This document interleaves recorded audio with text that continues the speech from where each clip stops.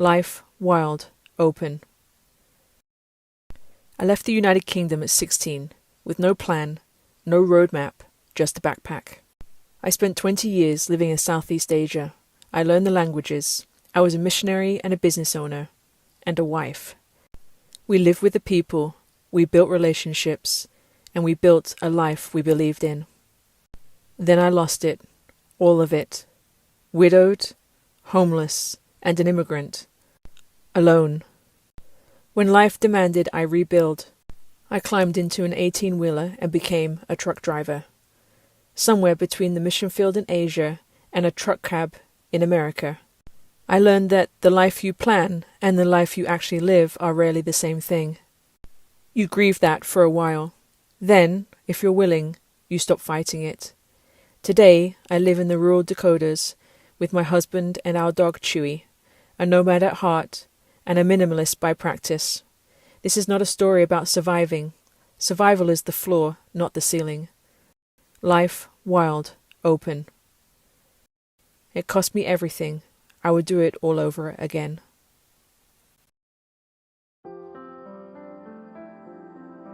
Chapter 1. Ink and Cleaver. The conversations and events in this book come from my memories.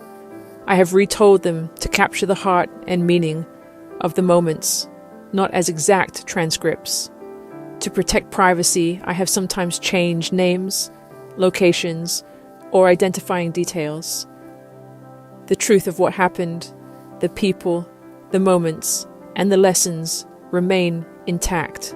I was 16, standing in an airport halfway across the world, clutching a backpack. A paper slip rested in my hand, its characters resembling pictures, penned with meticulous strokes. I failed to grasp the language or discern any written symbols. That paper was my sole protection from becoming lost within a city of millions. When the mission packet arrived months earlier, it had been thick with instructions, forms, and schedules. Buried inside was the handwritten slip. That was vital. It held the name and address of the mission office. The plan was simple enough to memorize. Fly, pass through customs inspection, walk outside the airport to the taxi stand, deliver this document to the driver, and trust him with my destination. We had a family computer, which sounds far grander than it was. I had learned how to send email, but the internet still seemed like something floating somewhere above the clouds, a place you accessed rather than used. We had exchanged a few emails before the trip, short, cautious messages that took patience and guesswork. However, the mail delivered key information. Weeks of waiting ended when a thick envelope arrived, covered in foreign stamps.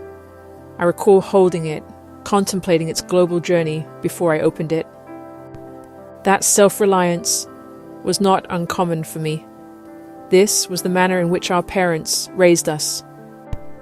My parents belonged to a generation that believed young adults learned best by doing, sometimes by getting it wrong first. We grew up outside, disappearing for entire days, returning only before the sky started turning dark. If my parents worried, they never staged a production of it. My mum stood in the kitchen, working through the practicals like she always did. Passport. Money is split between bags. Then, predictably, she asked if I had packed clean underwear. In our house, that ranked as essential survival equipment. You could lose your luggage, miss your ride, or end up in serious trouble. But apparently, the genuine tragedy would be questionable undergarments. That priority came straight from my Irish grandmother. For years, she maintained a small, ready bag near the entrance, prepared for urgent hospital trips. Fresh clothes folded neatly on top, as if she were expecting the ambulance to pencil her in between errands. My dad handled it in his own way. He carried my bag to the entryway and set it down, then looked at me and asked if I was certain. There was no doubt in his voice, only a need to hear it from me.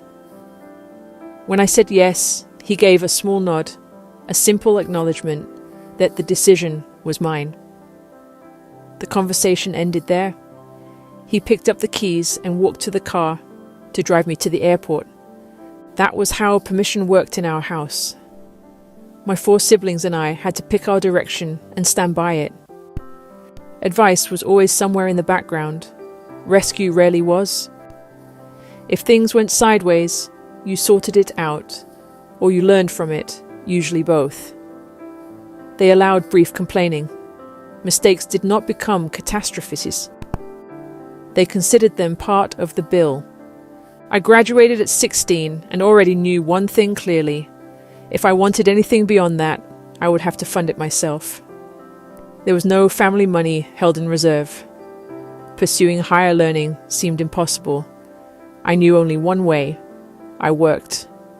I started earning money around 11 years old, first with paper rounds, then working shifts at the English fish and chip shop. By the time I finished school, I went straight into full-time work. 16 comes with a surprising privilege in the UK. You are officially old enough to pay government income tax. My parents added their own version of adulthood to the lesson. If I were earning, I contributed rent. That may sound harsh, but it felt normal.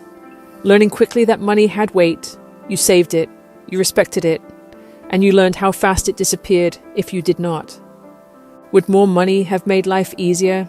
Possibly, but it would not have taught me how to stretch a paycheck or to value experiences over possessions. It would not have shown me that money is a tool to be used, not something that can control you if you let it. My desire wasn't solely to depart from school. I wanted to leave the area altogether. I knew I had a level head, but I also knew how easily people stayed exactly where they started. Where I grew up was not quite what Americans would call the projects, but it was UK lower-income housing. Rows of tight homes, where futures often felt mapped out early, and rarely in ways that led anywhere new. Many kids I grew up around stepped straight into jobs that went nowhere and stayed there because leaving felt impossible. I had been saving money for years, stacking wages from endless hours behind the counter at the chippy. Most days I was working or at school. Hindsight suggests that the limited time saved me from considerable trouble. Traveling solo, unable to communicate, and unknown to everyone around me, I didn't feel bold or reckless. It felt as if I had already trained for it. The plane landed at one of the most infamous old airports in the world. It sat right in the city, where planes skimmed low between high-rise buildings. As I looked out from my window seat in the early morning light, I saw a man standing in his bathroom, in nothing but his boxer shorts. He waved from a high-rise apartment window. Only veteran pilots made that approach, threading a huge metal bird between concrete towers, with lush green mountains rising behind, everything like a painted backdrop. The wheels hit the pavement, the cabin jolted, and I was there. We had to disembark onto the asphalt and walk down the stairs. The moment I stepped out, the air hit me like a warm, wet sauna. Breathing was slightly difficult. I'd only known the cold, damp English environment. Grey, rainy, predictable. This was different. The air had weight, a smell, and personality. I breathed in fried noodles, diesel fumes, humid earth, and a hint of the sea. I floated through customs and border control in a bit of a daze, overwhelmed by the sights and sounds, everything foreign. There was no cell phone, no backup contact. No one was waiting for me on the other side. I located the taxi stand outside of the airport. This was where it all mattered. Would the taxi driver understand the piece of paper I was carrying and know where to go? I handed it over, my heart pounding, watching his face for any sign of recognition. He nodded, gestured for me to get in, and we pulled away from the curb. The ride through that city, with towering neon signs, buses blasting their brakes, laundry hanging off balconies, and bamboo scaffolding lining buildings, felt like being dropped into another universe. I had my face glued to the window for the entire journey. The taxi stopped. The driver grunted, pointed toward an office building's entrance, and silence ensued. No English, no explanation. This entrance stood on a busy cross street, its surroundings filled with identical buildings, no matter where one looked. So I stepped out of the taxi. I was young and full of fire, on a foreign street, with a backpack and a stranger's grunt to guide me. My heart thudded in my chest. Unfamiliar smells, fresh sounds, unknown faces, and a mix of excitement and low unease overloaded my senses. I pushed the door open. It led to another door, then another. Then, unexpectedly, an office populated by both local and Western folks, chatting and working, appeared before me. I had arrived. I encountered individuals from many countries, working alongside volunteers, visiting teams, and residents, all moving with a shared purpose. I experienced a sense of belonging with my mission team at work.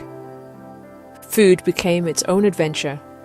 I thought I understood takeout culture, growing up around British chippies, Indian restaurants, and Chinese takeaways, and imagining something loosely similar abroad. My confidence in that theory proved wildly misplaced. Ordering food on my own usually involved pointing enthusiastically at menu items I could not read and pronouncing words in ways that likely offended several dialects at once. More than once, a plate arrived containing something edible that I could not identify, cooked in sauces I had absolutely no reference point for. I ate them anyway, partly out of politeness, and partly because hunger builds courage. Meals improved dramatically when I was with others. Volunteers drifted in from Australia, America, Canada, Denmark, France, New Zealand, and corners of Europe I had barely heard of. We eventually found a cluster of open-air restaurants strung across pedestrian bridges connecting two districts. Locals called one area the Green Chopsticks because of the bright utensils stacked at every table. That became our unofficial meeting spot. The food was incredible. Bowls of steaming dishes passed between strangers, who instantly became friends. And occasionally, when homesickness crept in, we all surrendered to whatever recognizable fast food we could find and pretended it tasted like home. Bathrooms, however, required a different level of adaptation. Western plumbing confidence did not transfer well. Rumors spread one afternoon that one volunteer had disappeared for an unusually long time. When he finally reappeared, he looked both relieved and deeply traumatized. He admitted he had not known how to use a squat toilet and had panicked halfway through the experience.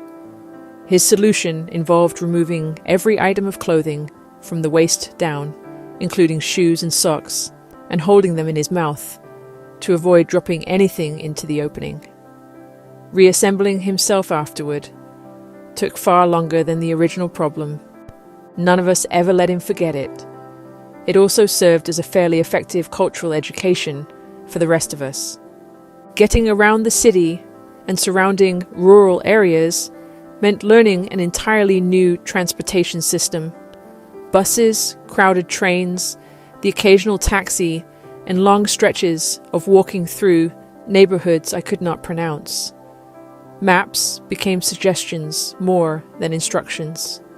The pace of daily work and travel changed my body without me noticing at first. I lost weight simply from the constant walking and odd eating patterns. Mission housing meant sharing space with women from wildly different backgrounds, each of us arriving for similar reasons, but carrying completely different personal journeys underneath it all.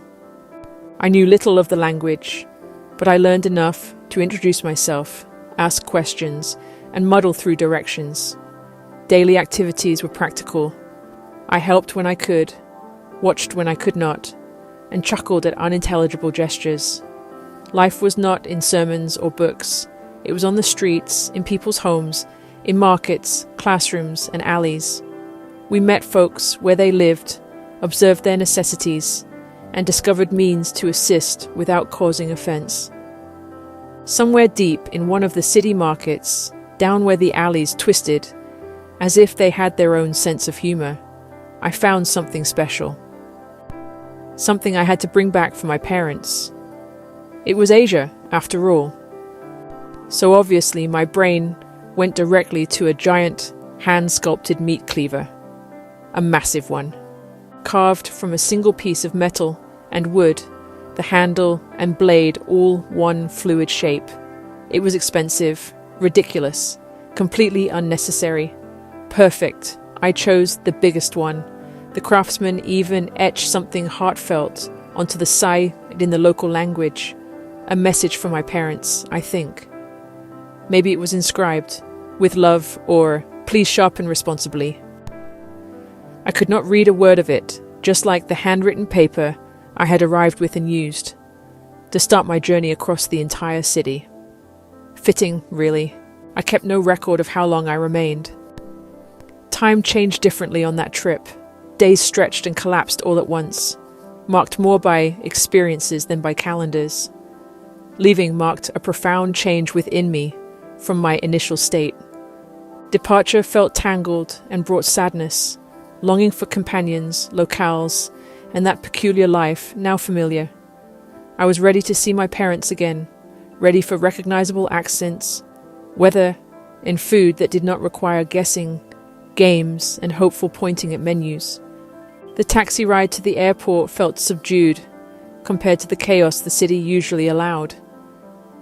I watched the streets slide past the window, trying to memorize details I knew I would never fully hold on to.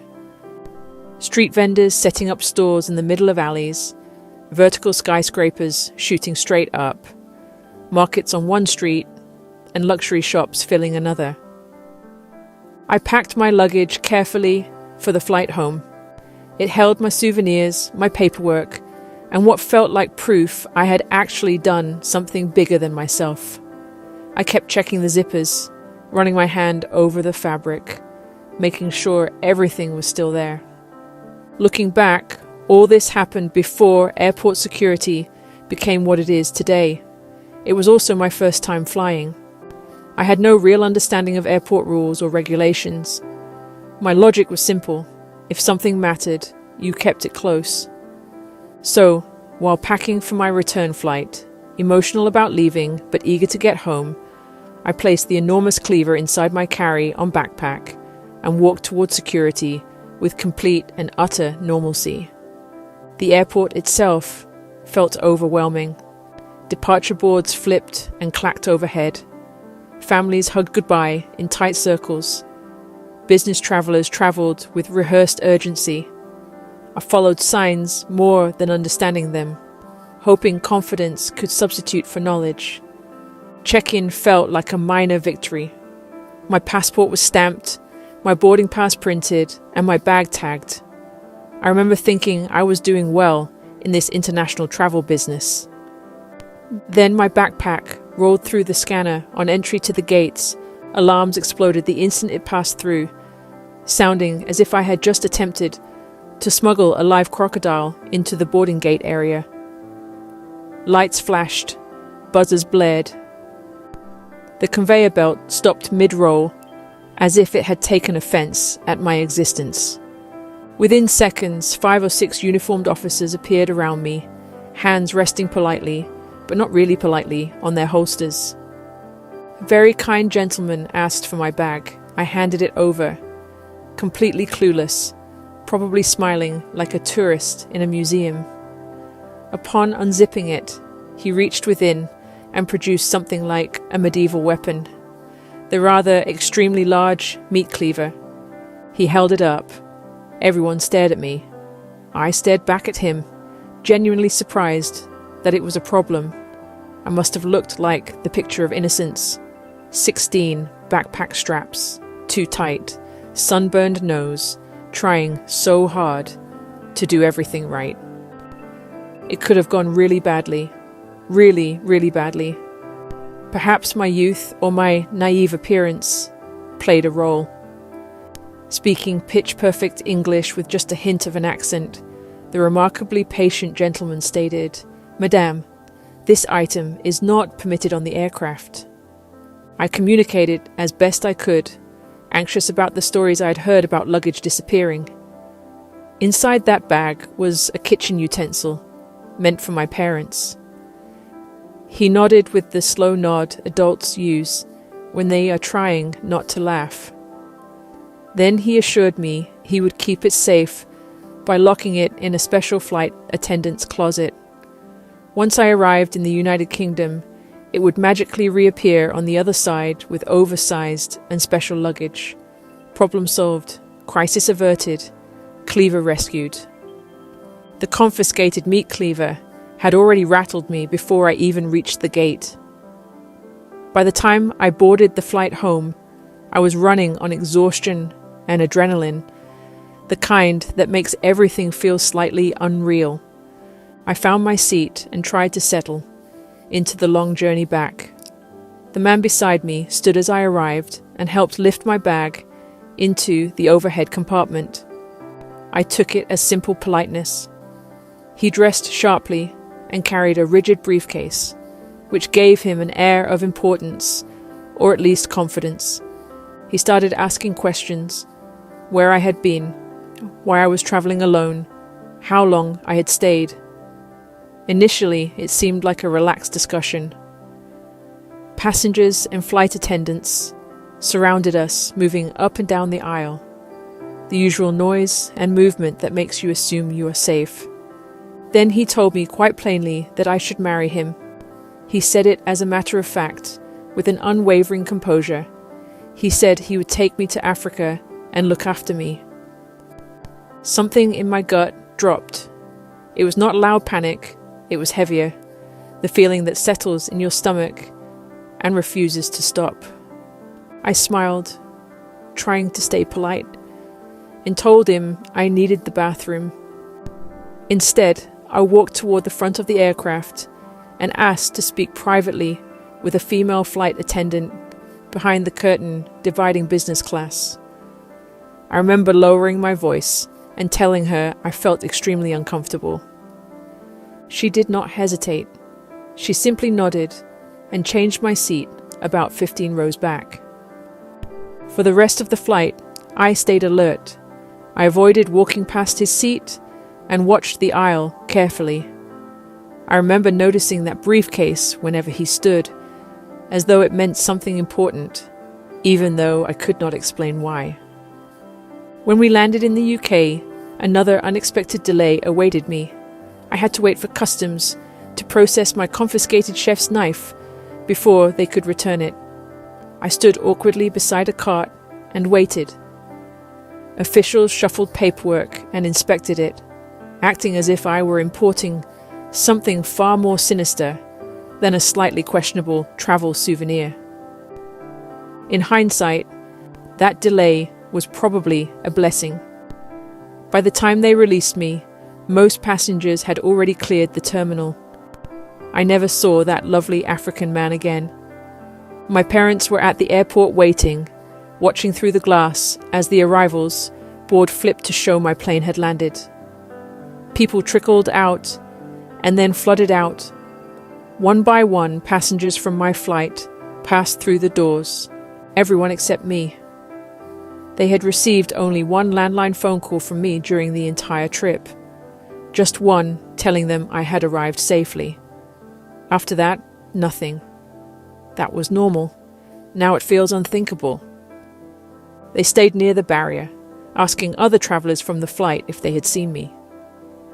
Several confirmed they had been on the same plane. No one remembered seeing me leave it. The crowds thinned, the noise faded. Eventually, the terminal settled into that strange, hollow emptiness that only comes after a rush has fully passed. Despite that, I had not appeared. I waited in some forgotten airport section for my special luggage, which required hand delivery from someone worn by life's peculiar passengers. It took forever. I didn't even know my parents were panicking. I was just standing there thinking about how cool the cleaver looked. As my parents waited with anticipation, finally someone wheeled out a cart. One wheel let out the loudest, squeakiest squeal known to humankind. It echoed off every wall. A slow, painful eek, eek, eek. My parents heard it around the corner. And somehow they hoped it was me. They waited. They listened. Then I turned the corner, pushing that squeaky cart like a lost sheep returning to the flock, completely oblivious to the hours of fear I had just caused. Last one through the arrival doors, grinning, tired, proud, cleaver safely retrieved. They loved the gift. That giant cleaver stayed in our family kitchen for nearly 20 years. Whenever I came home, between assignments, between whatever chapter I was living, I would pull that giant blade from its spot in the drawer to chop vegetables or carve a roast. And before I could even get the cutting board out, my parents would begin retelling the whole saga. My mum shaking her head and smiling. My dad filled in the parts about waiting at the arrivals gate, convinced I had vanished off the face of the earth. They would relive the squeaky airport cart, the panic, the relief, and the absurdity of their 16-year-old daughter wandering across Asia with a weapon-sized souvenir tucked into her backpack, completely unaware of the chaos she had caused. That trip did more than give our family a story we would retell for decades. It shifted something inside me that never shifted back. Distance vanished. The world felt within reach. It felt open, complicated, and vast all at once. I left home curious. I came back altered in ways I could not yet articulate. The pull to go, to serve, to step into places had settled somewhere deep and permanent. My life would never fit neatly into the version I had once imagined. I learned that independence carries risk, but instinct carries wisdom, and sometimes that internal voice speaks truth long before experience can explain it. To understand how 16-year-old me boarded a plane alone and believed it was entirely normal, you have to go back further, before the airport, before the travel, before the cleaver and the chaos. It starts with the people who raised me, the lives that shaped them, and a home that trained me to walk toward the unknown. That flight did not begin at the gate. It began years earlier, in a house where courage was never announced, only lived. Chapter 2: Troubles and a Cup of Tea. My siblings and I grew up listening to our father's stories. Sometimes they unfolded around the kitchen table. Other times they filled the quiet while we sat in the car, waiting for my mum to finish shopping. We all heard some of his stories. Sometimes it was just the two of us, and I loved hearing my father talk about his homeland across the sea. He grew up in Belfast, Northern Ireland, during what they simply called the Troubles.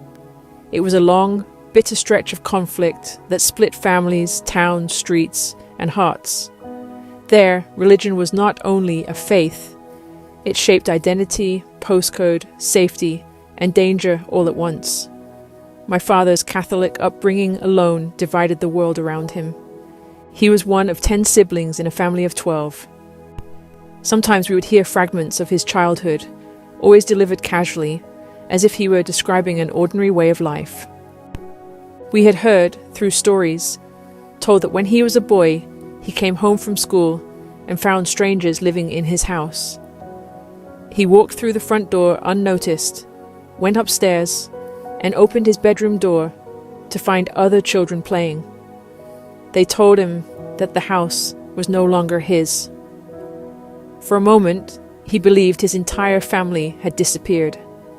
Soldiers eventually found him, escorted him away, and reunited him with his parents. Families lost their homes simply because of who they were.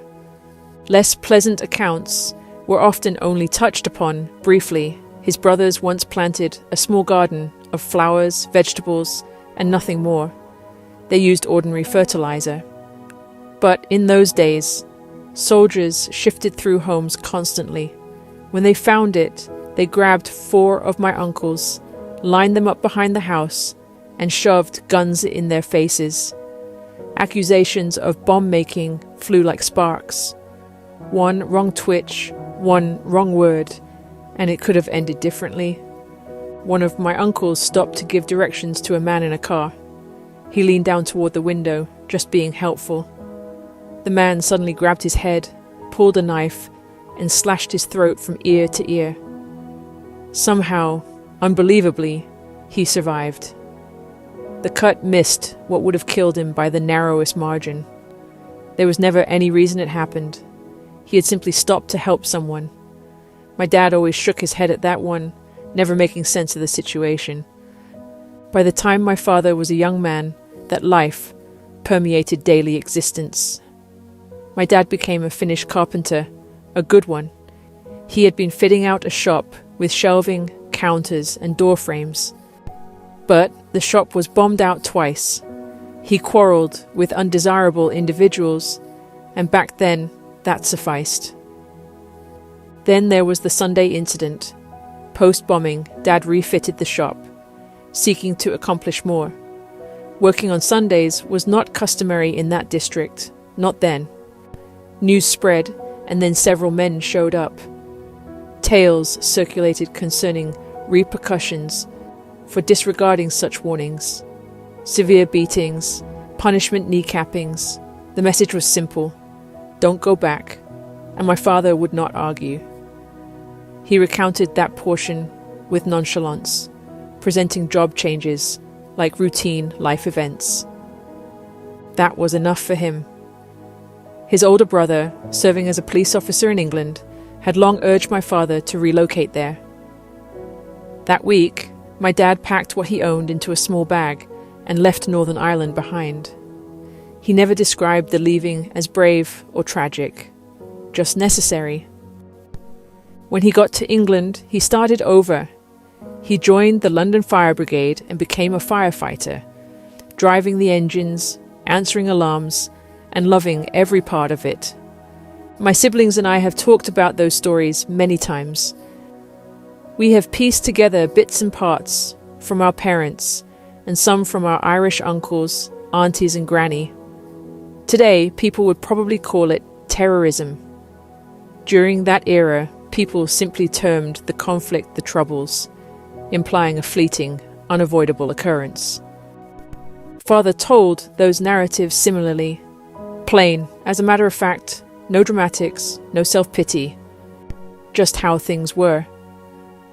Sometimes it could come across as hard, like nothing rattled him, and feelings were something you sorted out on your own. But that was never really it. He taught us not to moan much about life, refrain from complaining regarding uncontrollable issues. The message was simple. Stick it in ye, my dad would always say. Simply translated, you get on with it, you handle what is in front of you, and you keep moving. My mum brought something different to that world. My mother was born in England. Almost as soon as she graduated from high school, she became a serving police officer. The job meant long days, long nights, and whatever trouble wandered across her path. She usually patrolled with my uncle, who spent half his time teasing her about meeting someone. Mum would just roll her eyes and laugh when he rambled on about his younger brother, the brave, handsome London firefighter. We had heard that story countless times. It never tired, due in part to her constant laughter and my uncle's persistence. One day, she was buying a second-hand car and needed someone to check it over. Naturally, she rang her colleague, my uncle. He stated he was occupied, yet swiftly mentioned his younger brother, visiting from London, could attend in his stead. He assured her he would not mind. The next thing she knew, the good-looking fireman stood at her front door. She watched him as he circled the car she was looking to purchase, studying it with exaggerated seriousness before delivering his verdict.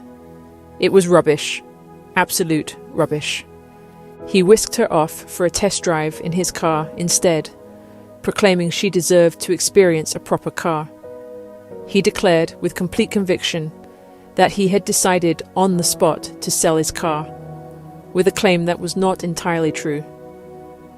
His confidence was so effortless, so unshaken, that she laughed despite herself. Later, she would admit it was that bold certainty that made her agree to go along with him at all. So off they went. The drive led to a drink, the drink led to conversation, and the conversation somehow led to months later, when they were married. To us kids, it always sounded absurdly simple, like a car, a laugh, and a little serendipity were enough to start a whole family. In the early years, they travelled back and forth to Ireland, so my dad could see his family. But it was hard. Their trips into town involved numerous checkpoints. Soldiers would stop them, search the car, search the bags, and search my parents. Dad always looked suspicious to them because he had short hair from the fire brigade, so they often assumed he was in the army. That meant even more searching than usual. I was only a baby. They would lift me straight out of the pram and search every blanket in case something was hidden. My mum hated it. She would ask to hold me and reach for me, but they insisted on doing it themselves.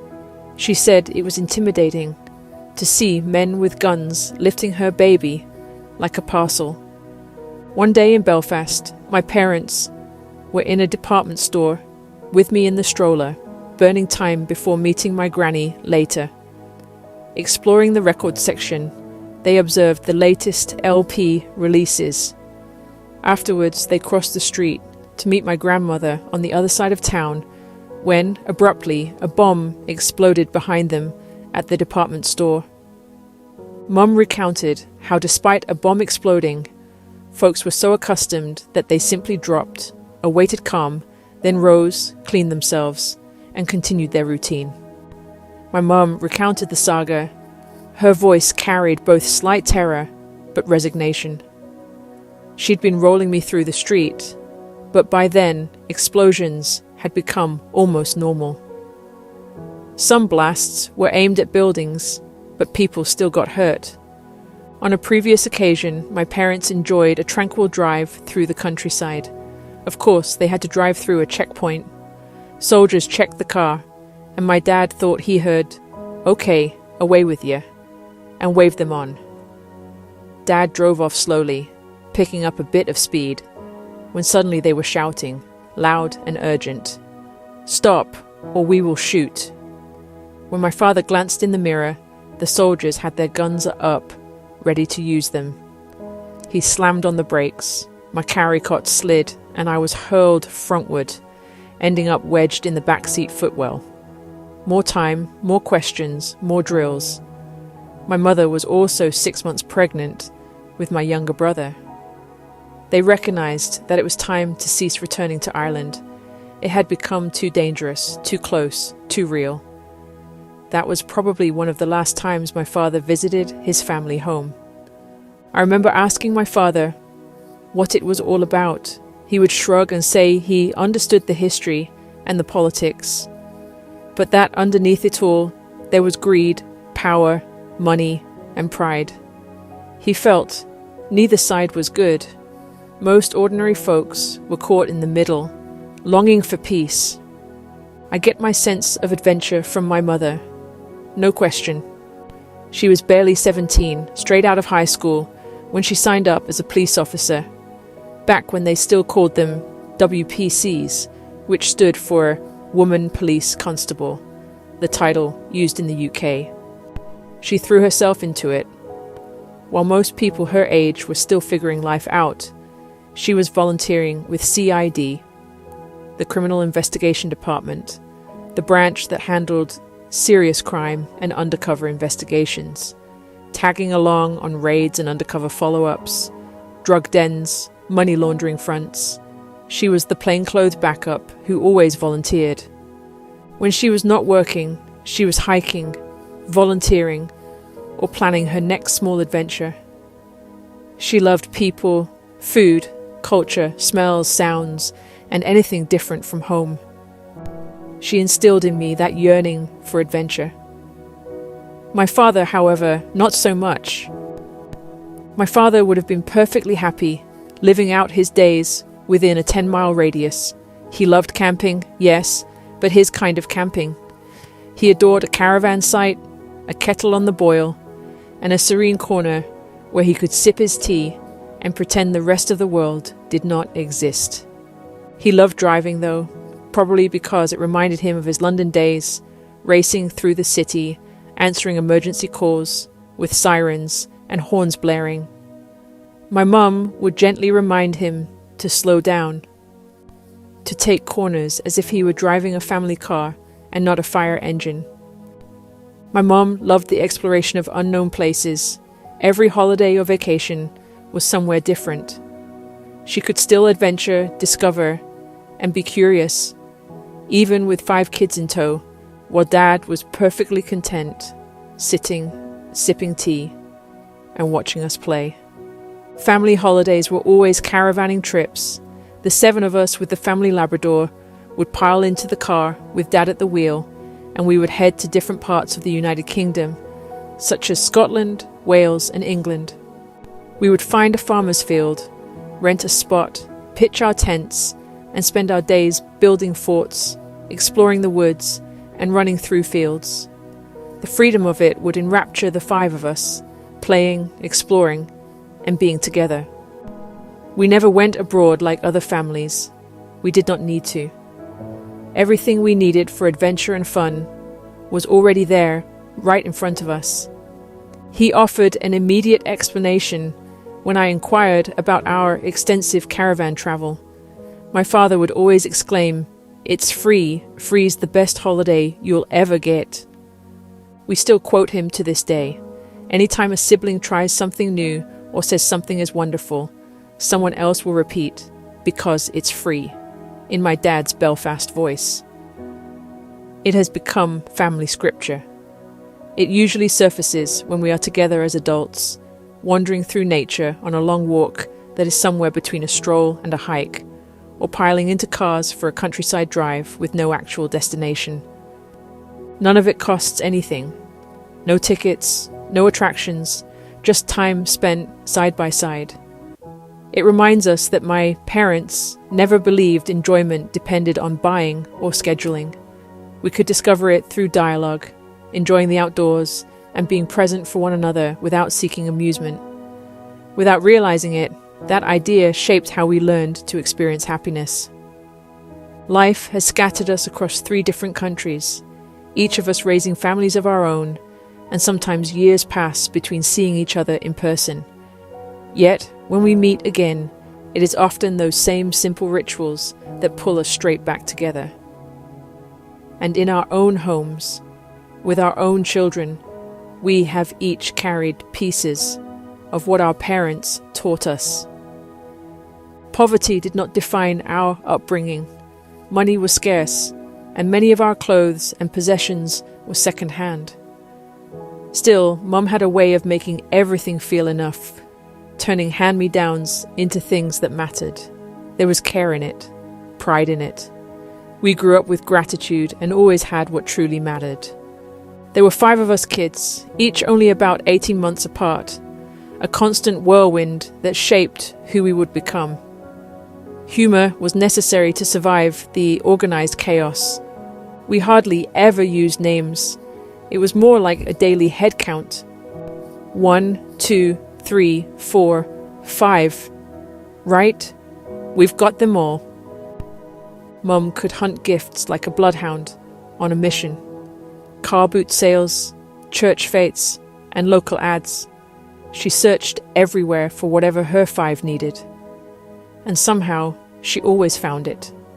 Her resourcefulness and love for discovery, which I had inherited, made even ordinary gifts feel like treasures. Each holiday season, our home contained toys, desired by other children during the late 1980s and early 1990s. Game Boys, glowworms, troll dolls, Action Man and Barbies, Skull Extric, Micro Machines, rollerblades, BMX bikes. One year, she even managed 5 matching Ewok plush toys, lined up perfectly like a tiny furry army. And then there was the motherlode, a massive cardboard box stuffed with Star Wars toys, ships, fighters, characters. The entire galaxy. We 5 had more Star Wars gear than any of our friends. Honestly, it was some of the best Christmases ever. Mum hunted as if it were a sport, had my dad out on late-night runs, and she always came home victorious.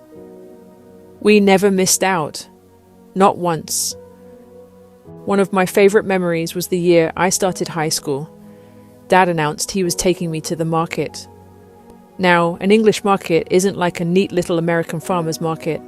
No. This is rows of stalls under tarps, people shouting, half chaos, half charm. You could buy anything there.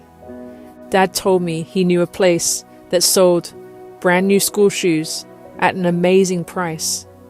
I was thrilled. New shoes, not hand-me-downs. And then I realized the catch. They were all odd shoes, new and quite functional. They rested within a vast heap of unpaired singles. You needed to locate one left shoe and one matching right shoe. Same style, same color, and roughly the same size. We dug through that pile like archaeologists. Finally, we found a pair, identical in every way, except that one was half a size bigger. No problem, Dad said. The stallholder handed us an insole for free. See, bargain. I walked out of there feeling like I had the flashiest shoes in the entire school. One slightly padded, sure, but you couldn't tell. In truth, the entire experience conjured images from a classic British comedy. That kind of charming, slightly dodgy, bargain-hunting energy. We walked back to the car, Dad strutting as if he'd just pulled off the deal of the century. Those were the days that shaped me. Mum pushing the edges, Dad anchoring the center. One pushed me toward the unknown. The other taught me humor during minor misalignments. One particular day, my parents were selling one of our pool behind holiday caravans. They had emptied it, cleaned it, and made it ready. A man came by, looked it over, handed over cash, and drove away. While they worked on the caravan, the 5 of us ran in and out all morning. And of course, my middle sister went missing, the sibling who had a habit of disappearing. My parents handled it with that calm but panicked tone. They lined up the 4 of us who were visible. 1, 2, 4, 5. Where's number 3, the middle one? And started questioning us. Where had she last been? When was the last time someone saw her? We all assumed she was in the caravan. There was a hideaway storage compartment under the seating area that we children treated like a dare. One kid would enter, then we would close the seat lid and sit on it. Not our finest moments. So naturally, everyone thought she was inside, except that someone had already taken away the caravan. The purchaser had already arrived, paid, hooked it up, and left our house. No one remembered his name, his car, or anything remotely helpful. The police were called. My parents stood in the kitchen, explaining what they knew, what they didn't, repeating timelines, clothing descriptions, and last sightings. Their voices carried a tight edge of restraint, with an effort to stay calm, while fear pressed in from every side. It was no longer just a family worry. It had become official. Just as the panic truly set in, my sister wandered up behind all the commotion, rubbing her head. Her headache led her inside to rest, following a blow to the head from one of us, while she was on the swing set in the back garden. No caravan kidnapping, just a swing set injury and a nap. My parents didn't care about explanations. They were just relieved to see 5 children again. It wasn't even the only time. At a massive fireworks display once, with thousands of people, she vanished and ended up sitting on the lap of a well-known presenter, telling her story on live radio so my parents could come to claim her. Then during a visit to a world playground and zoo park, toward the day's end, Mum noticed her child missing from her camera's view. We found her still on the swing set at the entrance, eyes red. She became lost early in the day and remained stationary, following my father's instructions. If you get lost, don't move. We'll retrace and find you. We grew up locking our bedroom doors out of survival. Not that it ever helped. We each had some magical, slightly criminal ability to break into each other's rooms without leaving a trace. Someone among us mastered lockpicking using a butter knife or hairpins. The others rapidly gained skill. We were basically professional burglars. Only, instead of valuables, we borrowed each other's newly bought t-shirts, gadgets, hair straighteners, chocolate bars, CDs, and anything with even a hint of shine or novelty. One brother even stashed 2 guinea pigs in his locked bedroom, thinking my parents wouldn't notice. He didn't realize they'd bred until one night, a whole tiny family of squealers started chirping out from behind the door like a pocket-sized rebellion. My dad respected our rooms and treated us like adults, even when we weren't there yet, but he was firm about one thing. If we had a problem, we sorted it out ourselves. 5 kids, all close in age, rotating through shared bedrooms, with a few of us older ones finally getting spaces of our own, meant constant negotiation, bartering, and scheming among us. When I became an adult, living outside my childhood home, it was the strangest thing to buy something, set it down, and find it still there, untouched, unborrowed, not mysteriously relocated to someone else's drawer. Until I finally had 4 walls of my own, I didn't realize how deeply I'd been conditioned to share everything, even the things I didn't want to share. Before I left on my first trip overseas, my sisters were already eyeing my bedroom, asking if I was leaving for good. The minute I stepped out the door permanently, one sister struck a deal. The brother could have my room, and she could claim his. That's how it worked. Nothing stayed where you left it, ever. My dad would always say, "Darling, if you want to keep it, take it with you. It won't be here when you get back." And he wasn't wrong. Nothing in our house was sacred. Not with 5 of us. My parents were not perfect, but they did the best they could with what they had, and we never doubted we were loved. Comfort and security were never the point. They gave us something far better, the ability to adapt, to endure with grit, and to carry it all with humor and a sense of happiness.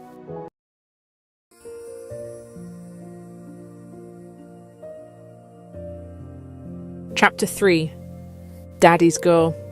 Those nights remain vivid in my memory. After my mum and my siblings had gone to bed, I would sneak downstairs and curl up next to my dad on the couch. We would watch movies long past bedtime, sometimes right into the early hours of the morning, even on school nights. I always checked, out of respect, to make sure it was all right for me to stay instead of going back to bed. And he would grin and say, "Ah, darling, get you over here. Just don't tell your ma." Those were precious times, the kind you do not realize you're storing away until years later, when remembering them warms you from the inside. Dad always stayed up later than everyone else. The pain likely stemmed from injuries he sustained, including a fall through a collapsed full flight of stairs that gave way during a fire while he was working as a firefighter. The fall fractured his spine. He moved gracefully and never complained, but you could feel it in the way he shifted or paused. That silent bracing was something only a person who lives with pain every minute truly understands. He carried it the same way he carried everything else, quietly. Losing his ability to work meant more than losing employment. It was the loss of the role that made him feel he was protecting his family from uncertainty. Forced into early retirement from the London Fire Brigade, something in him shifted. He never said it outright, but I could see the fracture beneath the surface. The work had meant everything to him. Talking about the brigade made his countenance radiant and his face light up. His being home gave us something most families do not get: time. He was there for school runs, camping trips, and long afternoons that stretched into evenings of tea and television. It cost him personally, but it gave us a childhood built around presence rather than absence. I remember being tiny, too small to understand much, but hearing my parents in a heated, panicked discussion one night. My mum kept saying, "What are we going to do? What's our plan?" They did not think I could hear, and they definitely did not think I would remember. But I do. Supporting 5 children became difficult when the man shouldering the financial burden faced altered circumstances. Despite everything, I felt fortunate that he was home for most of our childhood. I cherished our strolls into town. In Europe, walking is a way of life. Narrow lanes, footpaths and markets tucked between old stone buildings. Not like America, where you often need a car just to hop to the nearest shop. Back home, my dad and I would slip out for a walk and a chat while my mum handled the chaos of the rest of the clan. Those walks were our secret space. The two of us, talking about nothing and everything, and somehow always coming home feeling like the world had steadied itself again. By the time I had grown and married, life had already carried me across the world. My first husband, TJ, and I were living in Asia when we flew back to the UK for Christmas. The moment I saw my dad at the airport, something in me tightened. He was thinner than I had ever seen him. Smaller somehow. I hate to say it, but fragile looking. That was the opposite of my dad. He had never been a tall man, but his strength lived in his arms and shoulders. The man standing in front of me felt like a faded version of himself. His skin had taken on that unmistakable yellow hue. Jaundice. His National Health Service appointment was already confirmed. We did not need the long, drawn-out details. The diagnosis came quickly. Pancreatic cancer. A few months, they said, just like that. Christmas that year felt strange. Some of the family understandably fell into grief immediately. The house felt heavy, as if whispers and careful conversations had replaced laughter. I resist dwelling in sorrow. I want to live the moments that are still here, not bury them under fear of what is coming. My father handled it the same way he handled everything else. Calm, grounded, as a matter of fact. In his house in Wales, he called each of us in, one at a time. The kitchen door would close. There were no spouses or siblings, and no mum, just dad and one child at a time. It was no dramatic or ceremonial, just deeply personal. It felt sacred in a way that is hard to describe. Throughout all the years till then, I had never seen my father cry. Not once. Not during all the late-night movies, all the walks, all the hard years. Never. But once the dust settled and the reality sank in, each of us had our own private moment with him.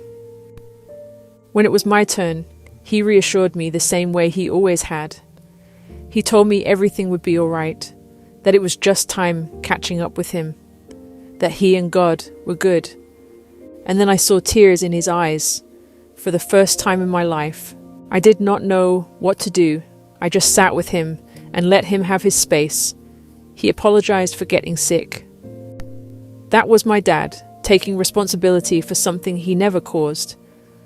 Some brutal disease that does not care who you are. He wanted to make sure everyone else was okay before himself. Then he said something that shaped the rest of my life. He he told my husband and me to get back on the plane as planned, to return to Asia. He did not want me to stay in the UK just to watch him die. He was not pushing me away, he was releasing me forward. For my Irish father, he wanted my last memory of him to be that conversation. Just him and his daughter in that kitchen. He wanted me to live, not standing still in grief. And I listened. I returned to Asia, knowing his illness was advancing, but trusting the peace he had already given me in that kitchen. My father passed away at 59. In the end, a massive heart attack incapacitated him and ended what little freedom of health he had. It came near the final stage of his cancer, shortening what little time remained. They moved him to hospice not long after, and as painful as it is to admit, I think he was glad the cancer got him. I know he would not have wanted to live without independence or dignity after the heart attack. He left the same way he lived.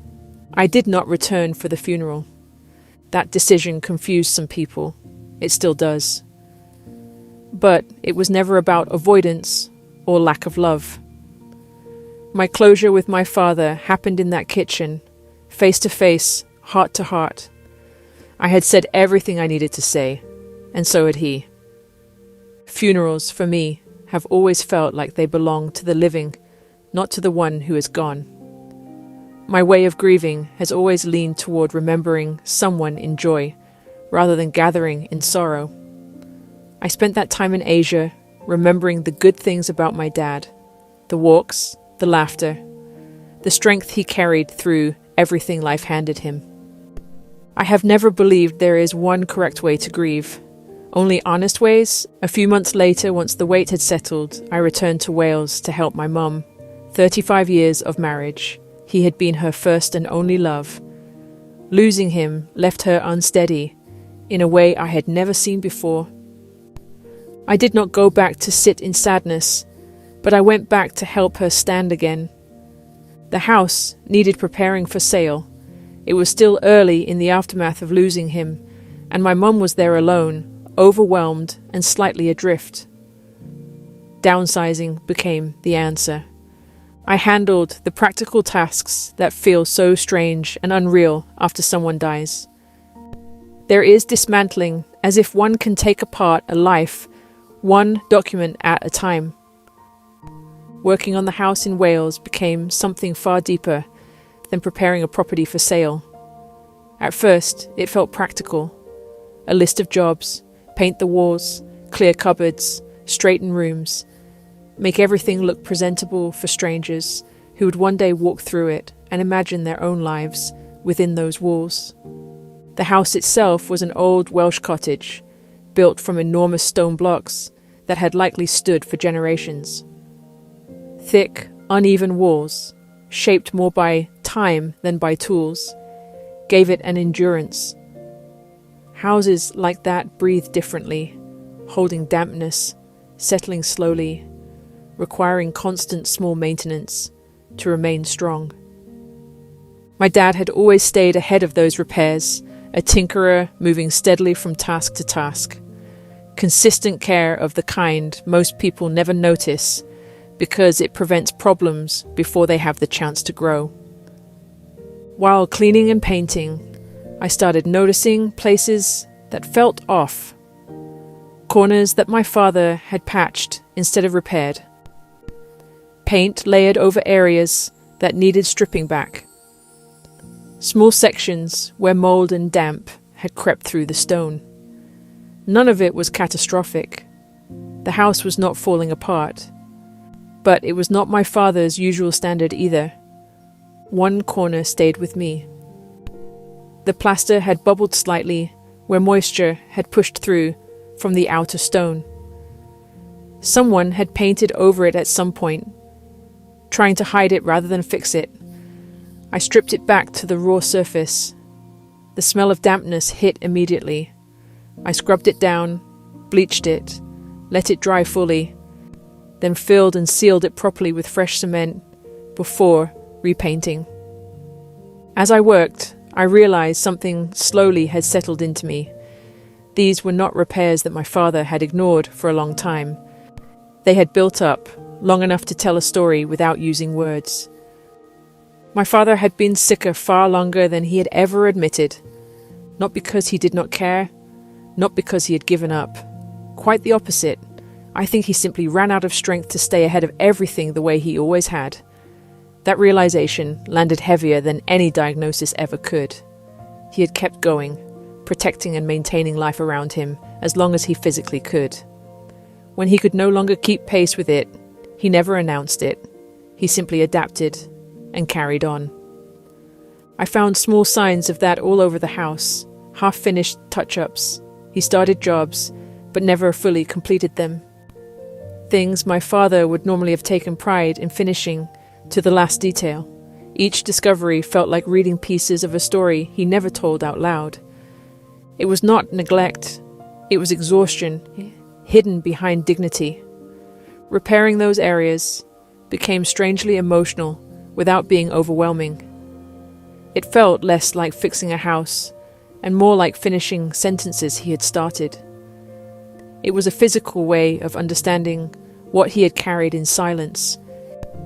It felt like standing beside him again, working through problems the way he had always taught me to.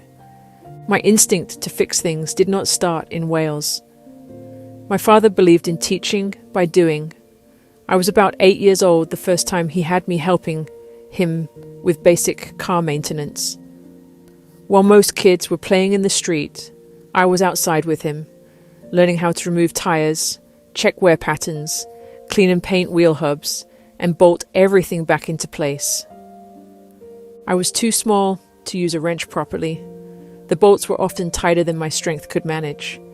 Instead of doing it for me, he showed me another way.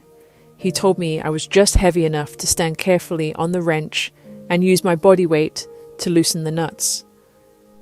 To this day, I still remember that lesson whenever something feels stuck. There is almost always another way if you will think differently. He taught me how to jack up a car safely and change a tire from start to finish, to saw wood without rushing the blade, to measure twice and cut once. As he worked, he would nod toward the house where Mum was and say that when you treat her the way a woman ought to be treated, she will never let you down. They were basic handyman skills, the kind most people would not have thought to teach a young girl. It simply felt like time spent with my dad. Later, I realized it shaped how my brain learned to solve problems. School rarely worked for me. Structured learning environments often felt like trying to force my mind through a doorway it rarely fit. I processed information visually, physically, and creatively.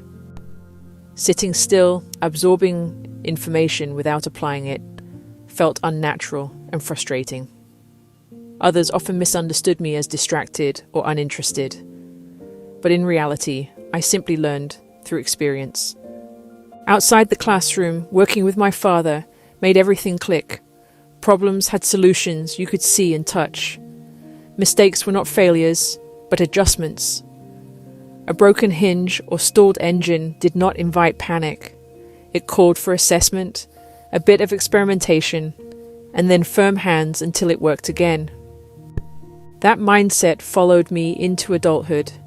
If I do not have the right tool, I will often find an unconventional way to complete the task anyway. Sometimes it looks unorthodox, sometimes it looks improvised, but it usually works.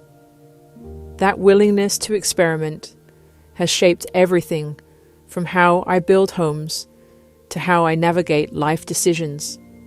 Helping my mum repair and prepare the house in Wales felt like stepping back into those early lessons. Each brushstroke, each repair, each cleared cupboard carried echoes of those childhood afternoons learning beside him. It reinforced something that years had built into me. Capability is not about knowing everything. It is about trusting that you can figure things out as you go. That confidence became one of the greatest gifts my father left behind. One morning while I was there, I walked down to the post office. The same walk I had taken countless times with my dad. It felt strange retracing those steps without him. Like the high street itself knew someone was missing. I had paperwork to send for my mother. The woman behind the counter stopped mid-sentence and asked if I was the daughter who lived in Asia. I said yes, confused. She reached across the counter and took my hand. She told me how proud my father was of me, how he spoke about my work overseas, how he brightened her day every time he came in. I started hearing stories like that everywhere. At the bank, staff who had never met me ushered me into the back offices once they realized whose account I was closing. Grown adults stood there with tears in their eyes, telling me how kind he had been, how he always had time for people, how he made ordinary conversations feel important. It turns out my father had left marks on people the way he did everything else. Not loudly, not for recognition, just kindness, repeated over the years. I was protective of my mum, but I also knew she needed to find her footing again in her own way. I stayed for a few weeks, helping where I could, then returned to my life. For the first year after my dad died, I called her 2 or 3 times a week just to check in. Later, she remarried and found happiness again, which is exactly what my dad would have wanted for her. Helping my mom close that chapter of her life also closed part of mine. It took me years to understand that my father did not just shape my childhood. He shaped the way I dealt with loss, risk, and responsibility. Grief, in particular, was something I learned by watching him long before I ever had to face it myself. My father never ignored pain. He simply refused to let it define the rest of his life. That was a very different thing. He acknowledged what hurt him. That distinction would become one of the strongest internal compasses I have ever carried. We only get one life. That was not something he said often out loud, but it lived in how he decided. When something went wrong, he dealt with it. When something ended, he accepted it. He refused to remain fixated on unchangeable situations. Watching that as a child wired something into me. For a long time, I thought that being strong meant being hard. I learned early how to push through discomfort, loss, uncertainty, and fear without pausing long enough to feel what sat underneath it. I became efficient at surviving difficult moments. But survival and living are not the same thing, and that was a lesson that took much longer to surface. I did not see my father cry while I was growing up. He stayed composed through years of chronic pain, financial stress, and the long adjustment after losing his career. He carried everything with a calm resilience that, as a child, felt unbreakable. It made the moment in that kitchen, years later, even more powerful. Seeing tears in his eyes did not weaken him in my mind. It widened him. It showed me that strength and vulnerability were never enemies. They were simply 2 parts of being human that most people are too afraid to let exist in the same room. When he apologized for getting sick, I understood something much later. He was not apologizing for the illness itself. He was apologizing for the disruption, for the grief he knew would ripple through our lives. That was how he loved. Protective, quiet, carrying responsibility, even when it was not his to carry. That moment softened something in me I had not realized, had hardened over the years. It allowed me to recognize that pushing through life did not mean shutting down emotion. It meant acknowledging it and respecting it. Faith in our home followed that same honest simplicity. My Christian upbringing meant I never had to practice my faith as a performance or obligation. Instead, my parents encouraged me to seek it out for myself and decide what it meant in the reality of my life. My father once told me church felt boring because I experienced it that way.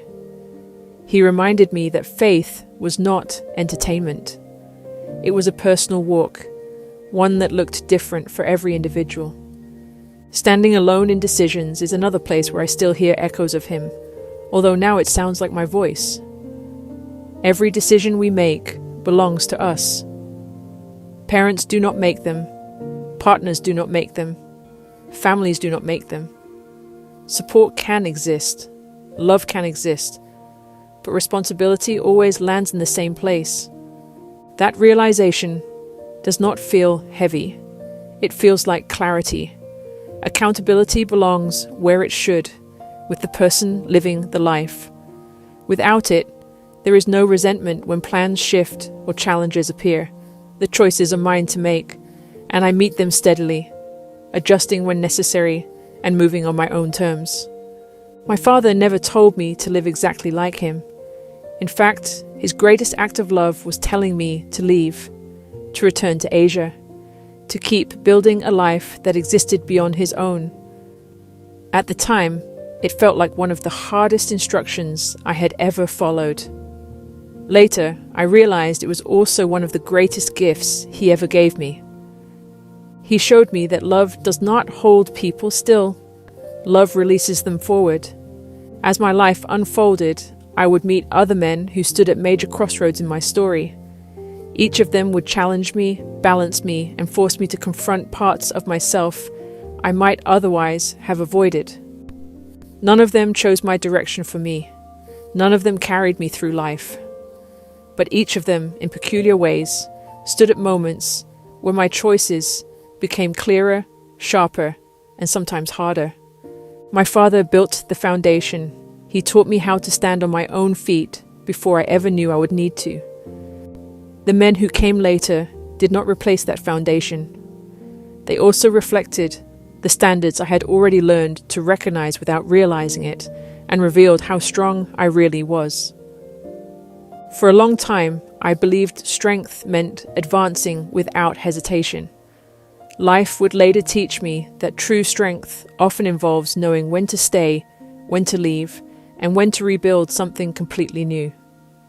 Those lessons would come through love, through loss, and through roads I never could have predicted while sitting on that couch watching late-night movies with my dad. His influence never felt like a voice telling me what to do. It felt more like a compass softly settling inside me. Life presented risks, and I leaned toward them. Life presented loss, and I acknowledged it and kept moving. Responsibility landed in my hands, and I carried it without looking for someone else to hold it for me. Many relationships, landscapes, and turning points across continents and years have shaped me. But the blueprint for how I walk through the world began long before I understood I was building a life that would stretch far beyond the place I was born. My father's life did not end with his death. It continued in the decisions he prepared me to make long after he was gone.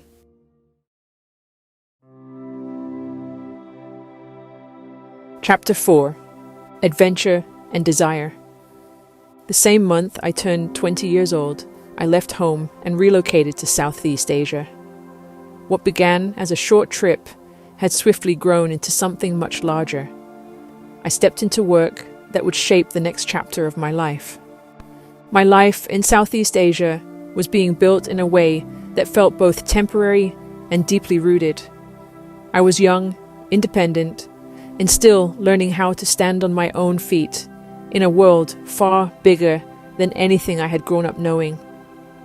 I carried confidence in some areas and complete uncertainty in others, a strange mix of maturity and youth that defined much of that season of my life. Asia had become understandable in ways that surprised me.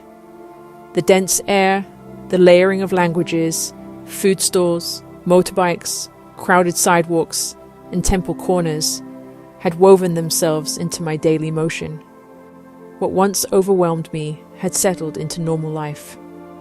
I navigated streets I once would have gotten lost in, ordered meals in broken phrases that somehow worked, and learned how to exist comfortably in a place that never truly slowed down.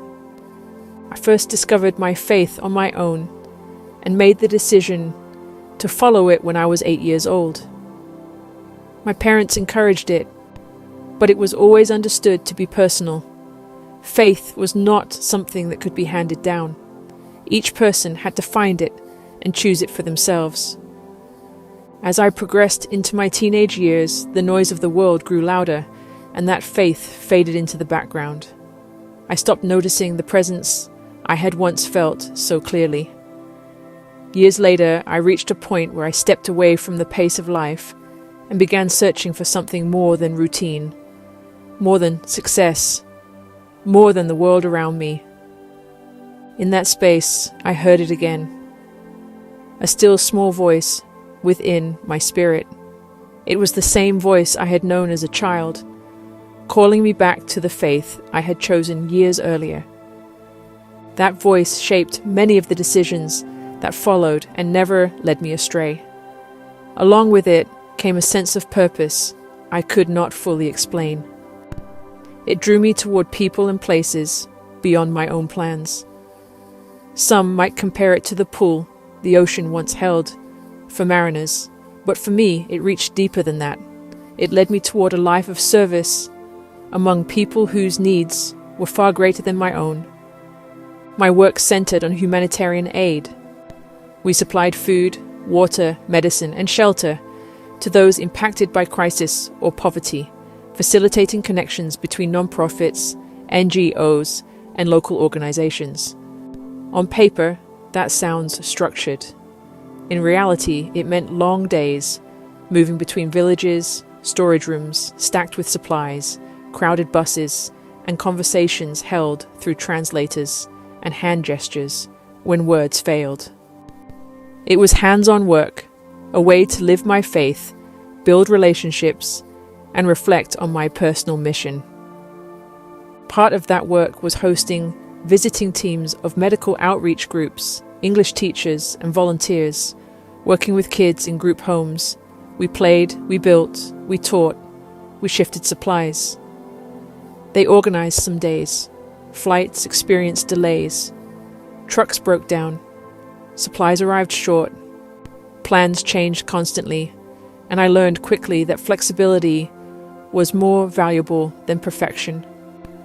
I mastered everything about logistics and leadership, with housing, feeding, transporting, translating, and finding labor. Everything a tour guide does, but deeper. Every trip, every project was a lesson in patience, problem solving, and faith in action. We recognized the need for help and subsequently broadened our efforts beyond relationships to encompass logistics, safety, and ongoing problem resolution. Coordinating visiting teams became part of daily life. Some groups came for cultural exchange. Others brought medical training or treatment clinics.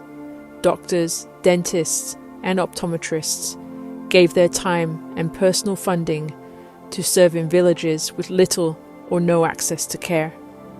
Our responsibility was to make sure they could function well in environments that offered almost no comfort. When the medical team needed extra hands, I assisted with procedures under supervision. I helped remove badly infected teeth, treated widespread infections, and watched medical teams train local responders in emergency triage during periods of civil unrest. Some teams worked in leper colonies, where care was both physically and emotionally demanding. The work was practical, immediate, and deeply needed. There were lessons in plumbing, pride, and the perils of being a foreigner. We lived in a gated community. Not all dangers announced themselves. Some arrived and smelled worse. We came back from a few weeks away to find everything baked and brittle. The grass was yellow, the plants sulking, everything parched, except for one patch of lush green. I knew better. The grey water line had been emptying itself outside the house. The grass wasn't thriving on sunshine. It was thriving on our shower runoff, and who knows what else. We reported it to the head guard, who acted like both security chief and neighborhood mayor. He assured us he would take care of it. The next morning, the man arrived in spotless white from head to toe. White jacket, white pants, white sneakers. In one hand, he carried a shovel, and in the other, nothing but serene confidence. For hours, he wrestled with the sewer pipe outside our window. By mid-afternoon, he was filthy from the knees down, still working without complaints or help. We stayed behind the window, smiling, offering drinks, but never touching a thing. The hard-working gentleman's white suit was a disaster. In Asia, saving face matters. Let someone walk away from a mess looking accomplished and unembarrassed, and you do not interfere. Eventually, the blockage revealed itself. Leftover construction debris, rebar, concrete, junk, shoved into the sewer years before. He pulled it all out, piece by piece. The patch of green faded. He came to give his final report. We thanked him. He had worked hard. Then he paused, squinted at us, and said in perfect seriousness, "You know what the problem is?" We waited. "You foreigners, your poop is too dry." I blinked, wondering if my language skills had failed me. They had not. I had heard him correctly. Our poop. Too dry, not the concrete, the rebar, or the pile of construction junk he had spent all day shoveling. In his mind, the real culprit was the mysterious dryness of Western digestion. My friend standing next to me tried not to laugh. He left, head held high, white sneakers squelching in the mud, sewer fixed, dignity preserved. It didn't get easier on land. The buses themselves were an adventure. You always hoped for a window seat, not for the view, but so you could breathe. Someone near the front inevitably became carsick, leaning out the window to vomit, and if your own window was open at the wrong moment, you learned rapidly to shut it. People strapped motorcycles, chickens, and sometimes goats to the roof. Under the seats, pigs squealed inside sacks, with their heads poking out like curious children. It was chaos and routine existing all together. On one of our bus trips, we ground to a halt on the side of a mountain, the pass ahead completely swallowed by a recent mudslide. We waited there for hours, 8 maybe more, squatting on the dirt with locals and sharing instant ramen collected from a nearby village. A light rain drizzled steadily throughout the day. The mud was slick, the rocks glistened, and no one was sure when it would be safe to cross. The rumor circulated that eventually we would have to hike across the mudslide to reach the other side, where buses heading in the opposite direction waited, ready to swap passengers and continue their journeys. As time passed, we couldn't simply sit and wait. All the passengers climbed down from the bus and began navigating the way on foot. The driver stayed behind, carefully maneuvering the bus around massive boulders that had fallen in the middle of the road. He did a slow turn and waited for passengers from the other side of the mudslide to hike over. Sections of the mountainside had washed away entirely, leaving only narrow stretches of road. Every step carried risks. Small rocks tumbled from above, each one a sharp reminder that the mountain could shift at any moment. On one side, the cliff rose, sheer and sky-high. It dropped away into a dizzying abyss. When the time was right, we carefully passed one another, stepping around slick rocks and patches of loose mud, our hands gripping luggage or each other for balance. Passengers from both sides met in the middle of the mudslide. There was a tense pause each time 2 people crossed paths, a recognition of shared fear and shared resolve. The buses waited patiently, engines idling, ready to continue once everyone had safely switched sides. Finally, we reached the other side. Relief and exhilaration collided in equal measure. We felt a strange mix of triumph and disbelief, acknowledging that we had done something that probably should never have been attempted. Yet, in that remote place, with no other choice, we had made it. Looking back, the slick mud, the falling rocks, and the sheer drop beside us remain vivid in my memory, a reminder that survival sometimes looks like simply putting one careful foot in front of the other. Experiences like that forced me to think differently about responsibility, not just for myself, but for the people who trusted me to lead them. Those childhood lessons became leadership principles that I carried into the field. I found myself responsible for teams in foreign cities, navigating foreign streets where a single wrong turn could mean getting completely lost. The lessons my parents taught me about independence and preparation suddenly mattered in entirely new ways, and those early years were often navigated without the existence of smartphones. We were once in the heart of a large Asian city, a place where unknown characters adorned the hotel name and the streets formed illogical patterns. The airport sat 45 minutes outside the city. Our entire group had traveled in by bus, exhausted from the flight, disoriented by jet lag and sensory overload. Before anyone headed to their rooms, I gathered the group in the hotel lobby. It was a ritual I had learned to keep. I told them to lock their passports in the hotel safe. Years ago, a foreign passport on the black market could fetch serious money. Even if the risk had lessened over time, losing one still meant a lot of inconvenience. Then I handed each person a hotel business card. It seemed like such a small thing. A small rectangle of paper with the hotel name printed in both English and the local language, along with the address and phone number. But I had learned the hard way that it was one of the most valuable tools you could carry. I told them it was easy to step outside, make 2 turns, and suddenly not know where you were. Street signs would not help you. Even remembering the hotel's name in English often meant nothing to a taxi driver, but if you had that card, you could always get back. No matter how lost you were, hand it to a driver, and they would take you home. It reminded me of my first trip overseas, clutching that handwritten paper slip with characters I could not read, trusting a stranger to take me where I needed to go. That small piece of preparation had been my lifeline. The advice worked every time. People would wander off exploring, get themselves completely turned around, and still find their way back because of a business card tucked in their pocket. But the card was never only about directions, it was about responsibility. When I was leading logistics teams, I would tell people the same thing my dad had always told us growing up. If you get lost, stay put. I will find you. People used to tell me that if they dropped me anywhere in the world with a team, I could still find a way for us all to get home safely. Over time, something shifted inside me. Mission work could no longer be a temporary commitment. It needed to be woven into the way I lived every day.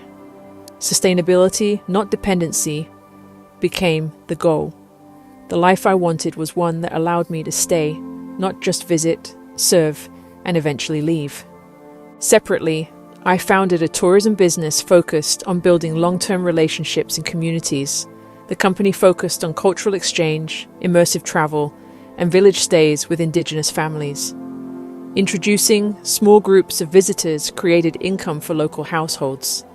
Needs emerged naturally, gaps in supplies, schooling, and access. We expanded humanitarian work, fulfilling requests originating from the ground. Tourism, when done respectfully, becomes a bridge rather than an intrusion. It allowed communities to maintain dignity while creating opportunity. Sometimes our visits coincided with village festivals. Once I brought some friends and their 2 children, about 10 and 12 years old, to what turned out to be a pig slaughtering festival. The villagers were salting, drying, and stuffing the meat back into the pigskins, for preservation. They invited us in for tea, and as we entered the dark room, lit only by the fire, it became apparent that the scene looked like something out of a butcher's dream, bowls lined up with blood, entrails and heads. Mortified, I prepared to apologize for traumatizing the kids. They thought it was the coolest thing they had ever seen. Practical exchange through tourism made aid sustainable by embedding it in existing community structures. Visitors brought skills or connections and partnered with local businesses. The vision behind owning my adventure company was to provide income and stability for myself so that I could stay in Asia permanently and ensure 100% of funding in humanitarian work went to all needed projects. A blend of both worlds. It was the moment the mission stopped feeling like a temporary assignment and started feeling like the shape of my entire life. But bureaucracy was constant. Challenges with permits, visas, money, regulations, shifting rules. It often felt harder than the work itself. Life in the field was rarely comfortable. One village had a terrible flea problem. Animals slept under the raised wooden houses to stay warm, and fleas jumped through the floorboards at night. I could hear them tick, tick, tick, landing on my blanket. I ended up wearing flea collars around my ankles and neck. Ridiculous, yes, but it worked. I even accidentally brought some back to my dog. Later, I lived in the mountains where winters reached -20 Celsius. My concrete block house froze solid. We hung blankets over the doors, sectioning off rooms to trap heat. The year I finally got a wood stove felt like a miracle. My friend and I overfed that stove the first night. We giggled as we sat in long johns, pink and sweating, enjoying being too hot for once. Electricity was unreliable, water froze for months, and filling containers from public taps became a daily ritual. Once, a trickle thawed just enough to flow over the counter in my kitchen, onto the floor, and freeze into an ice rink that lasted 3 days. In the cities, streets teemed with people, rats, and the occasional missing manhole cover. Hotels could cost as little as 42 cents a night. I always carried a sleeping bag liner against bugs, the occasional rat, and sticky sheets. Unpredictability struck without warning. One night, I woke at 1 a.m. with a gurgling stomach. A bowl sat beside my bed. By 4:30, after multiple bouts of vomiting, I lay pale and drained, replaying every meal. I had to make the 18-hour journey back across the border for better care. Hours of dirt roads, river crossings, and minivans left me slumped, barely conscious. Somehow, I made it to the emergency room, dressed in layers meant for winter, while it hovered near 100 degrees Fahrenheit. The diagnosis was typhoid, a waterborne exposure during a reckless cave tubing adventure deep in the river after the rainy season. The cave itself was stunning, but the river current was brutal. I flipped again and again until a local fisherman pulled me ashore. I coughed, sputtered, and thanked him over and over. In the years that followed, I battled tropical illnesses, giardiasis that lingered for 18 months, repeated food poisoning, relentless superflus long before anyone spoke of pandemics.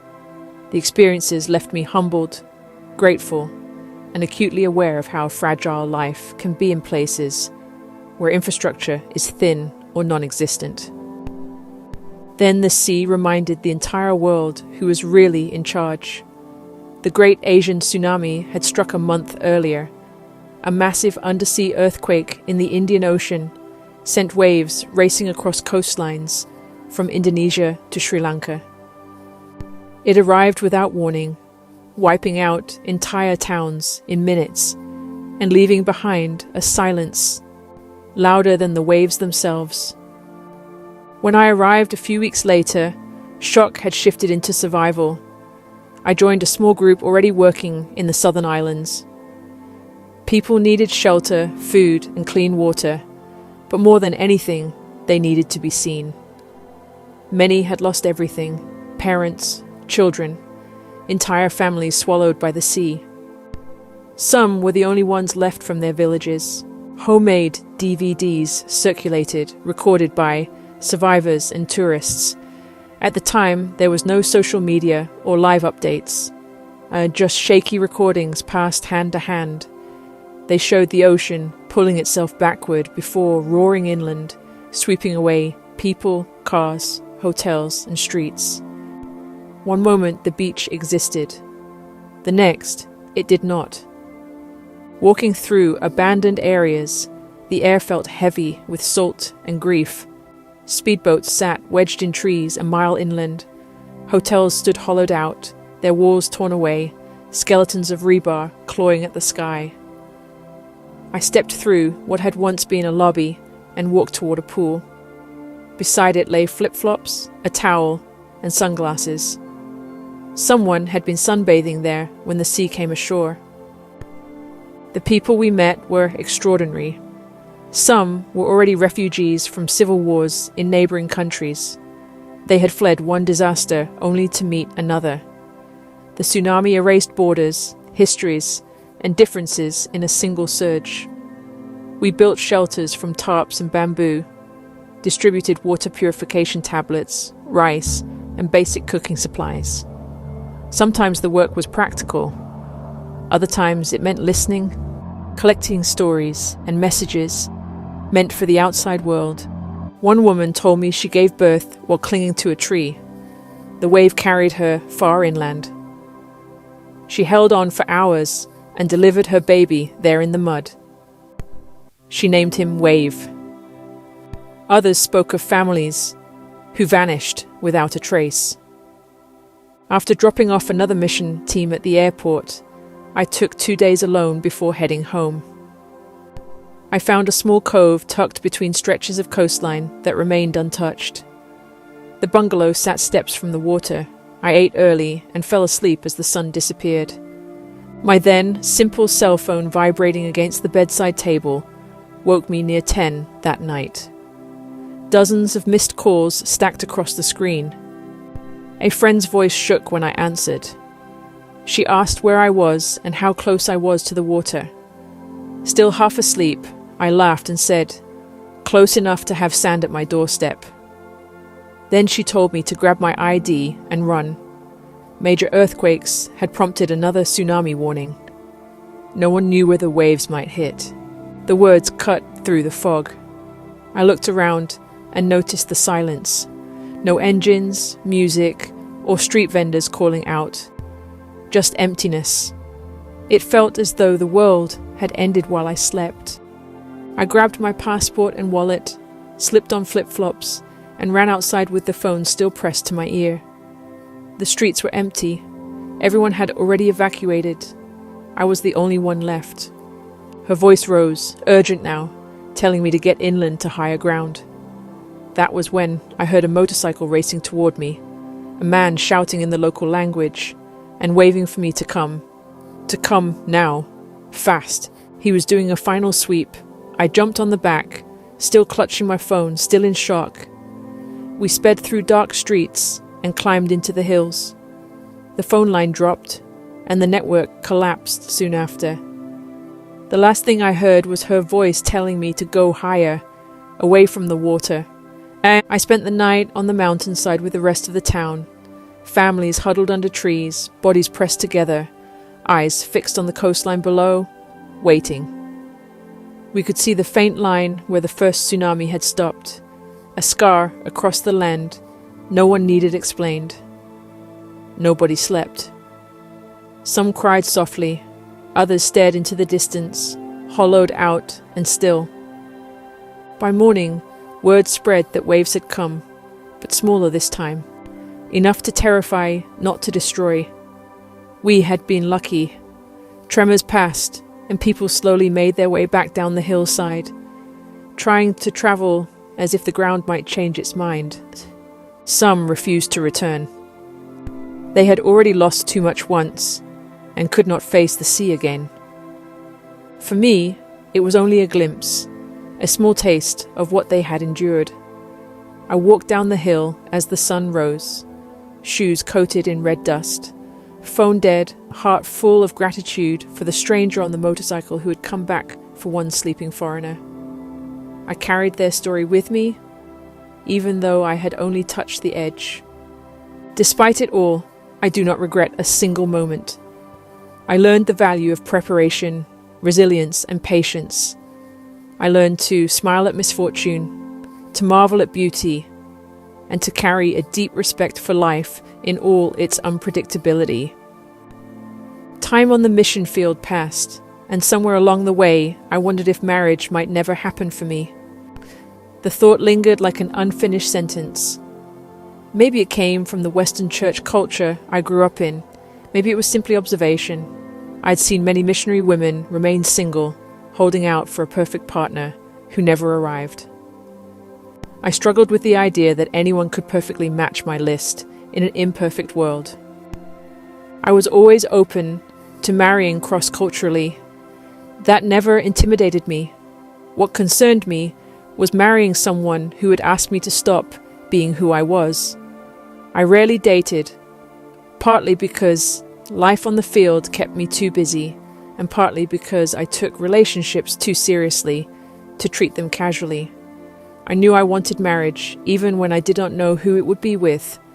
If I married, my priorities would shift. The relationship had to support my calling rather than pull me away from it. I wanted someone who could walk inside it with me. Shared leadership mattered within marriage. We would decide together. But my husband would also carry responsibility for the direction of our family. It was never about control. It was about trust, respect, and unity. I watched people chase perfection and later find themselves alone, surprised by how fast time disappeared. I did not want that story for myself. Yet I was never desperate. I loved my life. Adventure, purpose, freedom, and community filled every day. Still, in hushed moments, when the mountains sat still and the world finally stopped asking of me, I spoke to the same inner voice I had carried since childhood. I did not want to walk through life alone. I wanted someone to know me fully, strength and softness alike, and to share this life with someone who truly wanted it too. Sometimes, half smiling at myself, I sat and looked across the vast peaks surrounding me. Into the stillness, I whispered, "Is there anyone out there built strong enough to walk beside me, patient enough to walk with me?" I did not know it yet, but that question was about to be answered. Chapter 5. TJ, the Woodsman. TJ, the Woodsman. His name and the names before him meant hunter, and it fit him. In the way he moved through the world, curious and drawn toward experience rather than comfort. He had fallen in love with humanitarian work after his first trip to South America, helping underprivileged communities. Something about serving in tough places had settled into him and never left. Later, he spent 3 months in Southeast Asia on a short-term assignment. He loved every part, the unpredictability, the people, the constant shift between chaos and beauty. As a long-term worker, they assigned me to help orient him, show him how the field worked, what daily life required, and how to navigate the undercurrents that no training manual ever covers. From the beginning, he listened carefully, asked thoughtful questions, and adapted swiftly. He carried himself with a serene confidence that never felt arrogant, but even-keeled, as if he trusted he would figure things out as they came. We became close almost immediately. Friendship came easily, without effort or pretense. When work slowed, we slipped naturally into exploring. We hiked narrow jungle trails and dusty mountain paths, chasing whatever small adventure the day offered. We searched out street vendors and hidden food stalls, sometimes pointing randomly at menus neither of us could read, and laughing when the plates arrived. Late at night, we sat on plastic stools along crowded side streets, sipping cheap drinks while watching the city's energy around us, motorbikes weaving through traffic, vendors calling out, music drifting through the humid air. TJ had a way of being fully present in those moments. He noticed details most people rushed past, stray dogs wandering through alleys, the way children played games using bottle caps, the rhythm of a city settling down long after midnight. He carried an ease that made tough places feel lighter, not because he ignored hardship, but because he met it without panic or resistance. Within weeks, he stepped naturally into the team leader role. His workload matched the rest of ours, and he carried it with competence. He did not chase authority or recognition. He simply worked hard, listened well, and earned trust quickly. Watching him lead never felt like watching someone trying to prove themselves. It felt like watching someone standing exactly where they were. Too soon, his 3 months ended, and he returned to America to step back into the responsibilities waiting for him there. The transition felt abrupt, like closing a book mid-chapter. A few weeks after he left, TJ asked if I would be open to seeing whether our friendship could become something more. Work immersed me, and I was still adjusting to long-term field life. Looking back, I know the timing was wrong, but more honestly, I was not ready for a relationship of any kind. My life felt full, almost overflowing, with purpose and responsibility. The idea of adding emotional commitment felt like adding weight to a pack I was still learning to carry. I told him no, gently and directly, and asked if we could remain friends without things becoming complicated or strained. TJ was the kind of man who adjusted to change the way surfers adjust to waves, not fighting the current, not forcing direction, simply riding what came with balance and patience. He accepted my answer without pressure, without distance, without resentment. That alone said more about his character than anything he could have argued. We stayed friends. Life carried us in different directions, as it does. Distance, responsibility, timing, and seasons stretched the space between us, but never fully broke the connection. We stayed in touch through emails, handwritten letters, and occasional phone calls that often began awkwardly and ended with laughter. Years passed.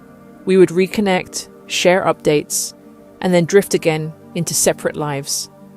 In hindsight, I realize he remained in my life like an anchored horizon, always there even when I was not consciously gazing at it. A decade later, everything shifted. We reconnected online, easily, casually, exchanging updates, as if no time had passed at all. Technology had changed. Communication was no longer rare or fragile overseas. Messages arrived instantly instead of months later. Somewhere in that reconnection, something in me stirred awake in a way I had not expected. For the first time, I truly saw him.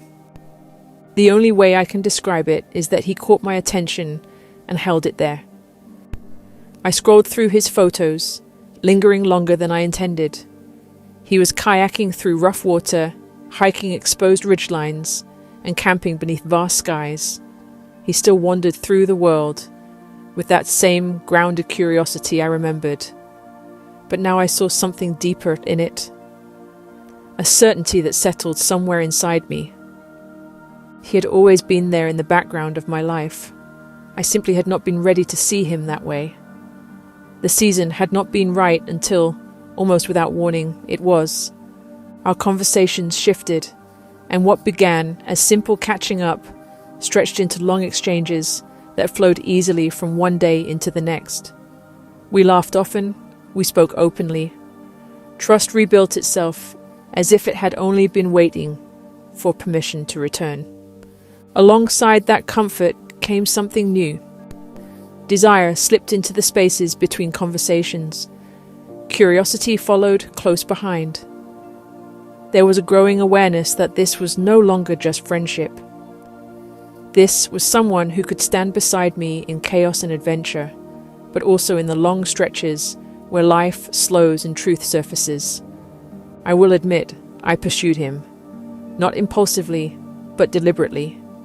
10 years had passed since we first crossed paths, and time has a way of clarifying what matters. I've always been someone who thinks carefully before stepping forward, to sit with decisions and test them against instinct and logic. But when my heart and mind reach the same conclusion, I navigate without hesitation, clean, certain, like pulling a bandage off in one motion, rather than prolonging the sting. My life had crossed paths with a handful good men on the mission field. Some would have matched the field life perfectly, capable and deeply committed to service. On paper, they made sense. But none of them settled into my heart. None of them held my attention the way he did. With him, something shifted unmistakably. I listened differently, noticing details I might have once missed, feeling a pull that was both grounding and unsettling at the same time. I have never been comfortable circling conversations or hiding behind suggestions. Honesty has always felt kinder than hesitation. Eventually, I brought up the moment years earlier when he had asked whether there could be something more between us. I had not been ready to consider it.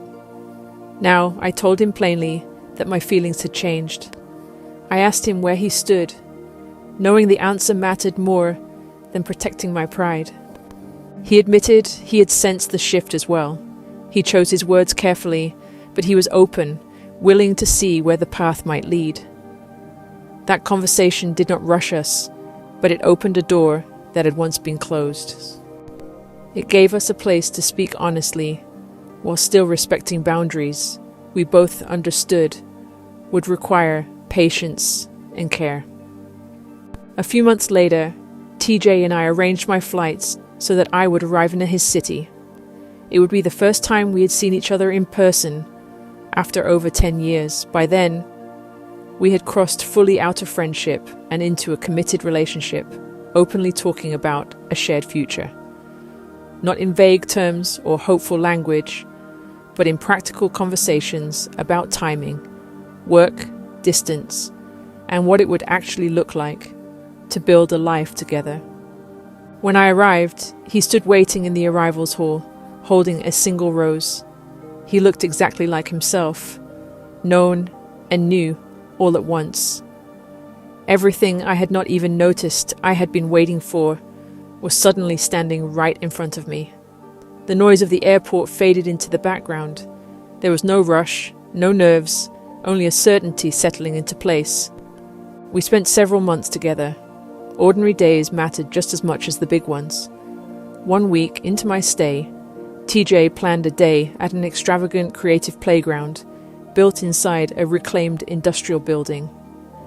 It was a maze of art, architecture, tunnels, slides, ladders, and hidden passageways, designed for both children and adults who refused to stop exploring.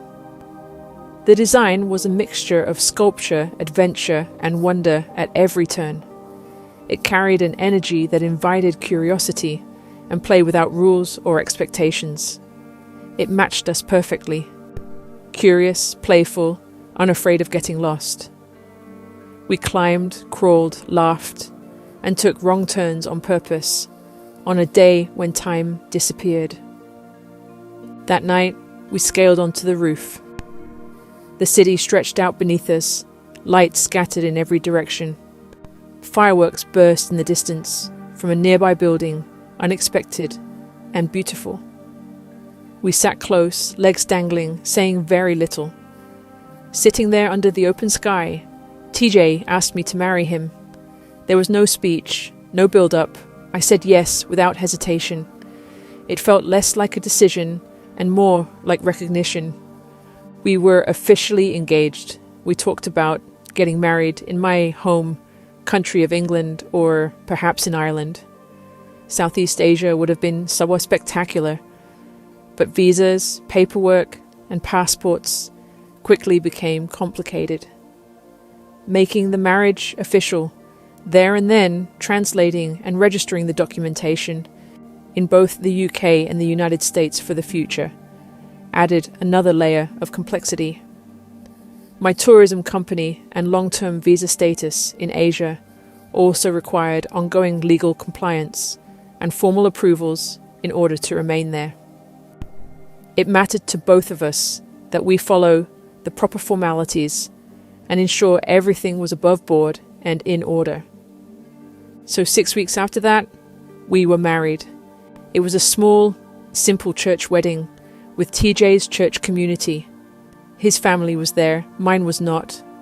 However, the absence did not overshadow the day. It was sudden, but it was honest. And it was very much how I lived my life.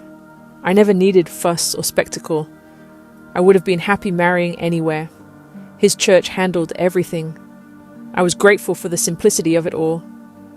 I had never imagined a wedding day in the way many women do, with a vision of white dresses, grand aisles, and crowds of expectant faces. My excitement was never about a single day, but about the life that would follow.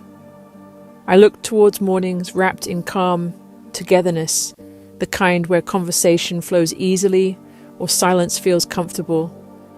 I imagined the travels we might take, the little adventures that make a life feel full, and the freedom of being ourselves, with no one watching or judging. In the bridal shop, overwhelmed and irritated by price tags and expectations, one woman gently asked what women wore where I lived. I told her that red dresses were traditional. She smiled and disappeared, then returned, holding a deep crimson dress. That was it. I married an Asian red, with no family present. And it felt right. It felt like myself. Our plan had never been for me to stay in America. The intention was always for TJ to join me in Southeast Asia. We talked through logistics instead of romance, visas instead of vows, timelines instead of fantasies. After 2 months, I had to leave. It was the honorable thing to do. I boarded a plane back to Asia, leaving my husband behind. Not as an ending, but as the beginning of the life we had chosen. A few months later, I flew into the UK from Southeast Asia and spent time with my parents, easing back into a family tempo that felt both close and slightly foreign after so long away. Our plan was to reunite in England.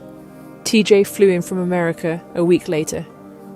After nearly 3 months apart, seeing him again at the airport was electric. Relief, joy, and longing collided all at once. We held each other like people who had learned what absence costs. It was deeply human.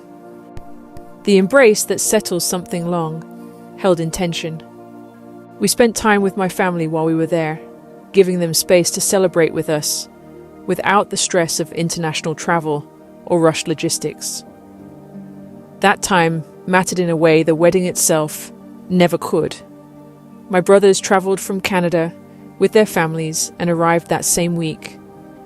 My 2 sisters and my parents were already waiting in the UK with their families. That was what mattered most to TJ and me.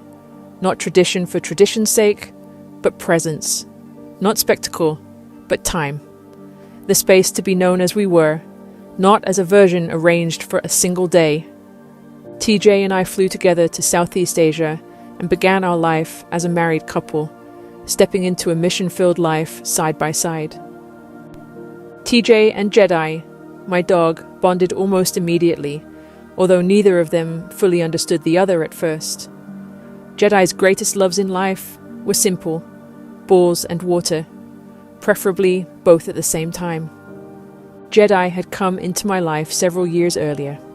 He was a Tibetan Mastiff and Labrador mix that I found at a pet market in Asia. He was the last male of his litter, and the runt no one wanted. In parts of Asia, dog meat is still considered a delicacy, and black dogs are especially prized. Seeing that small black runt sitting there, made the decision for me. I could not leave him there knowing where he might end up. I took him home and gave him a chance. What started as a simple rescue slowly became one of the most loyal companions of my life. For 4 years, he walked beside me through that season. One afternoon, not long after TJ arrived, we took Jedi out to a large open field near our home. I was handling a work phone call, half listening, half watching from a distance as TJ threw Jedi's favorite ball across the grass. Jedi launched after it with his usual unstoppable enthusiasm. TJ laughed, impressed by his speed and determination, and threw it again. And again, work and play blended together the way they often did in that life. I trusted TJ with him and stayed focused on the call, only glancing up occasionally to see Jedi sprinting across the field and TJ throwing the ball farther each time. TJ did not yet know that Jedi had absolutely no ability to stop himself. If the ball kept moving, so would he. Eventually, Jedi chased one throw across nearly the entire field and did not come back. TJ called for him, waiting, then started walking toward him. I noticed the stillness and ended my call. We both walked out and found Jedi collapsed in the grass, ball still clutched proudly in his mouth, chest heaving, completely spent. TJ's face dropped. He thought he had hurt Jedi. I knelt beside Jedi, checked him quickly, and smiled, reassuring TJ that this was not an injury. This was Jedi. He simply did not know when to stop. We carried him back to the truck and drove home. Jedi barely lifted his head the entire ride. Once inside, he collapsed onto the floor, snoring deeply within minutes. He slept for nearly 12 hours straight, as if nothing in the world could wake him. The next morning, he bounded out the door as if the previous day had never happened, ball already in his mouth, ready for another round. From that day on, Jedi followed TJ everywhere, somewhere between exhaustion and laughter. They became inseparable. TJ and I became close with an indigenous couple where we were living. Raba and Jani came from different tribal backgrounds within a larger indigenous group. They carried mixed heritage and old bloodlines layered with history. Visually, they looked like an Asian and native Indian mix, with a wild edge that reminded me of cowboys in a place that had never known them. TJ fit into that world effortlessly. His skin stayed tanned, his nose sharp, his presence unmistakable. People sometimes asked if he had Native American blood. He did not, but when he wore his cowboy hat, it appeared the land had made it for him. Somehow, he belonged there too. He and Raba connected immediately, like men who had known each other in another life. Raba had not always lived the life we knew him in. Before family, before faith, before friendship, he had been a Buddhist monk. One day, sitting on temple grounds, he found a Bible wedged between seats. No one handed it to him. No one preached. He simply picked it up. For nearly 10 years, he carried that Bible with him, weaving it into everything else he studied. The stories and the men in them appealed to him, but Jesus drew him in the most. Not the miracles or the spectacle, but the way Jesus loved. One day, a passage about the greatest love being the willingness to lay down one's life for another went straight through him. Alone, he prayed. Fully and entirely, he became a Christian. Raba left Buddhism quietly and lived as a Christian just as quietly for many years. He also lived in exile from his homeland before eventually returning to his people. There he met Jani. They married, built a life, and raised a family.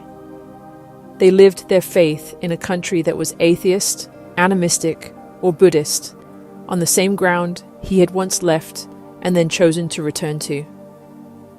One night, TJ and I sat with them around a fire. Raba had cooked spicy yak with soybeans and a tongue-numbing spice that made your mouth feel strange and then crave more. The meal tasted like the place itself, strangely perfect. We talked late into the night about culture, faith, fear, loss and hope. TJ fit in naturally, listening, laughing, offering insight, present with no need to lead or impress. It was a night of connection, ordinary and extraordinary at once. They continued to become great friends through the years. Life looked different from most missionary organizations or NGOs, not better, just different. There were no compounds, ministries, or strict budgets to operate from. Neighborhoods and friendships became home. There was no sense of carrying ourselves like visitors with task lists. Life felt like a choice to stay. We followed our hearts. We loved Asia. It was never a job. We did not go to conquer or convert. We went to live, to make a home, to share meals, to listen, to be present, and to sit in the dark with people and stay. Faith showed up in how we loved. Marriage opened my heart in ways I had never known. Living overseas, far from family, among different cultures and languages, I had learned to keep parts of myself guarded, not out of coldness or secrecy, but out of habit. People saw the surface of me, direct and black and white. The deeper parts, my desires and longings, stayed behind a high stone wall with a heavy gate. Sharing life with TJ meant opening that gate and letting someone in. I shared my inner world without reservation. Still, there were moments when the walls tried to rise again out of instinct. TJ usually noticed first. He would laugh and say it sounded like a cement mixer starting up, and he was almost always right as I was in the midst of building that wall. He had a way of keeping me balanced and reminding me not to retreat into the structure I once needed. The mission field allowed us to spend nearly every day together. We did not leave for separate jobs and reunite on weekends. Most people might not like that closeness, but it was the only way I understood marriage. Living separate daily lives would have broken something in me, and TJ felt the same. We shared our days fully. I protected my husband and our home, placing his interests alongside my own. When he did the same for me, we built something mutual and deeply rooted. That balance went both ways. We did not take our marriage outside of itself. Even in frustration, we did not complain about each other to friends or family. Protection mattered. That principle was a foundation in our marriage and continues to hold fast in any deeply committed relationship. We loved and breathed each other, our lives intertwined at every level. I never understood stories of men disappearing on fishing trips or women planning girls-only getaways as escapes. We shared our lives completely. Even the small routines, the early mornings, the market trips, and the evening walks were ours together. Living this way taught us perspective. A single question often measured peace. If I never saw him again, would this argument matter? Life overseas reminded us daily how fragile time could be. Scooter rides carried risks, buses climbed mountain gravel, with little margin for error. Danger was often part of ordinary life, and minor disagreements lost importance rapidly. Witnessing hardship reshaped our understanding of struggle. I met children scavenging for food on trash heaps. Families walked miles for water that still made them sick. Women with children faced impossible decisions just to survive. I met a man living outside his village because of leprosy. We brought him supplies, and without thinking, I hugged him. He lit up, aching for human connection. Moments like that, seeing suffering and reaching across it, reordered what deserved my energy and attention. That understanding, learned in the bones and heart, rather than in words, became the measure of a life worth living.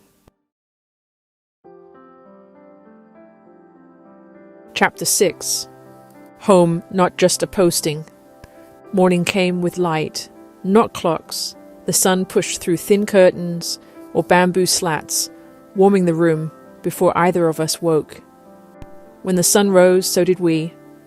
When darkness settled, so did our bodies. It was a simple way to live, shaped more by weather and daylight than by schedules or obligations. Some mornings began inside gated communities where a guard waved us through as we rolled out in the truck. Other mornings began in mountain villages where smoke from cooking fires drifted through tarp walls and roosters announced the day long before the sky turned pale. Those mornings often meant stiff muscles from sleeping on wooden doors laid across packed dirt floors, the heat of the communal fire just enough to keep the mountain cold from settling into our bones overnight. The sounds shifted depending on where we were, but we noticed them all. We lived across a mixture of environments over those years, farmers walking goats along narrow paths on their way to grazing fields, high-pitched birds calling through the thick humidity, the constant thrum of scooters moving through city streets. Evening always brought crickets, loud with a sound I had never known growing up in the United Kingdom. That sound never became background noise to us. It reminded us daily that we were living somewhere entirely different from where we started, and exactly where we were supposed to be. Sometimes the night carried other sounds. Karaoke poured through guest house windows from speakers turned far past comfortable volume, voices competing loudly with music that drifted through the streets until long after midnight.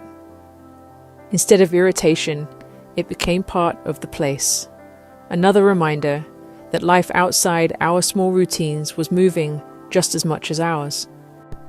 For long distances and team travel, we used a sturdy four-wheel drive vehicle built for narrow mountain roads and flooded tracks. For daily errands or weaving through crowded towns, we relied on a small scooter that rattled faithfully through traffic and dust. We visited markets, villages, and city streets together, balancing schedules, supplies, and whatever the day demanded.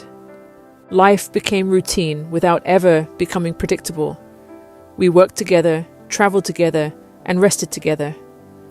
The most consistent part of our days was often the simplest.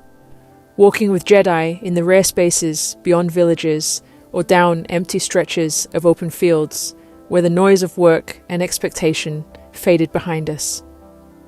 Those walks belonged only to us, with no schedules and no teams or translation between languages or cultures, just footsteps, the dog racing ahead, and the comfort of being side by side with no need for conversation.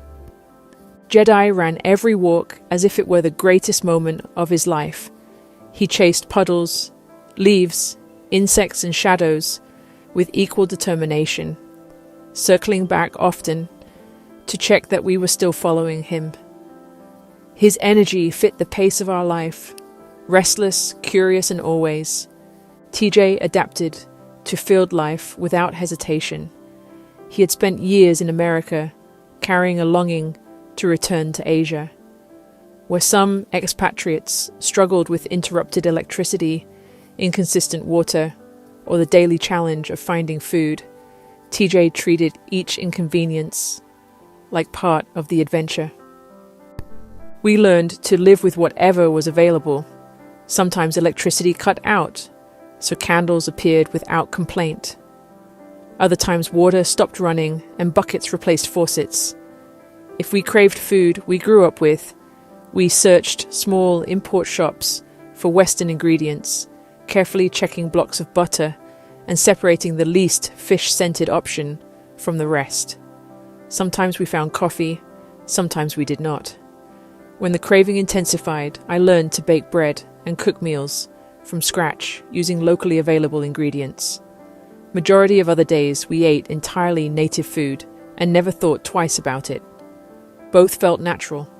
Neither felt like a sacrifice. Southeast Asia was not temporary for us. It was not a chapter we planned to close and return to later. It was where we expected to remain. Building our work, our marriage, and our future in a place that constantly shifted between comfort and unpredictability. Our SUV 4x4 rumbled steadily with Jedi sprawled across the back seat, and our truck always packed with village supplies. We sometimes headed into areas that discouraged foreigners, regions that authorities lightly controlled and watched, as these authorities preferred outsiders to stay away. Yet somehow we always passed through without incident, not because of bribes or influence, but because our presence had become accustomed, routine, and unobtrusively accepted. At checkpoints, soldiers and police glanced at our registration, then at Jedi, then back at us. A few would wave, some would ask for photos. The dog quickly became a celebrity, and sometimes we joked that his black Mastiff Lab mix features made him a local hero before either of us even stepped out of the vehicle. Small gestures mattered more than anything else. On one occasion, an official asked for a pen to complete our paperwork. I leaned out of the truck window, handing her several, saying she could keep them. The embarrassment vanished, replaced by a smile that stuck in memory. We always carried small gifts such as pens, soda, and snacks. They acted like a tiny currency of trust. Our reputation grew with every detail of compliance and courtesy. TJ roamed through these moments as if he had been doing it all his life. Tall, broad-shouldered, with hair that sometimes brushed his shoulders, he carried an almost instinctive calm that people noticed. Children would reach out to touch his hairy arms, stroke his beard in the winter, or simply grin up at him in awe. Men occasionally followed the gesture, curious and respectful, sensing the low-key authority he carried. In one memorable encounter, a local airport security officer paused mid one scan, looked him up and down with obvious curiosity, and whispered to me that my husband was extremely handsome. I translated later, and we laughed. A moment that reminded us this life required both patience and levity. Language was another tool we used daily. I often spoke more to address, while TJ leaned on me to bridge gaps. Together we formed a seamless partnership as he handled the physical presence and people's wonder, and I navigated words, culture, and subtle expectations. Jedi took part in all this too, sitting for photos, wagging his tail, earning smiles and gentle scratches. Visiting villages, crossing borders, carrying supplies, meeting officials, and sharing laughs with locals, we never arrived empty-handed.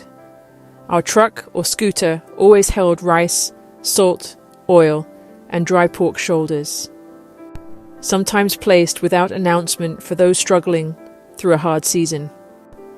We also brought sunglasses and school supplies because slight gestures meant everything to children and elders alike. One of our favorite sights was a grandmother in her field, bright red sunglasses perched on her nose, tending her crops with determination. It was Yimei who first called me sister. She was small, strong, and quick to laugh, the woman who carried her complete village in her heart. Her people lived high in the mountains, where clouds rolled through the valleys, and the air turned silver with mist. A deep gorge split the land in two, and only a handful of bridges connected the two sides. Where the distance was too great, zip lines filled the gaps, massive steel cables stretched across the gorge. People and sacks of grain traveled back and forth in hand-woven harnesses, the full weight of a life suspended by rope and trust. Even cows and ponies made the crossing, hoisted in makeshift slings that swayed hundreds of feet above the roaring river below. Yimai belonged to one of the smaller indigenous groups. Within her family, they spoke a language they had never written down. Years earlier, missionaries had worked among a larger neighboring group, translating songs and scripture into that language instead. Yimai and her people learned it so they could read, sing, and worship alongside them. Beyond the valley, the national language was used for school, government, and dealings with the outside world. They crossed easily among all three languages, often switching mid-sentence, borrowing words when one fell short. When Yime and I spoke, our conversations translated in the same way. We used a mix of languages without thinking about it. At home with TJ and others, it was no different. The official national language, indigenous languages, and English flowed through the house together. One person might say something in one language, and another would answer in a different one. The meaning still carried across. Over time, the conversation itself became its own living thing, imperfect but understood. When Yime invited us to meet her family, she was openly proud. We drove for hours in the old four-wheel drive truck, climbing higher into the mountains as the road narrowed and trees brushed against the windows. Just before we arrived, her father called. Her mother had woken up that morning, unable to feel one side of her body, with speech broken and her face slack. Her father, already in his 70s, had carried her on his back and walked 6 hours to the nearest clinic, a single room staffed by one nurse, with limited supplies. Together, they believed it had been a stroke. There was no money for a hospital, and no straight way to reach one. When we arrived and saw how severe it was, I called a Dutch friend of mine, a nurse with more field experience than many doctors, and asked for guidance. Neither of us had money either, but we went ahead anyway, trusting we would somehow cover the cost and hoping her organization might later help with any remaining fees. We loaded the vehicle with her mother, sisters, aunties, cousins, and children, then tied sacks of vegetables and chickens to the roof. If we were heading to the city, the trip had to serve more than one purpose. The sisters planned to sell the produce and buy necessities before returning home. It was the rainy season, and the mountain roads had turned into rivers of red mud. We chained the tires and crept downward, slipping and grinding until the road finally leveled out. Chickens squawked, babies cried, and the vehicle felt full of urgency and purpose. At the hospital, doctors confirmed it had been a stroke. They checked for clots and bleeding and watched for further damage. Nothing more dangerous appeared, only exhaustion and the extensive work of recovery ahead. The day was draining, hours traveling, followed by long waiting in the dim hospital ward, hoping it was nothing worse, even though the stroke itself was enough. Before returning home, we traded produce for supplies, filling the truck with rice, cooking oil, salt, and necessities for remote village life. Back in the village, Yime's mother and the other women settled in for the night while the men returned from hunting with a strange catch. The meal was tender and smoky, unlike anything I had tasted before. When I asked what it was, we worked through a long list of animals without landing on an answer. Finally, Yime's father led us outside and pointed to the pelt. It looked like a small deer with tusks. He smiled and pressed a finger to his lips. Some questions did not need answers. About 9 months later, TJ and I returned for another visit. Yime's mother met us standing in the doorway. The woman who had once been piggybacked by her husband from the mountains now stood upright and smiling. She lifted her arms proudly, flexing her fingers to show their strength. Each morning, with no therapy and no medical guidance, she had forced her body to recover by climbing the steep mountain paths, dragging her weak leg until strength slowly returned. The mountains had become her rehabilitation. TJ ate anything placed in front of him and made sure I never had to suffer through novel meals alone. Yime's mother adored him, especially when he asked for seconds and thirds of her prized black-skinned chicken soup, which she prepared with obvious pride. TJ slipped easily into village life, becoming a sort of big brother to many of the people we worked alongside. Watching Yimei's mother traverse confidently through her home and along the mountain paths again, I understood something deeper about the place and the people who lived there. The mountains did not simply make people strong, they made them certain of one another. When hardship came, there were no long questions or complaints. They simply carried on carrying each other until life balanced again. We left that valley with more than memories.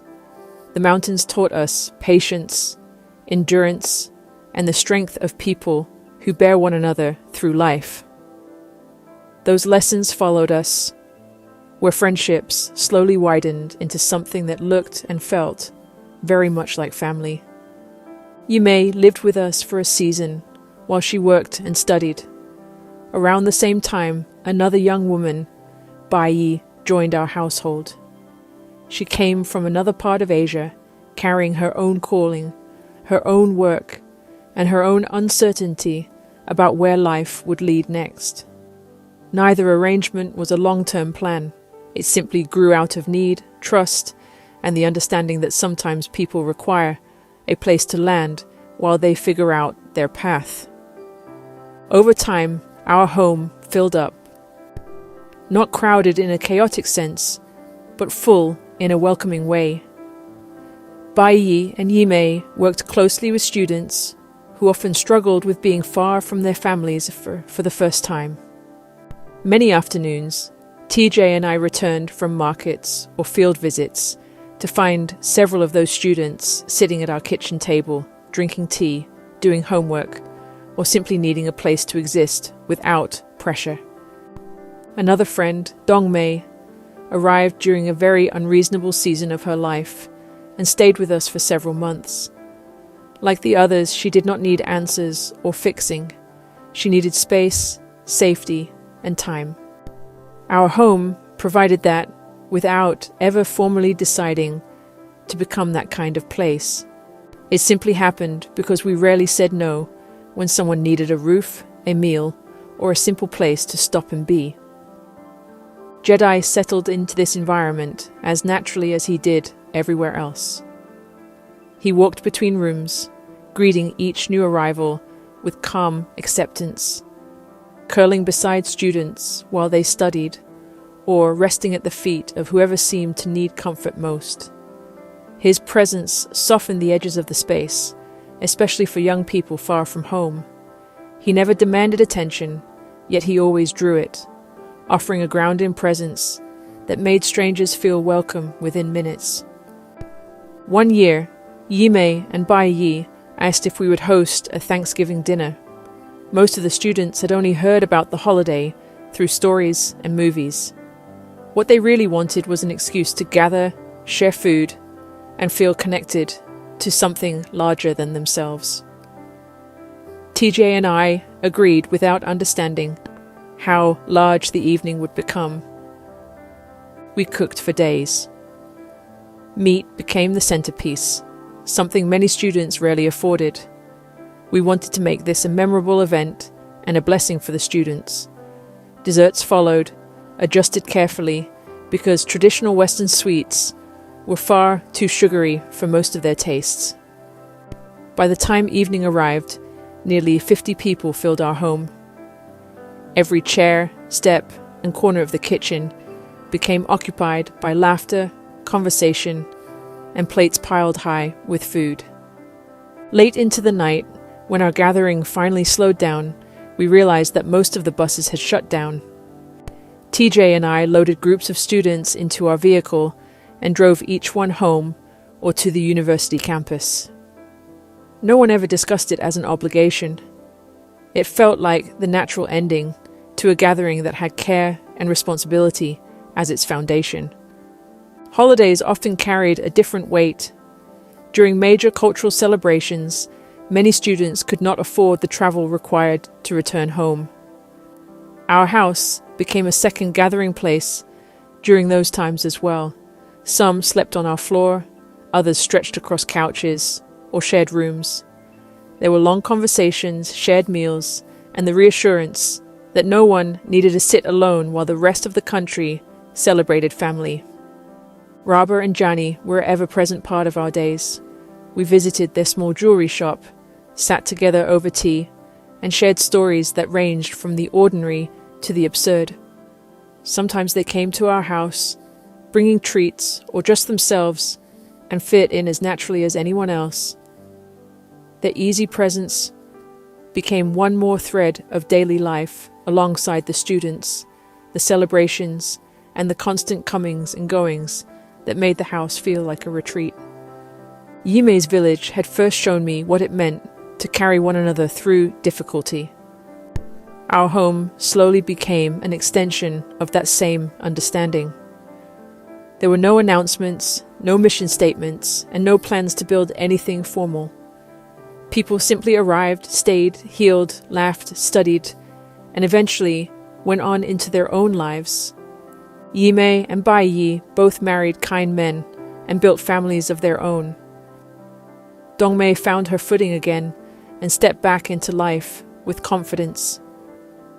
Many of the students who once filled our kitchen continued into careers, marriages, and futures that honored us by allowing us to watch from a distance. None of it felt extraordinary while it was happening. It felt like daily life, shaped by open doors, shared meals, and the belief that family could grow without blood or paperwork. It formed through time, presence, and the willingness to let people stay until they were ready to leave. Hosting teams often presented accommodation challenges. Many rural towns offered no guest lodging that met even basic hygiene or safety standards.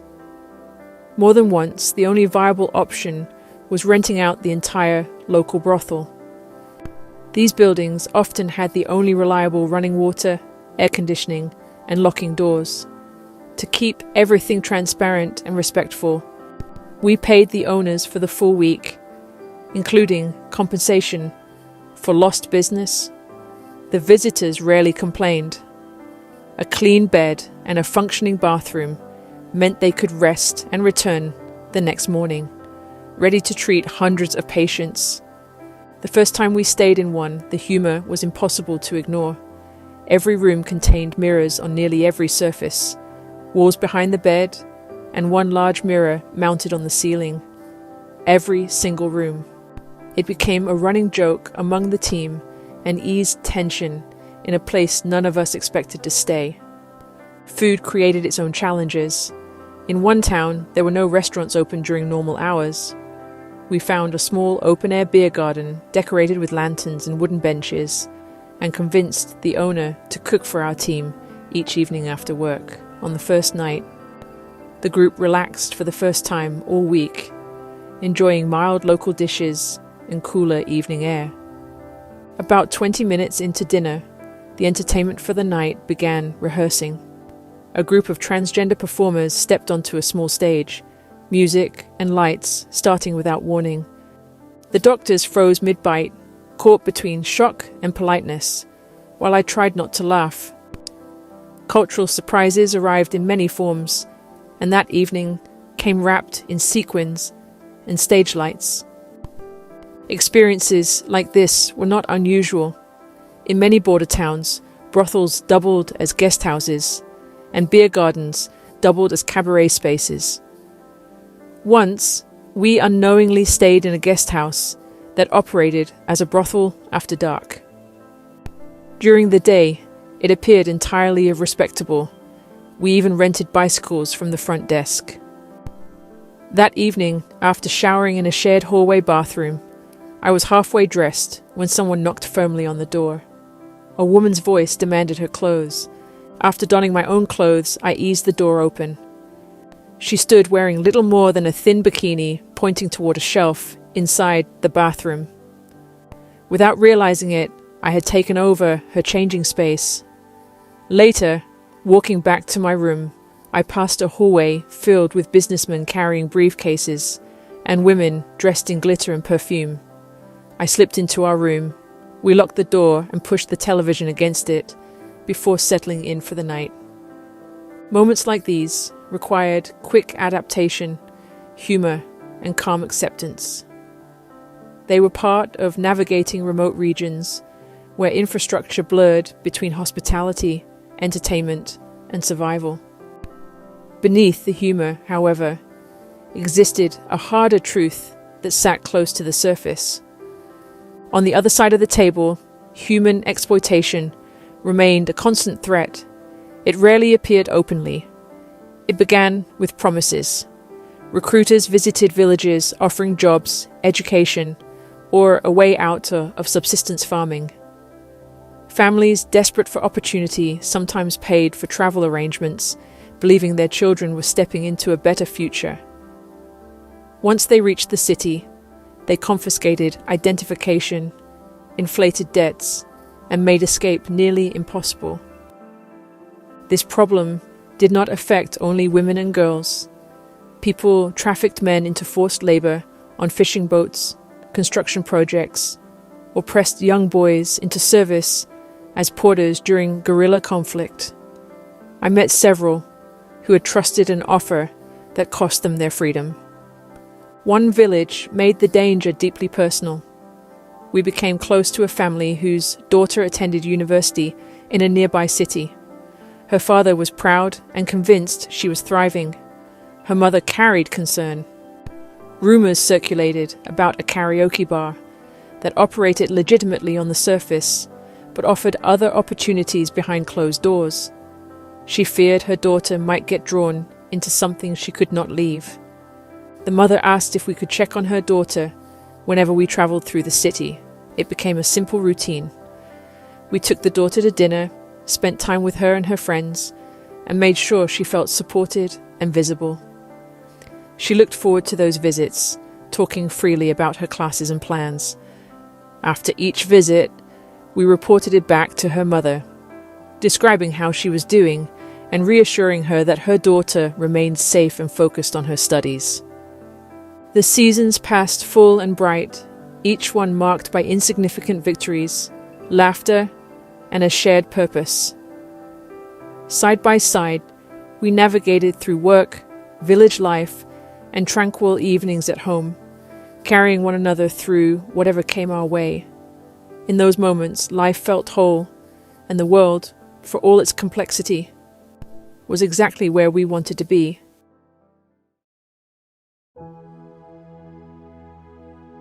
Chapter 7. Alone. For years, our life in Southeast Asia had expanded naturally, almost without question. Work opened new doors, relationships deepened, villages became second nature. Our home stayed full of people, passing through seasons of struggle, growth, and celebration. We were busy, tired, and deeply content. It felt permanent, or at least permanent enough, that we never spoke about an end. Yet beneath the surface, small pressures began gathering. Travel restrictions tightened in some regions. Funding that had once stretched just far enough began thinning. Visas grew harder to secure and renew. None of it happened in one theatrical moment. It arrived in subtle layers, each manageable on its own, but together they began pressing against the life we had built. We adapted the way we always had, working more, teaching English for meager pay, taking on whatever opportunities appeared, trusting that the next solution would come into view as it always had before. For a long time it did, until eventually it didn't. It was no longer viable. We lived between continents in a way that made sense to us, even if it confused others. When we returned to our home countries, it was rarely to settle. We worked intensely during those visits, taking whatever jobs were available while reconnecting with family and regrouping physically and financially. Once we had saved sufficient funds, we went back to Asia to resume the work we felt called to. It was an unconventional cycle, but for years it allowed us to remain where we believed we belonged. We thrived in Southeast Asia, becoming deeply connected to the culture and the land we served. We envisioned staying until our last days, maybe even being laid to rest in some remote rice paddy no one had heard of. TJ, being the man he was, imagined an Asian sky burial, the body cut apart and left high in the mountains for sacred vultures to feed on. They believed the soul departed the body and ascended into the heavens. He would joke, but with all seriousness. For us, the chances of living to a ripe old age overseas seemed slim. Not out of pessimism, but simple reality. High risk and low life expectancy were part of the landscape. If it were not for health, it could be transportation. Stories of buses careening off mountains were not rare. There were countless variables that pulled people from the earth sooner than expected. Unlike many missionaries or humanitarian workers, we had both made a lifelong commitment to Asia as our permanent station. We were like the Vikings of old, burning the ships behind us, so there was no return and no option but to face whatever lay ahead. We never looked back toward the west where we had come from. Perhaps as a way of coping with the dangers and differences of living abroad, we sometimes made light of it. We even romanticized it. The idea of growing old together in some distant place felt almost cinematic, like an old plane lost in the jungle and discovered decades later, its skeleton crew still seated inside, surrounded by rusted tins and bottles untouched by time. But our time in Southeast Asia ended abruptly. We had always known it was possible, yet we held onto hope, perhaps stubbornly, that something would shift and allow us to remain. Support for the work had dwindled, and the system that had sustained us for years was fracturing. The tourism business was no longer sustainable, and the balance we had maintained between earning in the West and living in Asia no longer stretched far enough. Even as we made one last attempt to hold on to the life we had built, the cracks continued to widen. I had spent more than half my life in Asia, more years than in the country where I was born. I had imagined living out my final years there, rooted in a place that had become our dwelling place, only to be pulled away into the unknown. We had two choices, Europe or America. Europe through my passport and heritage, America through TJ's passport and country of origin.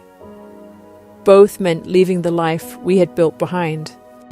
We did not want to fall into a routine that felt boxed in by mortgages and predictable schedules. For years, we had lived moving between places because that was what our work and life required. Walking away from that life was extremely difficult. Our short-term plan was to continue to the United Kingdom, where I was born. We did not intend to stay long, only to regain our footing in the West after decades overseas. Eastern Europe was among our potential destinations, but we had made no plans. France lay only 20 miles across the English Channel from Dover, and it became our route back into the United Kingdom for one reason: Jedi. By then, he was an elderly dog who had spent his life crossing borders and continents with us. Flying a dog directly into the UK can mean quarantine for up to 6 months. England is strict, like Australia and other island nations. Jedi, of course, did not know rules or borders. I could not bear the thought of Jedi being locked away. I researched and found a small jurisdictional gap. We flew into Paris. Mainland Europe had fewer restrictions. Jedi's rabies shot cleared him for France. Once in Europe, before Brexit, we could cross borders freely. We flew into Paris and picked up Jedi. He came down the conveyor belt inside an oversized kennel with his blankie pacing in circles, eyes bright with anticipation. We went through customs and immigration and finally reached our dog. We rented a car and drove to Calais. They issued Jedi his own European pet passport in a small office there. It included a paw print, microchip identification, and vaccination records. From Calais, We drove through the Channel Tunnel to Dover and entered the United Kingdom. We presented all 3 passports, mine, my husband TJ's, and our dogs. By then, I had become fluent in visas and border rules. I had also learned how little we needed to live. We even tried van life in a tiny Volkswagen. We crossed Europe that way, sleeping folded into narrow spaces, cooking on a single burner, and measuring our days by where we could park without being moved along. We spent time with my family in England, travelled through Wales, and explored parts of the Scottish Highlands. From there, we took the ferry across the Irish Sea to Ireland. Jedi slept snug in our duvet while we braced ourselves on deck. The Irish Sea is notoriously rough, volatile, and prone to sudden changes, with shallow waters, strong tidal currents, and Atlantic storms. The passage was raw and unrelenting, far rougher than I had imagined. We were chasing the simplicity we had known in Asia, but no matter how we adjusted, limits kept appearing. Every path eventually closed. Europe never quite opened the door the way we had hoped it might, and slowly we realized the life we wanted would require crossing one more ocean. Finally, after weighing it all, we decided on America. With everything we owned in 6 duffel bags, about $800 in the bank, and Jedi, we reached our final destination. We were apprehensive, carrying the weight of our past lives, alongside the fragile hope of what awaited. We stayed with TJ's father, grateful for the roof over our heads and the temporary place to land. Leaving life overseas behind was heartbreaking. The streets, the smells, the faces, the sounds of Asia lingered in our memories, whispering what we had lost even as we stepped into the Western way of living. We lived unsettled lives during our first 2 years in America. We packed, moved, unpacked, and packed again across multiple states. Eventually, in Montana, our lives found a measure of normalcy. TJ found work as a Finnish carpenter, rounding out his income with tree trimming on the side and the occasional odd job with skills he'd first honed years earlier for the power utility company. I had just completed the grueling process of becoming a lawful, permanent resident, filled with paperwork, fees, and appointments, and I could finally contribute. For 2 years, we had lived on one income, and now we had 2. Life did not give us time to rest. DJ's father and brother were involved in a violent car crash. His father went to the hospital by airlift, survived the ICU, transferred into rehabilitation, and then passed away a month later. His brother sustained severe injuries, and doctors stabilized him before sending him home because of insurance limitations. I took TJ's brother to Thailand, where we could afford surgery to reattach his arm to his shoulder. What was financially impossible in America became possible because of my experience, knowledge, and connections in Asia. On top of everything else, our Asian mountain dog let us know it was time to say goodbye. 14 years old, nearly 100 in dog years, he had traveled the world with us, crossing Asia, Europe, and finally America. After 2 surgeries and battles with cancer, our warrior companion passed away. Losing Jedi hollowed the house in a way only a dog can. The silence afterward was deafening. The house felt too empty. Despite the upheaval, Montana gave us one glorious summer. We spent it on trails, in lakes, and among the mountains, hiking, camping, and backpacking, even through the Great Bear Wilderness. We wore bells fastened to our clothes and carried only a single can of bear spray between us. Each night, we strung our food high in the trees, hoping to keep curious bears away while we slept in a tent not far off, naively believing we had protection. We took full advantage of the weather and every moment between our work schedules. Even as an independent and adventurous woman, I wanted to be a nurturer. I wanted our home to be a place of rest and peace for my husband. TJ would often come home from work, and even if I had worked just as many hours, I made sure there was food on the table. We sat together, talked about our days, and reconnected. I preferred being home to being out with any friends. Our apartment became our sanctuary. By September, we were already counting the weeks before winter sealed the land in snow. October arrived. Like every morning, TJ left first, crossing the street to the storage unit where he kept his tools in and saws. He loaded his 1993 bright blue Ford F-150, a truck he adored, a rare find with only 40,000 miles and chrome that still shined like new. I followed behind in my four-wheel drive 1993 F-150, honked and he waved back. It was an ordinary morning. That was the last time I ever saw him. Mid-morning at work, I received a phone call telling me my husband, TJ, had been in a car accident and that I needed to get to the hospital immediately. The sinking feeling hit my stomach without warning. Questions flooded my mind as I tried to calculate the best case and worst case scenarios. It was terrifying. A couple of women I worked with drove me to the hospital. They were kind people, though I only knew them through work. None of us knew what to make of the situation.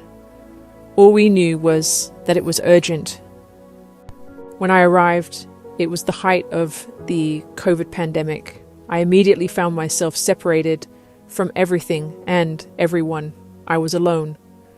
Hospital policy prohibited additional visitors. The sterile environment felt cold and unnerving. I was required to put on a mask, and with all the protocols in place, I felt isolated before I even reached the emergency department.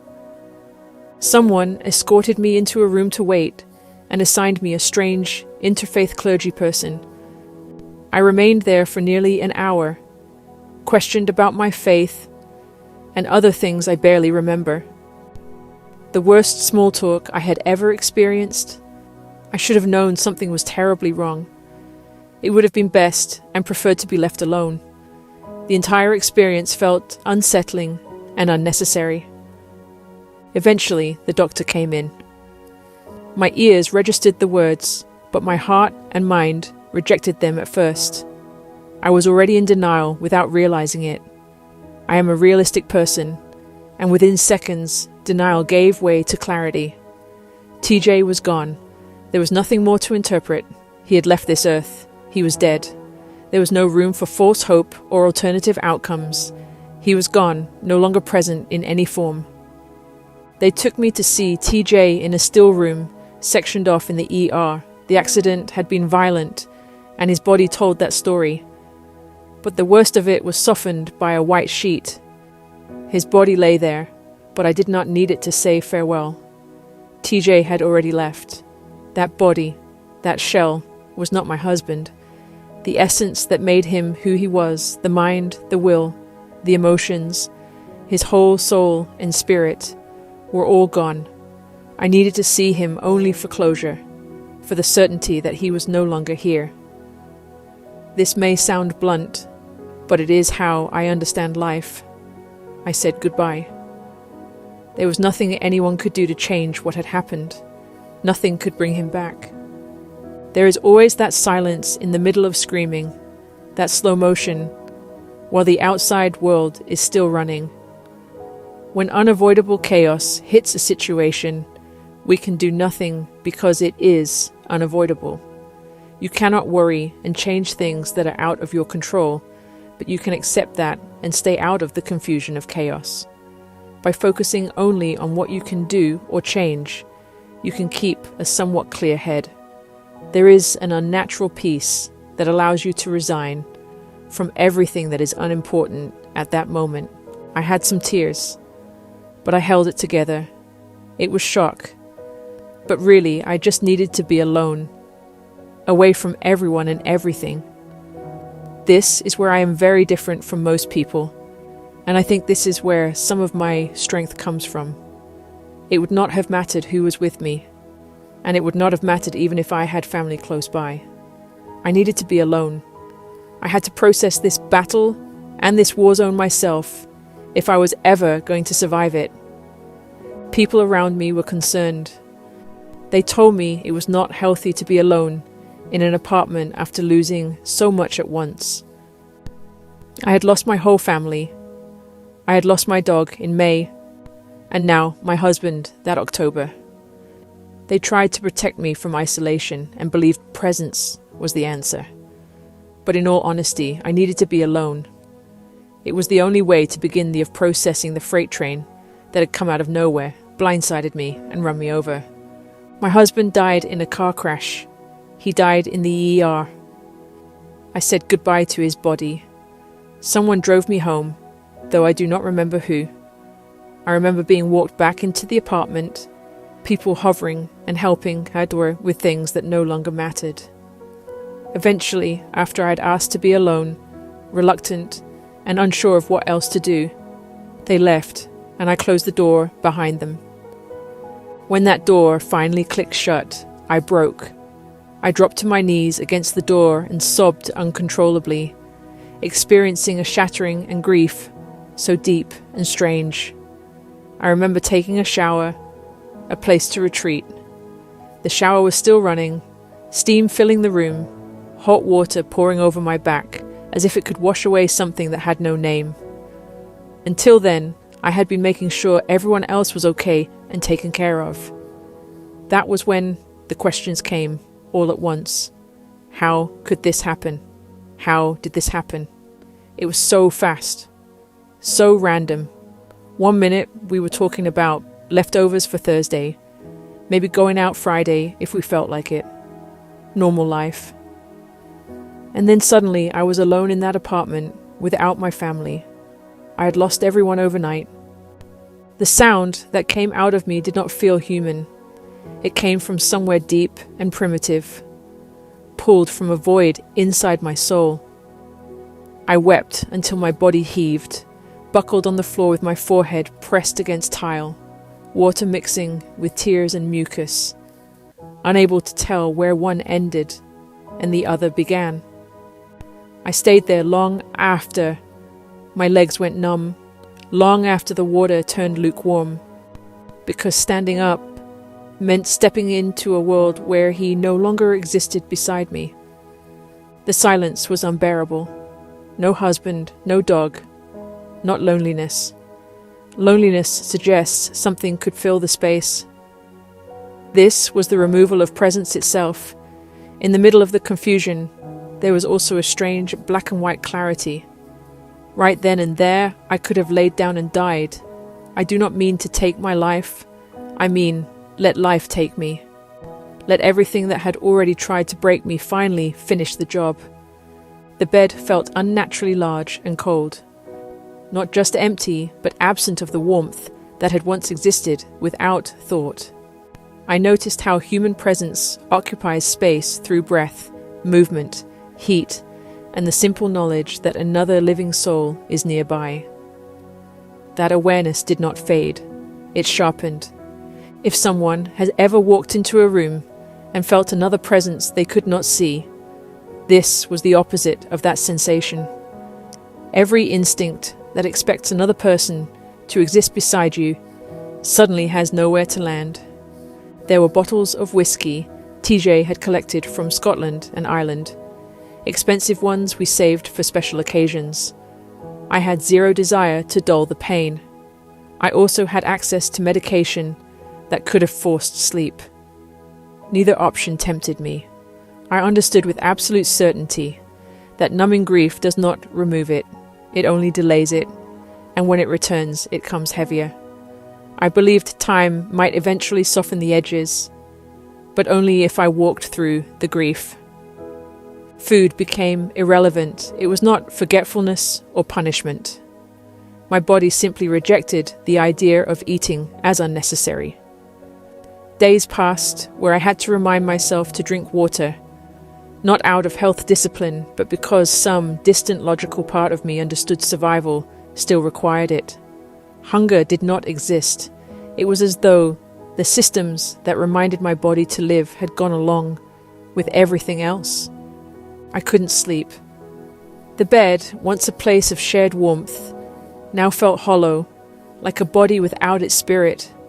I had crashed into sleep to cope, only to wake up and find that nothing had changed. The first morning I woke up without TJ, there was no flood of memories or panic. There was only a deep, black hollow where presence used to exist. Not sadness at first, not even thoughts, just an awareness that something essential had left the air. My body noticed before my mind did. The bed felt unnaturally still. The room felt stripped of a muted energy I had lived beside for years. It was not the absence of noise. It was the absence of life shared in the same space. Time itself lost meaning. Days passed because clocks insisted they did, but internally nothing advanced. Conversations, responsibilities, routines, all of it felt distant and strangely weightless, as if life had shifted into something I watched rather than lived. I had been dying slowly for a long time already, being pulled out of Southeast Asia. I think everyone gets moments like this. I have had more than one. Moments where something inside you splits clean down the middle and you realize you only get two choices. You can either lie down and die, or you can stand your ground. And I refused to disappear. Slowly, if that was what it took, I knew I would get myself up off the floor. My feet would be next, after finding my way back to my knees. I did not run or fight. I just stayed where I was, heels dug in, breathing through it. I asked the questions, of course. Why did this happen? Why was it allowed to happen? But underneath all of that, the truth was simpler. I did not want this to be my life, or want it to be the ending. Around, spinning inside, taking one small step at a time so I would not freeze in place. There were moments when I wanted to give up, moments when I wanted to stop, to scream, to disappear somewhere better, somewhere with no tears and no goodbyes. But that is not how it works. Not yet. Grace itself must declare that it is finished. Until then, when life knocks you down cold, you lie still until you find the strength to rise to your knees. You may stay there for a while, just holding the ground beneath you. And when there is a little more strength, you rise to your feet. And even when there is not enough to take one step forward, you stand. Sometimes I felt like my heart was being flayed open, completely exposed, with no wall left to protect me, because my protection was gone. No husband, no shield, losing everything I loved about married life, including having a man beside me, suddenly stripped away the security I had. And that was terrifying. I had lived single into my 30s, but I loved being married, sharing a life, and not being alone in it. Suddenly, half of me was missing, and there was no map for how to walk that kind of ground. Yes, I lost the love of my life, but it was deeper than that. I lost half of myself. I was already on a trajectory, and I knew I had to stay the course. I continued in the life that had already begun. There was no turning back.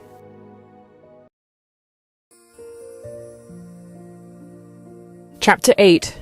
Learning the word widow. Then the aftermath started, the kind no one prepares you for, even when you think you've prepared for everything. I had to call family and tell them my husband was dead, not only my own, but TJ's family too. The relatives who treated me like one of their own from the start, not a guest who had vanished just because TJ was gone. I had to break their hearts while trying not to shatter my own.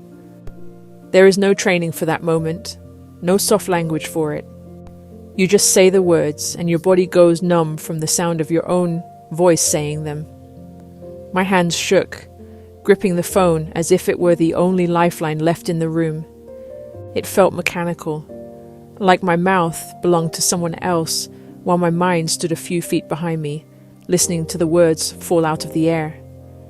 Each call felt like repeating the moment of his death again and again. forcing it to become real in places where it still had not reached. TJ and I had already talked about what would happen if one of us died. We had to. That's how life was when you lived in Asia and worked in the field. The kinds of guarantees people assume in America or the West simply don't exist there. Moving a body across borders presented complications, expenses, and sometimes impossibilities, depending on the global location. Paperwork alone could delay reality for weeks. We were practical about death in that way, not because we were cold, but because we were honest. We both believed that the spirit and soul of a person are already gone. What's left is the shell. And most of the time, it's not the person who passed who suffers. It's the one still breathing. I could feel the phantom weight of his absence pressing down on my chest, a heaviness that refused to be moved by logic or reason. We had decided long ago, cremation. Then take the ashes somewhere beautiful, no funeral or service, and no line of people waiting to hug me or offer those same hushed words. Just return TJ to the earth. Let him go. So when the moment came, I did exactly what we had talked about. We never considered it morbid or careless. For us, it was faithful. It was honoring something sacred between us. I remembered sitting beside him at his father's funeral after that long month in the hospital. In the middle of the service, he leaned toward me and asked that I never put him through something like that. I told him then that I wouldn't, and I didn't. A lot happened in that space after he died. Things I won't write. Some parts of life after death don't exist for witnesses. They belong to the living who are trying to survive something that feels impossible to carry. There are moments meant to be held, not exposed. I remember the silence that fell around me in those first nights. Stillness so deep it roared in my ears. My sister told me to come home to the United Kingdom. She may have said more than that, or she may not have. Maybe she spoke carefully. Maybe she carried far more than the words she let out. But the words I heard were simple. She thought it best that I come home. For a moment, I nearly did. I thought, why not leave America, leave this life, leave this grief, and go back to England, maybe even Ireland, my dad's homeland, green, serene, ancient. A kinder landscape than the one I was standing in. I hadn't seen my family since before COVID. Years had passed like everything, and nothing at once. She told me there was room for me, that I could stay as long as I wanted, rest, and figure things out. Someone will care for me for once. For a few days, I let myself imagine it, to be known once more without explanation, being held by people who loved me, with no need for the entire story, being somewhere I didn't have to be strong. But I knew that I couldn't go back. My family loved me, but the United Kingdom was no longer home for me. It would have been backward. This wasn't a rule. It was just my truth. I had an unshakable feeling that if I went back, I would stay, not due to what was right, but because of my brokenness, flattened, cracked open, spinning. Safety felt like it could be a trap when grieving. Comfort could swallow me whole, and I knew that if I went back, I would disappear inside it. The thought of surrendering to comfort felt like a cage closing in around me. There was also an urgency building inside me, something that felt almost instinctive. If I stopped, I feared I would sink into grief so deeply that I might never climb back out. There was no roadmap for that feeling. It simply existed, telling me that survival meant motion, even when I did not understand why. It was a pulse under my skin, a reminder that life had not paused for me. My home had never been a place. It had been my family, TJ and Jedi. As long as we were together, I felt at home, anywhere, any country, any room. That's how we lived, so going home, as my sister offered, would have just meant landing in a place where I was born.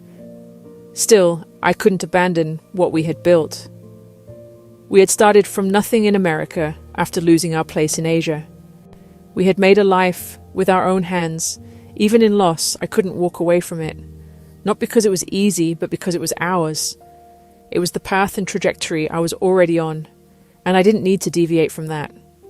My dog had passed away months earlier, leaving me alone in the apartment that now felt more empty than ever. In the same week, TJ died. We had scheduled to renew the apartment's rental lease for another year.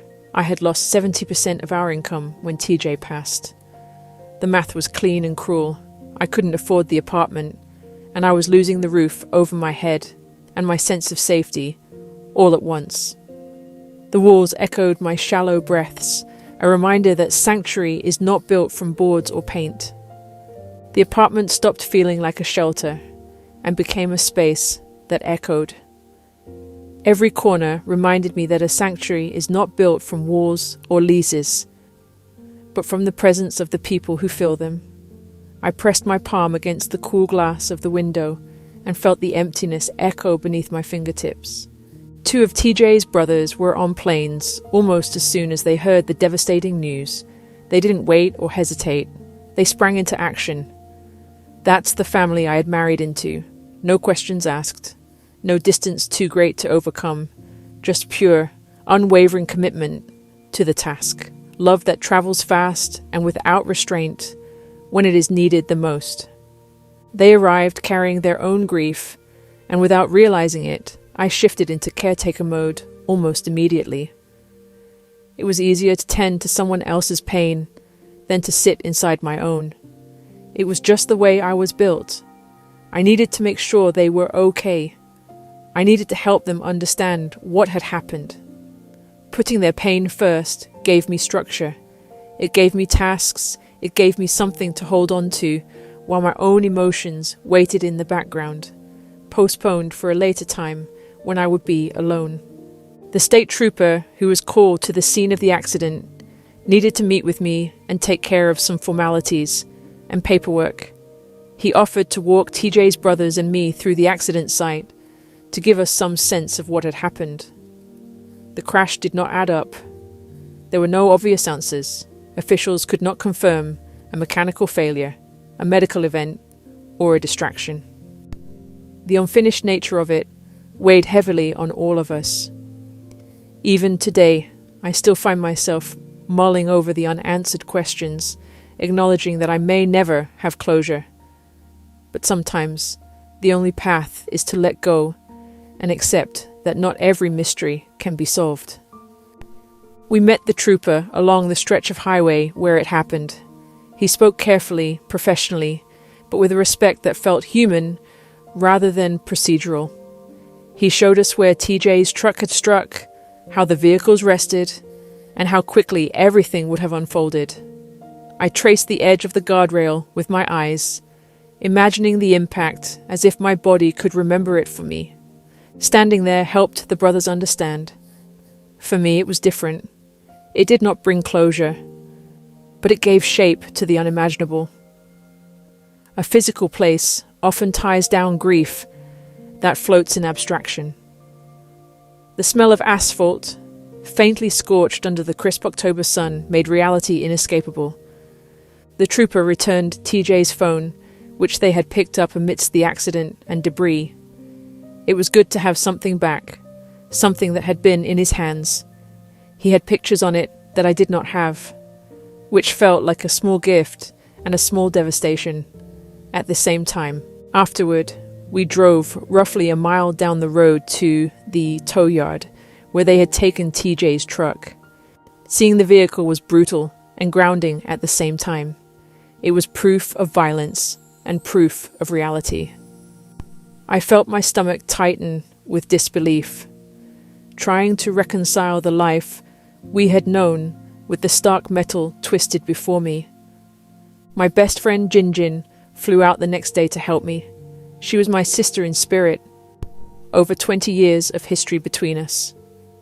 We had met in Asia at the very beginning of my overseas life, and after that our paths crossed again and again. throughout Southeast Asia, in different countries, in unexpected ways, as if the universe refused to let us lose each other. She had been stuck in America because of the COVID-19 pandemic, grounded while trying to get back to her life overseas. Borders had slammed shut, plans disintegrated overnight. That's the life all of us missionaries and expatriates had lived for years, a life half-packed, always ready to leave. Visas were temporary. Stability was rented.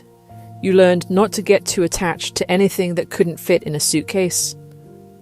So when everything fell apart, suddenly, at a moment's notice, I wasn't alone. And somehow, I kept moving anyway. When a man dies or a woman dies, it is unbelievable what still has to be done and finished by the ones left behind, even men with little to nothing. TJ and I really owned very little. The coronavirus pandemic had already shifted everything into screens and voices on speakerphones, yet death refused to become digital. Someone still had to make phone calls and handle accounts, paperwork, titles, and official words stamped onto paper. And that someone was me. My body operated with numb efficiency. I moved through lists, tasks, signatures, calls, and logistics. Emotion was something I postponed, boxed, and stacked on a shelf inside myself, because survival required function first. I was an immigrant and learned the American system as I went along. I could feel the pulse in my temples, the ache in my shoulders, and the physical echo of grief. We pulled into the bank drive-thru because that was the only access during the whole shutdown. I sat in the car, trying to get the words past my teeth. The woman on the speaker heard my husband had died, and my voice cracked. The woman on the speaker went silent for a moment. Then she did something outside of protocol. She told me to come inside. When I sat across from the bank manager, she didn't treat me like a transaction or a file. She treated me like a human being and didn't rush me, but sat with me in my grief.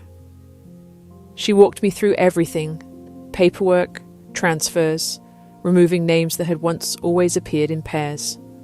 I watched signatures turn into single lines, and each one felt like its own small funeral. The scent of the office carpet, the clicking of keyboards, became a backdrop for my own quiet mourning. At one point, I tried to form the word widow, but it stuck in my throat. The word felt like clothing that did not belong to me, yet still had my name stitched into it. I understood the definition. I simply refused to let it become the total description of who I was. Jin, who sat beside me, gently reminded me it was okay, that I was a widow and allowed to say those words. I nodded, but the word wouldn't come out. I couldn't use the word homeless either. Both realities were clear. I just refused to let either become my entire identity. I knew if I stood still too long, I would sink into those labels and vanish inside them. And I wasn't willing to look back 20 years later and realize that something tragic had happened to me. And that was the reason I never lived again. I had every right to stop. I just didn't have it in my DNA. So even though I couldn't speak the words aloud, I knew the truth. As an immigrant, I was now both widowed and homeless, and somehow I kept moving anyway. It's strange how life circles back on you. I had set out as a missionary at 16, too young to know better and full of fire. Back then, I carried more certainty than wisdom, more zeal than understanding. The world hadn't taught me yet. Over the years, the lessons came hard and personal. Most of what formed me didn't come from sermons or books, but from walking with God through places where comfort didn't exist. Christianity to me has never been an institution or a set of steps. It has always been faith in one true God, one who can meet you on dirt floors, in jungles, in concrete rooms, in airports, in grief-soaked apartments, a God who does not need a sanctuary to be God. Some people skim across life lightly, touched by hardship, never sinking into anything deeper than inconvenience. But life has a way of pausing us, halting us, hitting us like a freight train we never heard coming. Suddenly, you're blindsided, breath knocked out of you, standing at the edge of something you cannot undo. That is the real test. When you are squeezed beyond what you thought you could bear, whatever spills out under pressure is what you truly are. In those moments, faith is no longer a doctrine for me. Love, grace, peace, those words stop being pretty and start being proven. Faith rips them apart, tests them, then tests them again. Hell doesn't feel far away. It feels like it's settled into your living room and unpacked its bags. And some in the comfortable church crowd, the ones who equate blessing with lack of suffering, often look at people standing in ashes and assume the worst. I have lived and lost enough to understand that the wilderness forges true saints. When I can walk with God so closely that even in ruin, stripped bare, forgotten, and alone, I still refuse to let go of hope. That is where resurrection begins. How I dealt with grief. Solitude has always been a safe place for me. Long before loss, I had learned to sit still with my thoughts, often slipping into something that hovered between prayer and reflection. Over the years, it became disciplined, then natural, and eventually necessary, but much more an enjoyment. I crave silence, the way some people crave noise or distraction. Each morning, with a cup of coffee, sitting alone has always been where I reset my internal compass. I notice the steam rising from the mug, the cold bite of the chair beneath me, the way the sunlight hits just so on the table. It's a type of grounding for me. There is a difference between solitude and aloneness.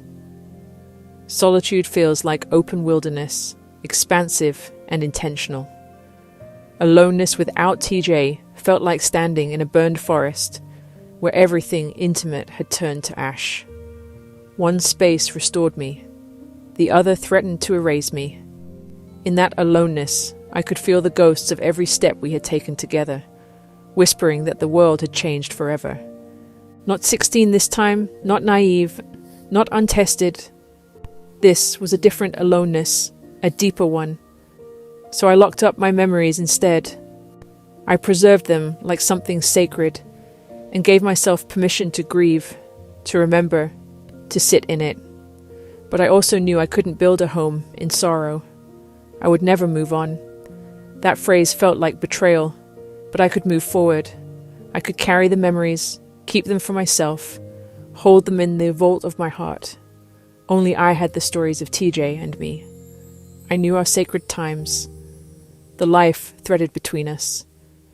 Even though I've never understood marking anniversaries with grief, every year people get more sentimental, more nostalgic, more sorrowful, as if the date itself holds some kind of power. Society dictates that we circle these days on a calendar and brace ourselves, as if the date is in charge of our emotions. We call them anniversaries. But isn't that word supposed to belong to something we celebrate? Death has never felt like an occasion to commemorate. The tragedy is the tragedy. No date makes it heavier. I'd rather celebrate life, not mourn the loss on a specific day. I'd rather live each day holding his memory close, letting it breathe with me instead of confining it to a square on a calendar. TJ died in October, just weeks before what would have been our 10th wedding anniversary the following month in November. But honestly, it wouldn't have mattered. A date couldn't make that loss heavier or lighter. I lost my first love and my best friend. Nothing on any calendar could bring him back or make it easier. I couldn't be any sadder because of a day or a month or an anniversary the world says should break you. And I couldn't use that scenario to stay widowed or homeless forever, in that state, even when people affirmed the sadness and called it noble. My grief was genuine. I just would not stay there. Every morning, I drank coffee alone, sat in silence, and reminded myself that life had not ended, even if the part I loved most had. In all honesty and integrity, there were times I couldn't help whispering into the deepest part of myself. Why wasn't I in that vehicle with TJ? Why didn't we go together? There were nights I lay awake, wishing the two of us had gone out in one final blaze, a bus off a cliff, hand in hand, the way we had lived everything else. I knew I couldn't and wouldn't continue breathing on this earth if I had to do it alone again. There was too much life still present, too much to give, too much to share. Sharing life with someone had always felt natural. Marriage was well loved. I cherished being a woman joined to a man in that deep partnership where two people build their days and futures like a shared shelter. My friend Jinjin and I started packing up the apartment, that little sanctuary that held my husband, my dog, and my life, and began preparing for a temporary change of residence. I ran my fingers over the countertop one last time, feeling the smooth laminate and imagining him beside me, lingering in the light of our shared mornings. Jinjin and I figured it was wise to get out of the area before winter kicked in. That week had been warm, sunshine in the 70s, and then the weekend dropped and dumped 6 inches of snow. We scheduled our departure right after the storm, and honestly, that proved to be the correct choice. I was about to relocate from Montana down to hot Texas, staying temporarily with Jinjin's family. The strange part was that I was a seasoned driver all over the world. I had multiple driver's licenses from different countries. I had driven valleys and mountain paths that make people faint just watching them online. The ones everyone thinks must be fake or impossible. But in that moment, I froze, staring at the truck, the snow dusting the camper shell like a weight that couldn't be lifted. I forgot how to put it into 4-wheel drive and how you had to get out and manually turn the locks on the front wheels. I stood there at the pump, just staring at it, thoughts rushing through my head, until I finally walked inside and asked someone for help to do something so basic as pumping gas. And it hit me hard. I had settled, big time. Life's predictable grind still caught us. Life had settled into being just a housewife, and there is nothing wrong with that. Pride rests in the ability to cook almost anything. Nothing fancy but solid, home-cooked food. Skills grew in cleaning, laundry, and the daily jobs of homemaking. Yet another side remained in the woman who could disappear into mountains and who thrived in unpredictability. Something had tucked her away, dormant, waiting for something to awaken her. Even within the role of housewife, there had been a settling. Before TJ died, we had quietly surrendered to a life that no longer matched our dreams. We left Asia and adapted to routines that felt safe but small. We talked sometimes about doing something different, a way to earn money while still living how we loved.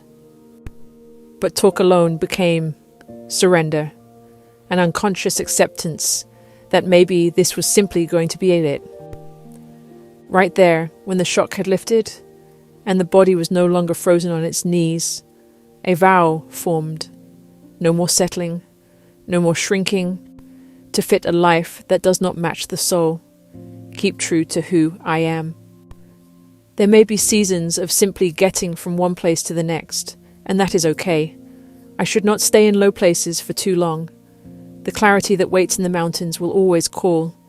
The memory of TJ's hand in mine and the avenues we had traveled became my way. I handed in the keys to the apartment that TJ and I had rented. Everything went into storage. I had no room in my heart to look at our things and still had to go through the motions. To cancel the lease, meet the carpet cleaners, walked through the place with the landlord, pointing out scuffs on the walls. I was numb. She marked down every little thing to be taken out of the deposit. I didn't care. The landlord was concerned about paint scratches. I wanted to scream that my husband had died and that I had lost everything, but I stayed silent. It wasn't her life. A storage unit stayed in Montana. The rest came with me. I left most of our apartment and everything behind for a later date to sort through.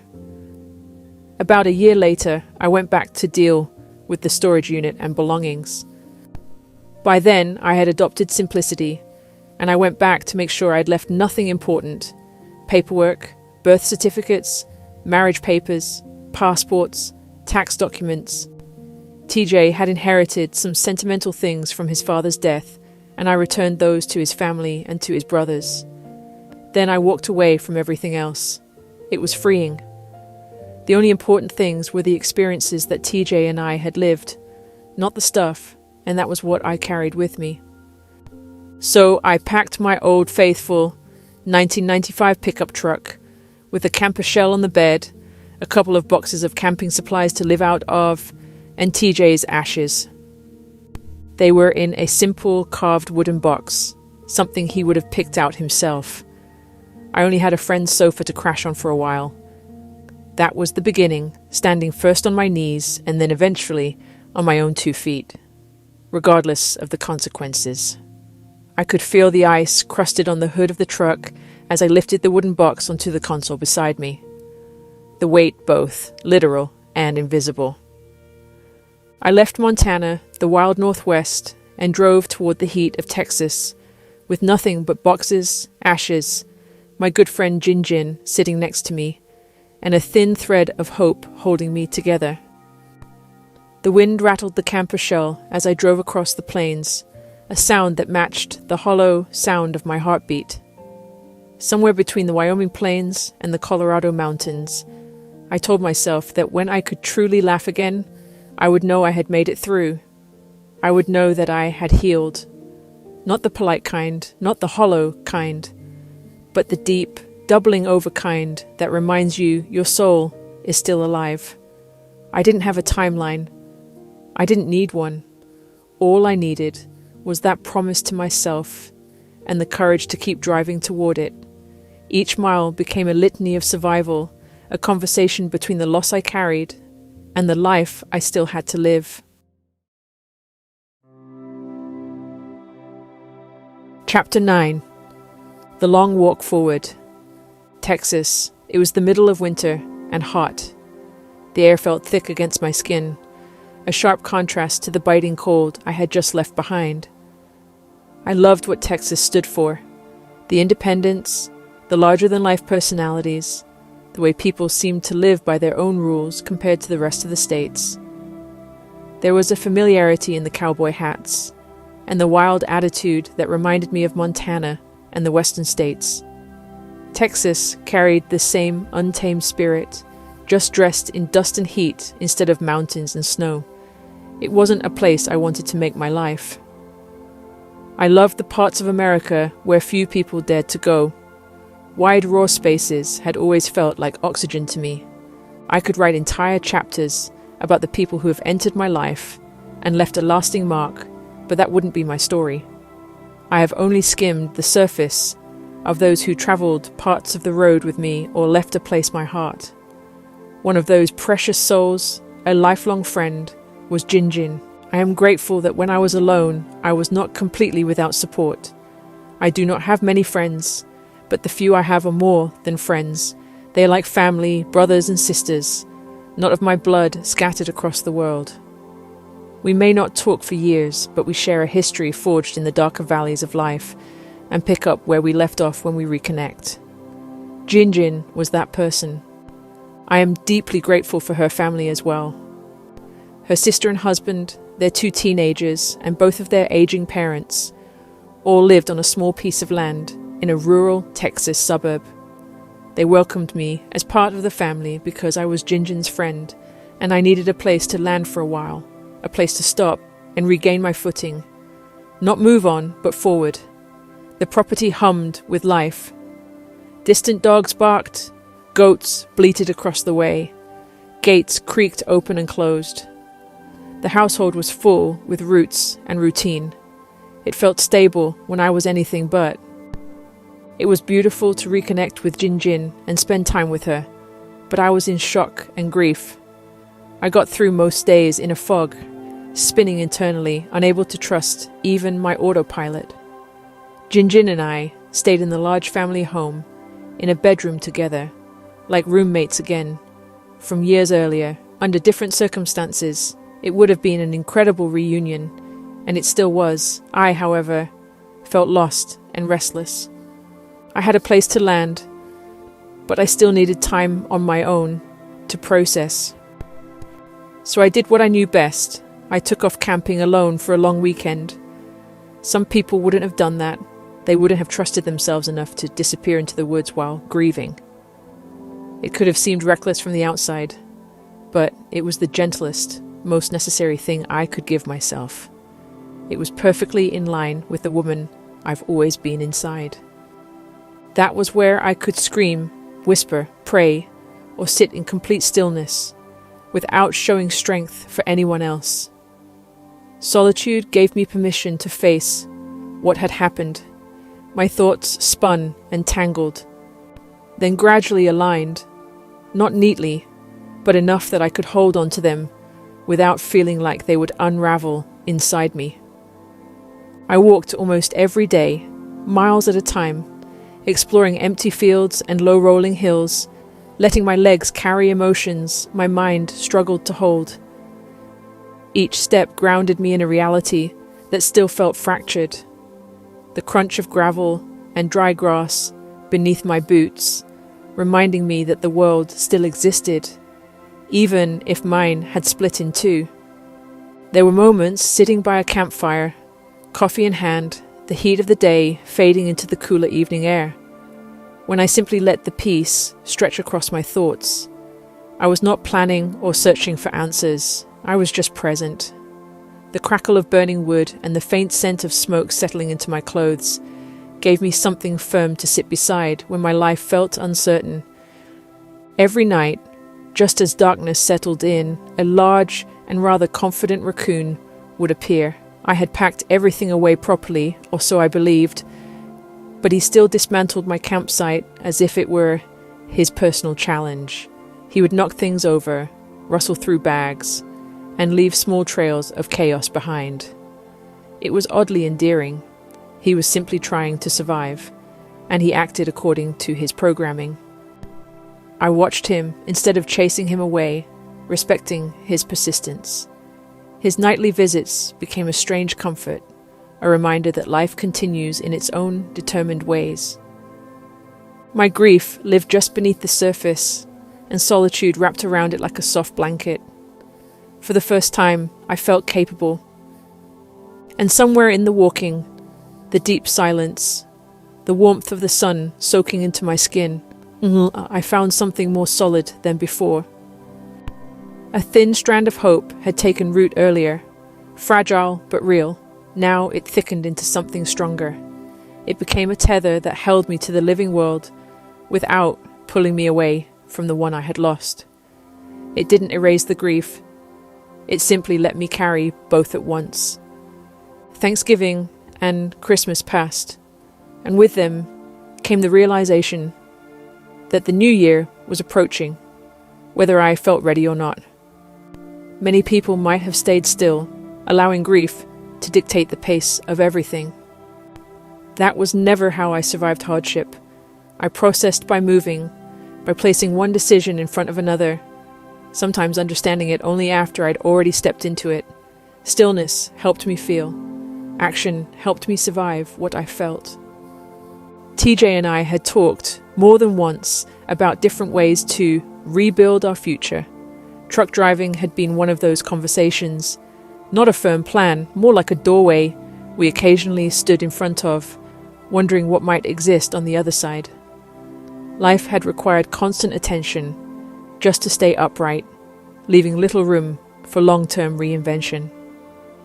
Some seasons of life aren't about chasing or building dreams at all.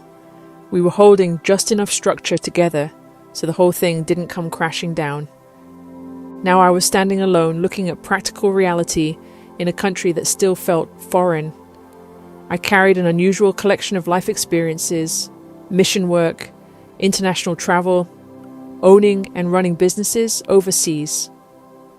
Those skills shaped who I was, but they did not translate neatly into employment boxes or application forms in America. I needed something tangible and measurable, something that allowed me to work while rebuilding stability. Skilled trades felt like solid ground. Plumbing, HVAC, electrical work.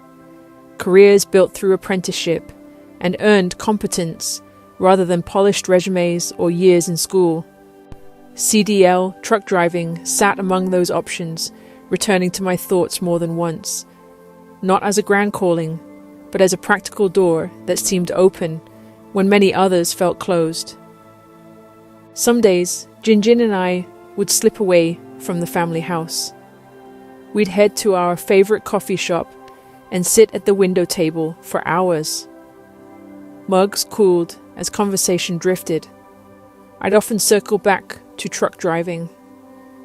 It was one idea that kept floating in my mind. I tested how it felt, spoken aloud, just in a passing conversation.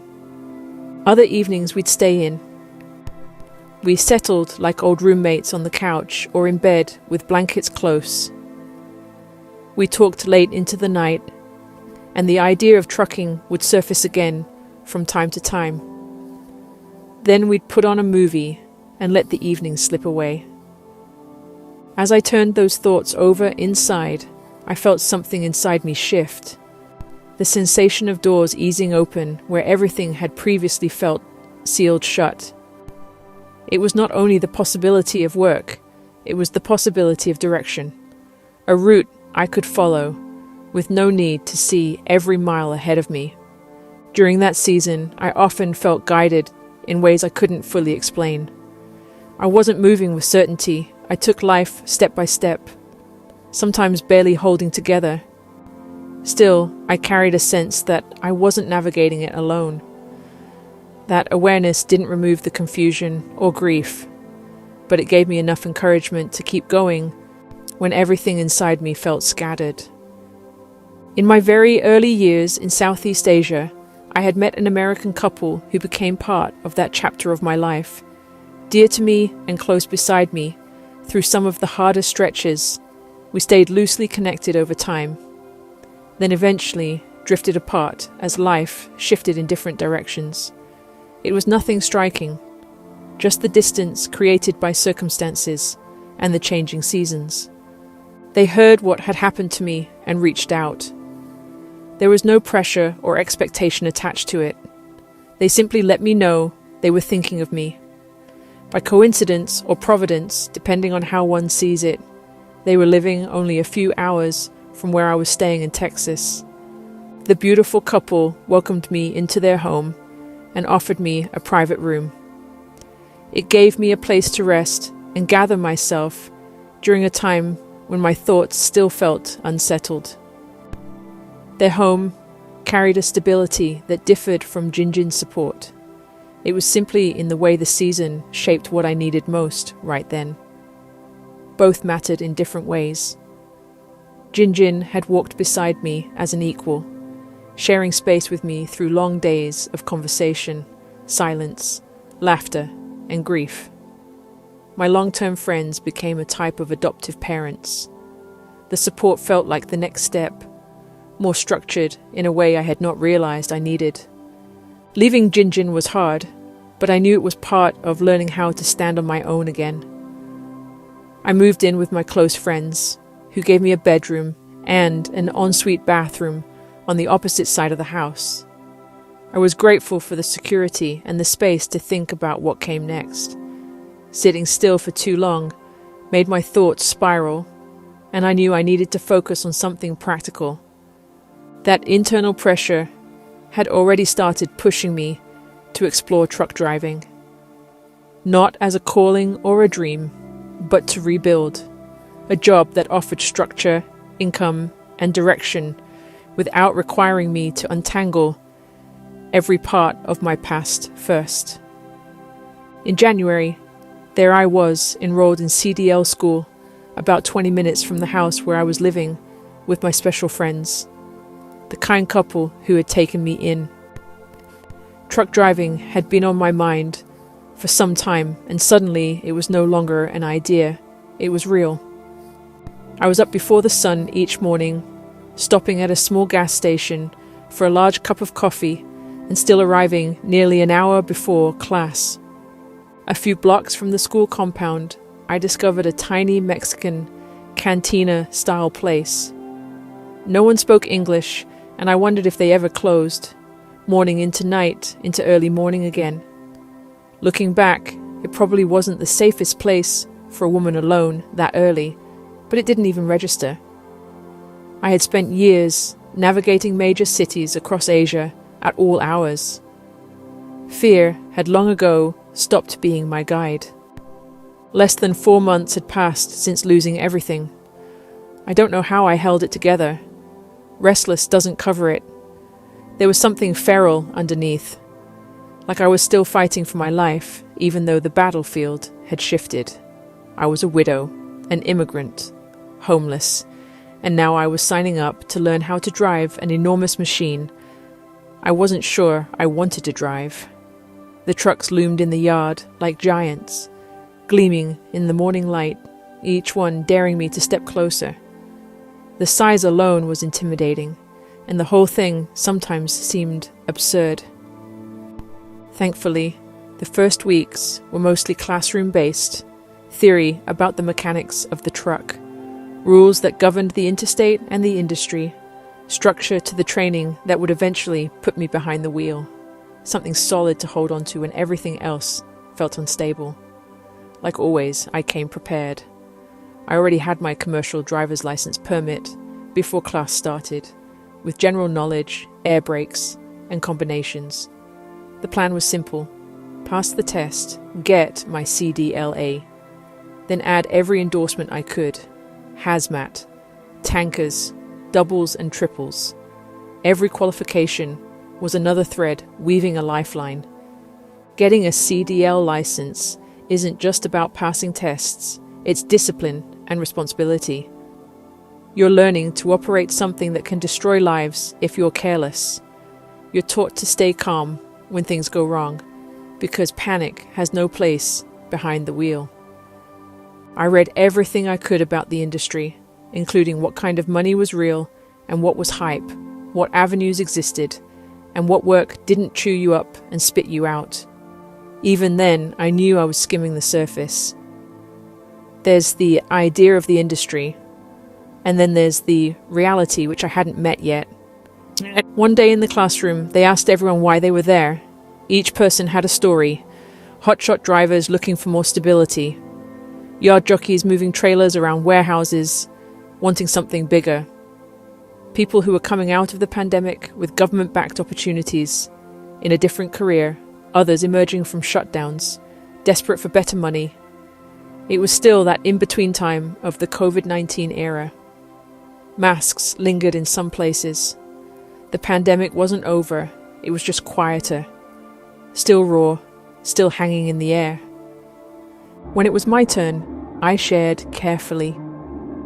I did not announce that I was a widow, just shared that I needed more than a minimum wage career and a skill set that gave me options, without burying me in debt. Something that paid right out of training. I said some things had happened, with no real details. I wasn't ready for that. Later, as the days wore on, I found myself watching videos online at home after class.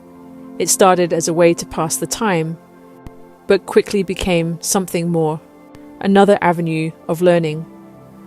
I sifted through social media nonsense to find the useful bits and step-by-step guides, honest advice, and practical demonstrations. Most channels were full of filler, opinions, or that online media swagger, but a few stood out. There was one particular trucker whose approach caught my attention, calm and practical, with his videos focused on teaching. He spoke about people starting over, those who had lost ground in life, and even addressed challenges that many drivers rarely talked about. Watching him, I felt a flicker of encouragement. As the classroom weeks continued, the lessons grew heavier: theory, rules, structure, and something solid to grab onto when everything else in my life felt unstable. Pre-trip inspections, bolt by bolt, coupling and uncoupling trailers and backing maneuvers. Learning manual transmissions, 10-speed or 13-speed. Physical, mental, relentless. Every detail mattered. I could feel the vibration of the trucks beneath my hands, in my imagination before I even climbed into the cab. The scent of diesel clinging to my clothes, like a promise I could grasp onto. We eventually changed into the hands-on driving phase, learning how to operate a machine that large. I was small, considered petite, 5'5", about 135 pounds, and climbing into that cab felt almost absurd. The seat had to be high enough to see over the dashboard and reach the wheel, but low enough for my feet to touch the pedals. Still, women smaller than me had done this before. The trucks were old, patched together from years of student use, rattling and loud, carrying a weight and character all their own. The truck I drove most often, the one they recommended for testing, was the best of the bunch. Its seat leaked air slowly, just enough that it would sink mid-maneuver or while cruising. On the bright side, it brought my feet closer to the clutch.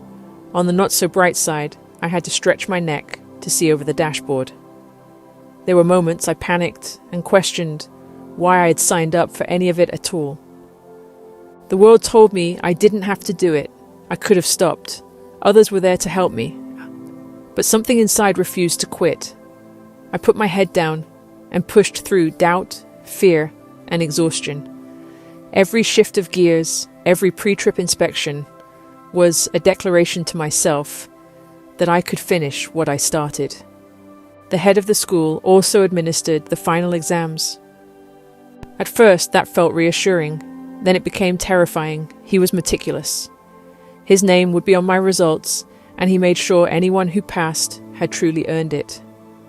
The exam took hours, including pre-trip inspection, driving, maneuvers, and parking, step by step, with nowhere to hide. I had told them I wanted any open slots or cancellations. I did not want to drag this out. On test day, I was in the parking lot before sunrise, waiting for the 6 a.m. start. I drove, maneuvered, and parked, feeling like I knew nothing, even though I knew everything. After an abrupt break, I went into the official test just after lunch. By the late afternoon, I ran through the pre-trip inspection like a machine. The social media and videos I had watched at home, the man who had shared so much practical knowledge online, had guided me more than he knew. Every bolt, check, and procedure stuck in my memory. Still, my confidence wavered in the face of 65 feet of steel. Backing, parking, and parallel parking, it all demanded precision. When it was over, the instructor said nothing. Silence stretched as we parked. My future felt suspended in those moments. Finally, as darkness fell, he offered advice and training points, constant and professional. Then he said it, I had passed. I asked him to repeat himself, then repeated it back, just to be sure I had not failed. Tears came, uncontrollable. I pulled them together quickly, saying they were happy tears. He and a few others knew enough of my story to understand. When I got back to the house, my good friends greeted me with smiles and hugs. Later, I shared the news with my mum in England. She was so proud of her daughter. She showed the photo of me passing my test, standing beside the beast of a truck and trailer, to her friends, holding up her phone and pointing out, "Wait, there she is," zooming in little by little. I was in the middle of the picture, up front, and it still took a moment to find me. I had crossed something that day, a marker, a cairn, proof that I had been here, and the path was real. Standing there beside the tractor and trailer, the sun dipping low over the lot, I could feel the weight of it all settle for a moment. 65 feet of rig, close to 80,000 pounds, and I looked small in the frame. But I wasn't small. I had done it. I had climbed, studied, feared, and persisted. Maybe it was the top of a mountain. Maybe it was just the first marker on a much longer way. Either way, I knew I wasn't turning back. In that evening light, I remembered why I had started this journey. Not just the need for work, sustainability, or a career. It was about proving to myself that even after losing everything, I could rebuild, step by step, bolt by bolt, mile by mile. The 18-wheelers, the manuals, the endless repetition, it all became survival of minor victories piling up into something tangible. That night, as I sat and let myself feel the enormity of it, not just the CDL, not just the trucks, but the truth that I had shifted through grief, fear, and chaos, and arrived somewhere solid enough to stand. I poured a cup of coffee, watched the shadows lengthen across the room, and felt a small accomplishment. That was enough. There would be long nights, hard shifts, miles of loneliness, but I had already survived far worse. And now I had tools, a skill, and a body of experience that no one could take away. The machine I had mastered was more than steel and hydraulics. It was a proof of resilience, of grit, of refusal to be defeated by circumstance. In that moment, I realized something else. I was not just learning to drive a truck, I was learning to trust myself again, to honor my strength, to follow the instincts that had carried me through every impossible moment. My heart still, ever so cautiously, started to soften. And as the sun disappeared, leaving a wash of pink and gold across the Texas sky, I understood that this was not an ending, but a beginning, a first step into a life that was mine to shape, a road that stretched wide and uncertain, but undeniably alive. I had arrived at the marker. The next mile was mine to claim.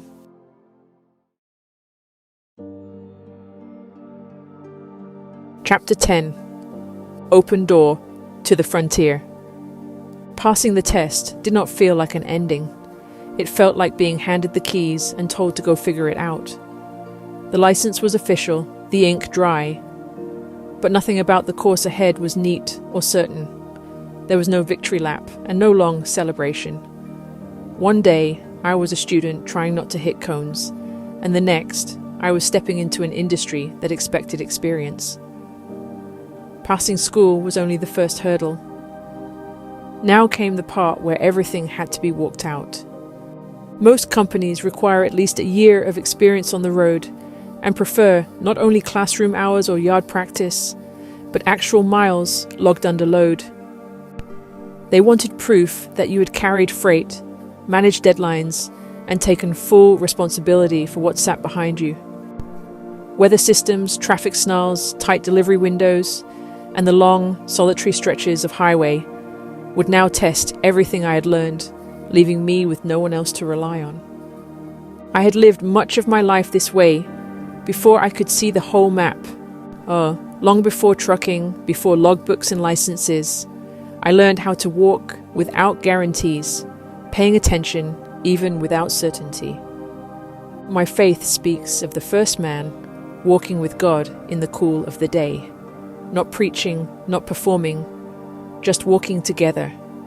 I've always loved that detail, the cool of the day, the moment when the heat fades, the air softens, and everything feels balanced again. To me, that has always felt like the simplest picture of faith. Not religion or structure, but relationship and presence.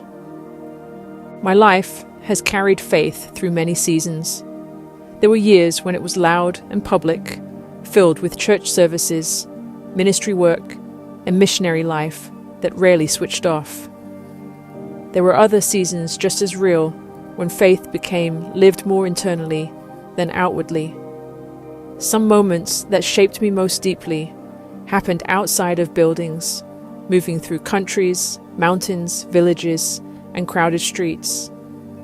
Faith often felt strongest when I was simply walking through the world, paying attention. Someone once described the Bible to me in a way that never left, not as a manual or rulebook, but as stories of people learning how to walk with God, lives unfolding across varied landscapes, marked by failure as often as faith. The common unifying element was never perfection, but it was a willingness to walk out the relationship. That understanding settled deep inside me. Faith, at its core, was not something I needed to act out. It was something I needed to live. And if anything sat at the center, it was love. Not the polished, easy version, but the constant, patient kind that chooses compassion even when it is inconvenient, the kind that sees people as more than their worst moments. I failed at it often, but it remained the direction I tried to take. Loss stripped my life back to a foundation. When everything I knew disappeared, I wanted to understand grace in a deeper, more honest way, not explained by others, not shaped by expectations. I wanted to recognize it when it appeared in my life and learn how to extend it outward. I harbored a desire that had followed me since my missionary years. Not wanting a title or an assignment overseas, I preferred my everyday life to carry the same purpose, to live in a way that brought light into ordinary spaces, truck stops, parking lots, break rooms, conversations that lasted only minutes. I wanted to experience life as someone secure, honest, and kind enough that people felt it with no need for explanation. The more I thought about trucking, the less random it seemed. My life had been shaped by constant change. The years I spent in Asia taught me to live light, adjust quickly, and build a life without depending on one place for stability. Trucking carried some of that same structure. The work meant long stretches on the road, changing landscapes, and days shaped by distance and time, rather than a fixed address. That part made sense to me. Maybe trucking was not a departure from the life I had lived before. Maybe it was a translation of it, a bridge between the missionary world and a career that could support me in practical ways. It allowed me to continue moving while building something stable for the first time in years. Passing the CDL had placed me at another starting line. I had a license and the training. Grateful for the encouragement that had carried me through school, especially the social media channels I had been following. Even after finishing class, I kept watching. Not for entertainment, but to learn about the business of trucking, what it meant to run it as more than just a job, and the different paths drivers could take. There was one trucker I followed who didn't fit the stereotype I had feared. That mattered more than I anticipated. Calm, practical, encouraging, a quiet presence even through a screen, focused on helping people over 40, even women drivers, those starting over after losing everything, whether it was divorce, bankruptcy, or simply using trucking to get back on their feet. He spoke with a clarity that felt rare, using trucking as a business, a tool, an avenue most wouldn't even consider. He talked about money honestly, without bravado, gentle in spirit, firm in his manner. I watched a lot about the trucking industry, how to take the test, what kind of trucking existed, and all the different avenues. His calm and practical advice stood out in a sea of opinions. He spoke honestly about rebuilding after setbacks and using trucking to regain a footing in life. Eventually, I discovered his name was Red. I did not know him personally, and I did not expect him to notice me. One day, I sent a message sharing a bit about my story, that I had just finished CDL school, and thanking him for the encouragement. His channel had been a lifeline. To my surprise, he replied, I had thought my message would vanish without a response. His message asked sincerely if his channel could feature my story to help others considering trucking. The first reaction hit a hard no. Too much had happened already. He remained a stranger, his channel just a screen, and the world behind social media felt untrustworthy. Being seen was the last thing on my mind. All that mattered to me was to be left alone. I stared at that message for 4 days. Every time I thought about replying, doubt and fear held me back. What if I sounded foolish? What if the world behind the screen was exactly what I had feared? Every day I opened the app, looked at the message, tried to delete it, but closed it again. The decision weighed on me, refusing to let me forget it. But the still, small nudge returned. It was not pressure, not urgency, just the same fixed pull I had felt at several crossroads already. Even in my brokenness, I knew this much. If sharing my story could help even one person get back on their feet, then it would be worth it. So with hesitation, I opened myself up and finally replied, not really sure where any of it would go. A couple of messages later, I sat cross-legged on the bed in the small bedroom in my dear friend's house, laptop in front of me, waiting for Red to call so we could talk live. The evening light in the room had softened into that dim hour when the day feels like it is slowly folding in on itself. I was nervous about sharing my story, but I also felt compelled to do it. Encouraging someone else mattered more than keeping to myself. When we started the interview, I stayed guarded.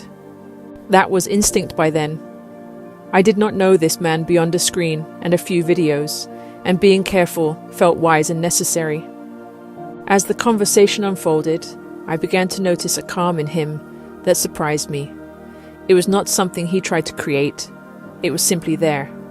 His questions were precise and measured, and he never pushed or pried. Nothing in the conversation felt staged or designed for effect. I was not being handled or pulled apart for content. I felt understood. Speaking with him had a clarity I had not expected. I found myself explaining details I usually held back. The ease was real, not forced, and it changed the way I approached the story I wanted to tell. As we talked about my marriage with TJ and the wife I had been, I spoke honestly, letting thoughts surface without rehearsing them first. And then he said something that stayed with me. He spoke about the relationship TJ and I had built, not just as husband and wife, but as friends, partners, and companions who strengthened each other simply by being together. He spoke about how rare that kind of partnership can be, especially for men who carry the weight of the world without saying a word. He described that most men want to return home to someone who recharges their spirit with no need to hold them up, someone who balances them simply by being present. Hearing that, in that clear and even tone, I felt the weight of memory without it crushing me. I realized how much I had missed the simple company of another person, the kind of companionship that does not rely on dependence or rescue, but quietly strengthens both people as they spend time together. There was a perseverance in the conversation that made it easier to speak about a life that still felt fragile in my hands. We eventually shifted toward trucking. Red did not talk about it as if it were just another job. Instead, he presented it as a means, a way to build independence while living a life that remained in travel. The industry came across in a practical, honest way that cut through the noise I had been sorting through online. Mistakes people make, opportunities that exist, and ways trucking could become a stepping stone towards stability all came into focus. As he spoke, the path I had stepped onto made a little more sense. The work went beyond trucks, routes, or money. The focus rested on building something solid while still living a life that allowed independence and space to breathe. This approach mirrored the way I had lived overseas. but anchored it in something sustainable. When the interview ended, I closed the laptop and sat still for a while on the bed. The surrounding house had already settled into evening silence. I felt tired in the way that comes after speaking honestly, but underneath that exhaustion was something stable. Peace. Knowing that this path, with all its unknowns, felt right. No rush, no pressure to have everything figured out, just the comfort of being in a place where choices made sense and life felt aligned with who I was becoming.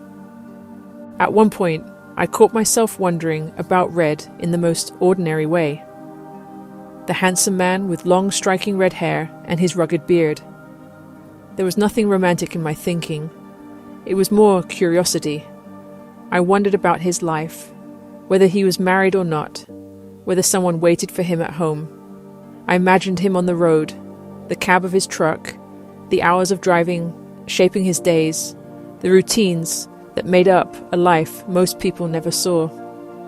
Questions ran through my mind without urgency, just noticing who he was in the life he had built behind the wheel. I assumed I would probably never speak to him again. The interview felt like a single moment, a brief crossing of paths on a much larger road I was still trying to navigate. But I also felt inspired in a way that lingered long after the screen went dark. My story was hard to share, yet I left the call with a quiet sense of purpose. There was relief in knowing I was not completely alone in trying to figure out how to rebuild a life that had come apart so suddenly. You need at least a year behind the wheel just to understand the business and the industry, the layers and different paths, with endless options in trucking, oilfield hauling, dry van, reefer, hazmat, tanker, fuel, regional routes, local routes, over the road, long hauls. Each lane carries its own pace, its own risks, and its own rewards. One thing I had learned from watching all those videos was simple. Red always said that experience on the road mattered more than anything else. The steering wheel would show you what suited you, but the only way to figure it out was to get time behind the wheel and learn from it. I was putting out applications to all types of companies, but I still felt uncertain. Part of Red's channel was guidance and coaching. He talked openly about which companies had powerful training programs and which ones burned drivers out. I had several applications submitted, but one company stood out. Based in Missouri, it promised training across multiple freight types: flatbed, reefer, dry van, possibly tanker. It offered an over-the-road experience with numerous miles and faster learning. By then, my decision was made. The next steps felt automatic, moving from one small task to the next. There was no fanfare or excitement, just the work of getting ready and committing to the path I had chosen. I was thinking through schedules and packing lists when the phone rang. It was Red. He offered to train me himself. That caught me completely off guard. He wanted to guide me through the first steps and make sure I got real experience behind the wheel. But there was a condition. He had time off coming up and needed to run personal errands across several states. He suggested I travel with him first, in a regular vehicle, before any formal training began. It was not a driving instruction yet, it was a trial run. A way to see how we handled long travel days, stress, silence, and problem solving together. A chance to meet in real life before stepping into the confined space of a truck. Because once you climb into a sleeper cab together, there is nowhere to disappear to. A sleeper is roughly 10 by 8 feet. That becomes your entire environment. A bunk, a small refrigerator, limited storage for clothing and food. You live, work, and rest inside the small cab. Every mood, every habit, every reaction eventually surfaces. Once we had traveled cross-country in a regular vehicle, Red's plan for the semi-truck was direct. He would start by training me while I drove, coaching from the passenger seat. Then we would start at what drivers call super solo, where I would run most of the miles while he continued to supervise. Eventually, if everything worked, it would lead to full team driving together. One driver runs while the other rests in the bunk, trusting the person behind the wheel. Trust is not optional in that environment. You handle each other's safety, literally. In my missions journey through difficult seasons and decisions, I had learned the value of wise counsel. There is meaning in listening to people who care about you, weighing their advice and reflecting on it. But in the end, every major decision requires personal application. It is in my hands. No one else experiences the consequences for me. On paper, Red's idea made sense. It was efficient, offered hands-on training, and came from someone who understood the industry in ways I was only beginning to grasp. But the reality of it hit me quickly. I would travel across the country with a man I barely knew outside of conversations and videos. It was work that would challenge me and a career that could open doors I had not imagined. The opportunity promised real experience, a chance to prove myself on the road, and build skills I had only watched others develop. Still, I did not fully trust myself in that season. My judgment felt bruised from everything I had just survived, and every decision carried a weight I was still learning to bear. So I asked friends for their opinions. That should have been normal for most people, but for me, it was unusual. I had always been someone who listened inward first. Grief had shaken my confidence in my own instincts, and I let their caution carry more weight than my own judgment. When I told Red that I was unsure and that people close to me were advising against it, his tone shifted. He became frustrated and more direct, pressing me on why I was letting other voices decide for me. I tried to explain, but the more I spoke, the sharper he became. Then he called the plan off. That moment forced something in me to shift. I realized that the next decision had to belong entirely to me. If it worked, it was mine. If it failed, it was still mine. There was a strange clarity in that moment. Red got snippy with me, pressing hard and cutting through all the hesitation I had been holding on to. I didn't care about what other people thought anymore. His bluntness forced a decision I had been avoiding. I told him it was okay. From that point on, I would make decisions for myself. He stayed frustrated, but he respected it. I had lost nearly everything by then, in a way that loosened the hold of other people's expectations. Somewhere in the wreckage, I felt parts of myself standing back up again, stronger and more certain. Missouri would be the first stop. I packed my things and prepared to leave. The plan was simple: learn the industry step by step, as most new drivers do. Take each lesson on the road, navigate the miles, and figure out the work by doing it, rather than just watching or reading about it.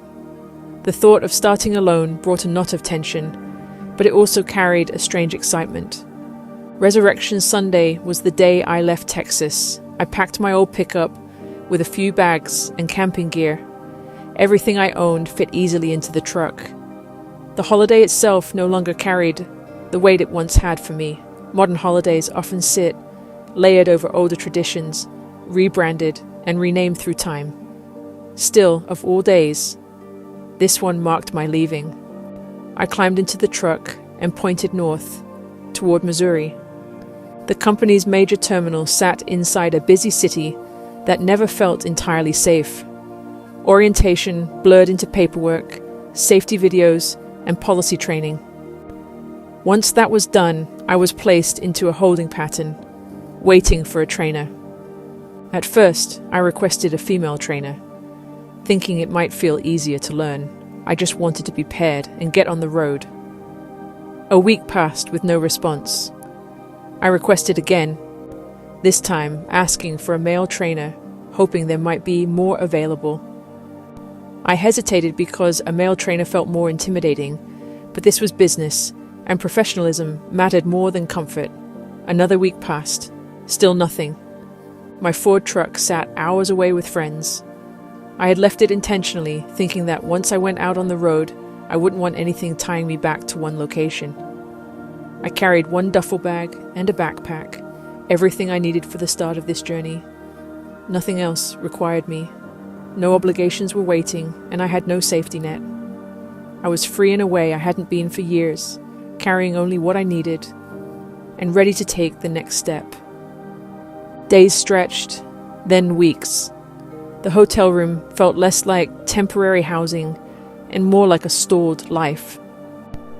I sat inside that space, with a stillness pressing in around me. Waiting has never been something I do well. The lack of direction felt like standing in front of a brick wall, unable to keep going and unable to return to what existed before. Rumors and conversations floated through the terminal, grasping at 6 weeks, maybe 8, to wait for a trainer. It felt as if time itself had paused. During that stretch, Red checked in occasionally.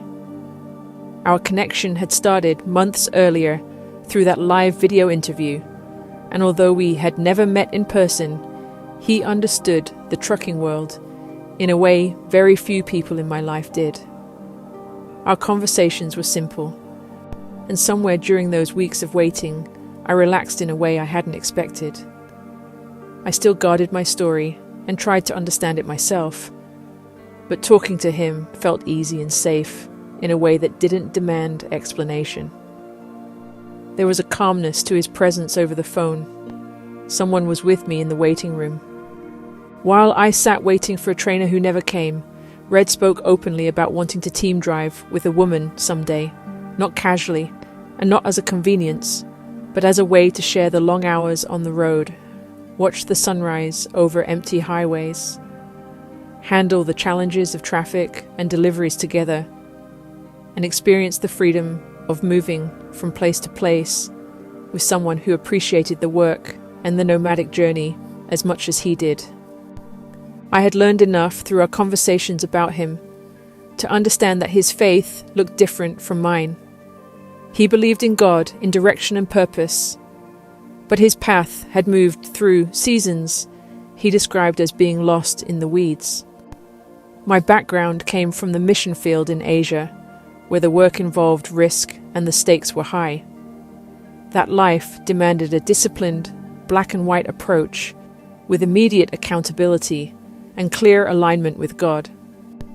We were shaped by different roads and different lessons, two people walking separate paths, yet guided by the same faith, each navigating the world around us in our own way. What we shared, though, was a desire to live honestly in whatever direction God placed in front of us. It was something each of us had formed with our own conviction about how life should be lived. He spoke of his path and the lessons that had shaped him, and I spoke of mine. Both of us approached life in this way, guided by faith and a sense of purpose, each walking our own road while holding to the same principle. Around that same time, Red had fasted for 10 days. He later told me he had done it seeking clarity, trying to quiet everything around him, long enough to hear what direction his life should take next, after walking in his own weeds and chaos. On the last day of that fast, a close friend called him unexpectedly, telling him he had been on his heart and in his prayers. That call shifted something inside him. I called him later that same day, knowing none of what had happened on his end. I still sat in uncertainty, still waiting, still feeling like I had paused my life in a hallway with no open doors.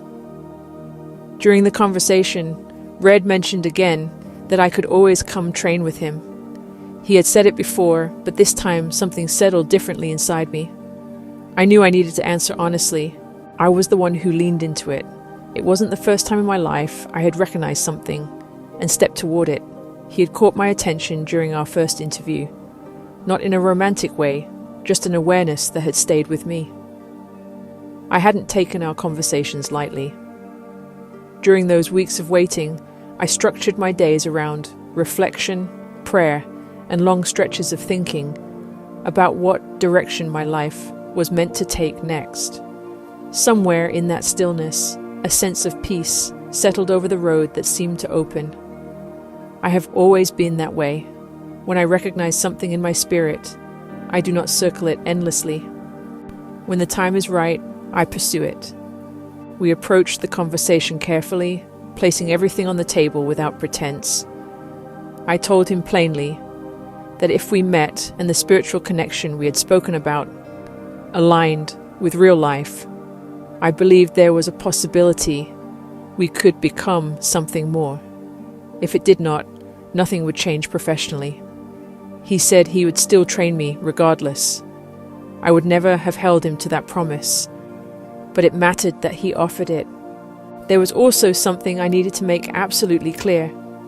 The trucking lifestyle leaves little room for blurred lines.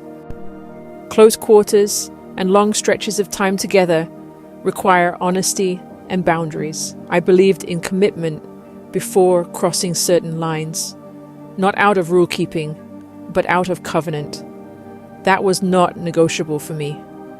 By even having the conversation, I understood I was asking a man to consider something serious. No casual dating or grey lines.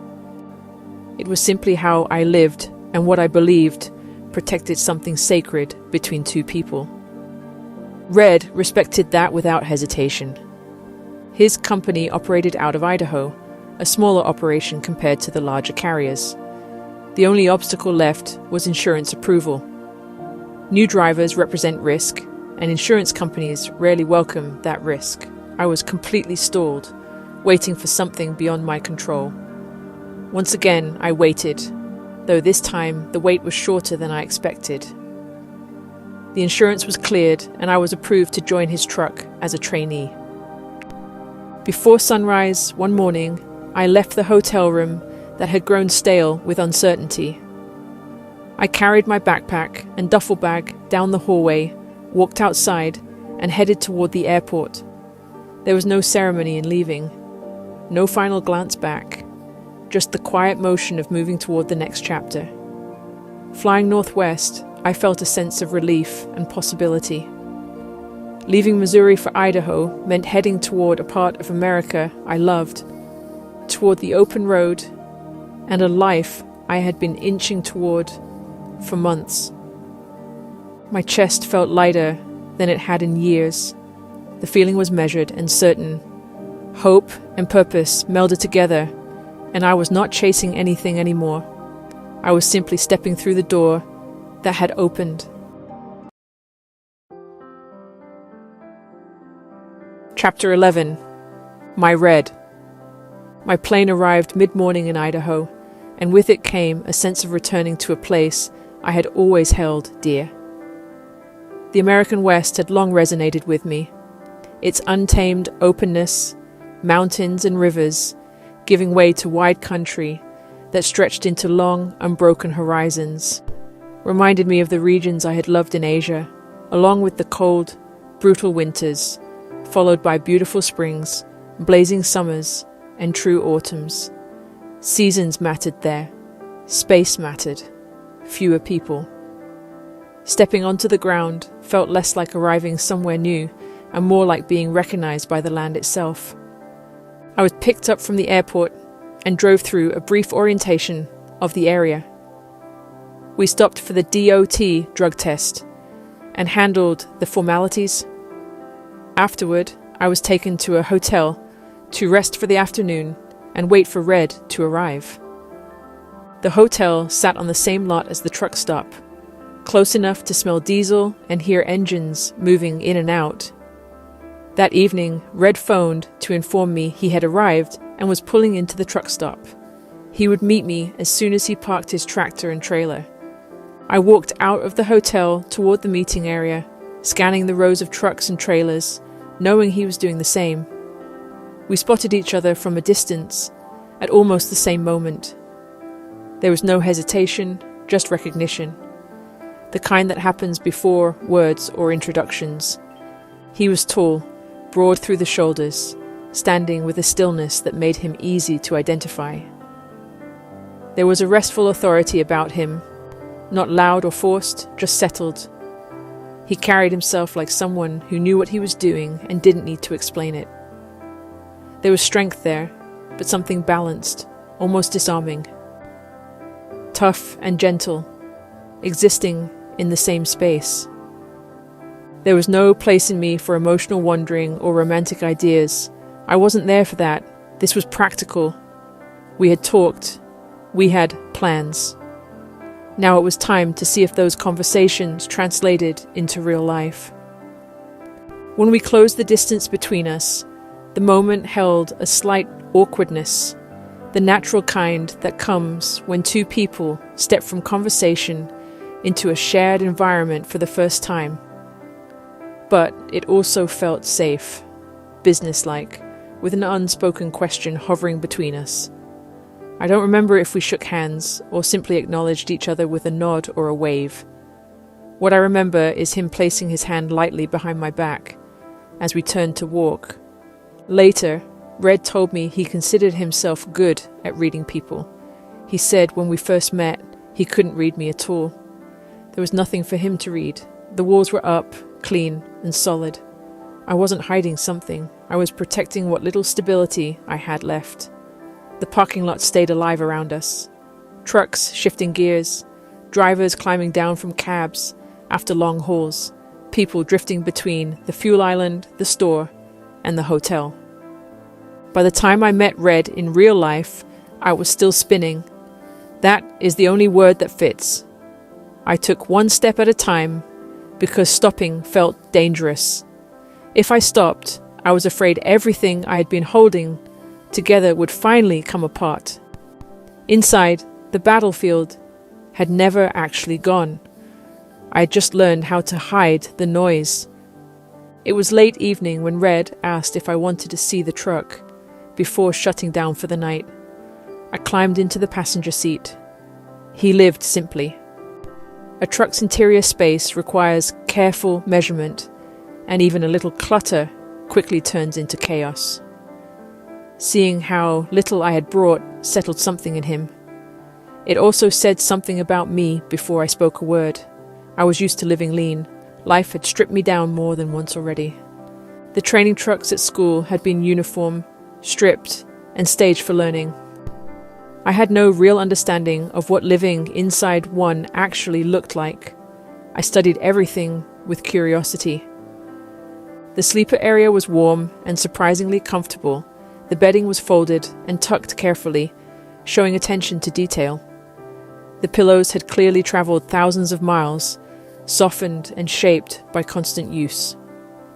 Coffee cups sat ready on a small ledge, a microwave rested neatly in its spot, and clothing was stored in tight, practical spaces that made the most of every inch. It was not decorated or personalized in any obvious way, but it was lived in, tidy, and uncluttered. The space felt calm rather than cramped because everything had a place and purpose. Red moved through it with ease, explaining how everything worked and how daily life on the road shaped itself. He was organized and particular, but relaxed in the routine. Methodical and self-contained, he kept only what was necessary, and each item had a role. The truck reflected him. Nothing wasted, no excess clutter, no unnecessary items crowding the small space. Everything was arranged to serve its function efficiently and to make life on the road manageable. I walked into the entire situation, expecting everything and nothing all at once, finding myself suspended in the middle, stepping from a shattered life into one that had not yet taken shape. I was still adjusting to the violent shift from familiarity to the complete unknown. Instinct and intuition carried me more than emotion did. We sat there together talking in short, practical conversation while both of us studied each other. That was our nature, observing first, deciding later. Red would tell me afterward that he reached a point where he simply moved things along. He needed to know if I was going to be his trainee or something more, or if I would disappear back into my world. I sat facing frontward, analysing everything around me. The sounds of trucks moving through the lot, air brakes releasing, doors slamming. Diesel engines idling in long mechanical conversations. Survival mode was still the only setting my body recognized. Grief was raw beneath layers of control. I was still moving through life painted for war, armor strapped on so tightly it felt like part of my skin. Inside, I was screaming for the other side of it, for safety and rest, for someone to see past the blankness and know I was fighting for my life under the surface. Then the atmosphere shifted. There was a calm that settled in, a moment of comfort and reassurance that came without warning. I sat there holding that thought the way a soldier holds position when the guns suddenly go quiet. Face still neutral, no signal given, no white flag raised. My body stayed rigid, trained for impact, while inside everything was listening, waiting, braced for the next strike or the next command. I didn't lean toward him or away from him. I didn't know how to lower my guard without dropping it completely, and I wasn't sure I would survive that. And then, without warning, Red leaned over and kissed me. There was no dramatic build-up. The kiss was intentional, measured, and deliberate. It was not rushed or careless, and it lingered long enough to feel real, long enough to express something neither of us had found words for yet. Something inside me gave way instantly. It felt like battle gear falling to the ground all at once. I dropped my sword. For the first time since losing everything, I forgot to stand ready for impact. I remembered I was still a woman. The war inside me had not healed. But in that moment, it eased enough for me to breathe without bracing for the next strike. I did not feel rescued. That was never what I needed. I felt protected, held in a way that allowed me to stop fighting long enough to simply exist. I had missed that more than I had ever admitted, even to myself. It was not just physical closeness, it was a presence, the kind that lets you put weight down without fear that everything will collapse while your hands are empty. I had craved that without knowing how deeply it had settled into me. Red was still a stranger, but a voice inside my spirit, the one that had guided me through every hard decision of my life, spoke clearly then. It was quiet, carrying no emotion, yet its message was unmistakable. It said, "Trust this." That voice had rarely led me astray when I took the time to listen. Years of prayer, reflection, and hard-earned experience had shaped it into something reliable. I followed it the only way I knew how to. I sat there, uncertain of what came next, yet aware that something fundamental had shifted. For a fleeting moment, I let myself want something simple. I wanted care without negotiation, and rest without earning it, desiring a space to set down the weight I had carried for so long. I imagined standing beside Red, grounded, strong enough to match my strength without competing with it. He did not control, correct, or try to fix me, but he could hold his ground and allow me to hold mine. It was late, but we still needed to prepare for the next day. A load was scheduled for pickup early in the morning, and both of us understood what that meant. Red had already driven and worked a 14-hour shift, arriving on fumes, yet moving through everything with focus and precision. Work came first, and there was no time to waste. We both naturally operated with discipline and deliberate intention, making each decision count.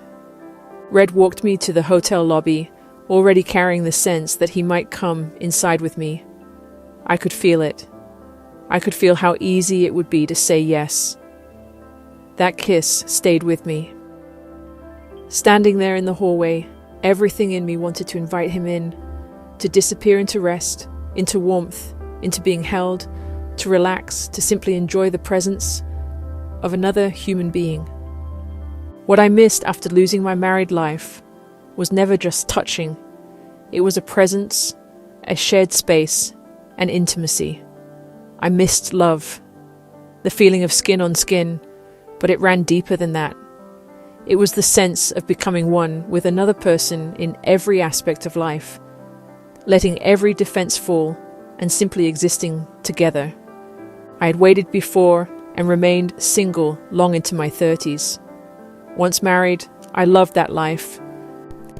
If distraction had been what I wanted, it was always available. One night, answers to long questions are simple to find. That was never the ache. What I missed was oneness inside the safety of marriage, the holy shelter it creates, a place where two people lay down their defenses and choose each other over themselves. That was why I said no firmly, even though I desperately wanted to say yes. I could feel the pull, the longing, but I knew it was not the right time. Red respected my decision. Without question, he returned to his truck, leaving me with a quiet space to process my own thoughts. We said goodnight and met again the next morning.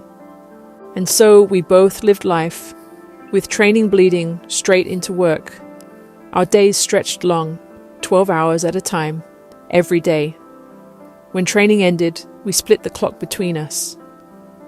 12 hours were mine, 12 hours his. I drove through the daylight, navigating the miles and learning the flow of the road, while Red drove at night, keeping the truck moving under the stars and the quiet hum of the highway. About half the time, it looked exactly like that. Our changeovers floated between early morning and late afternoon, depending on how the miles stacked up.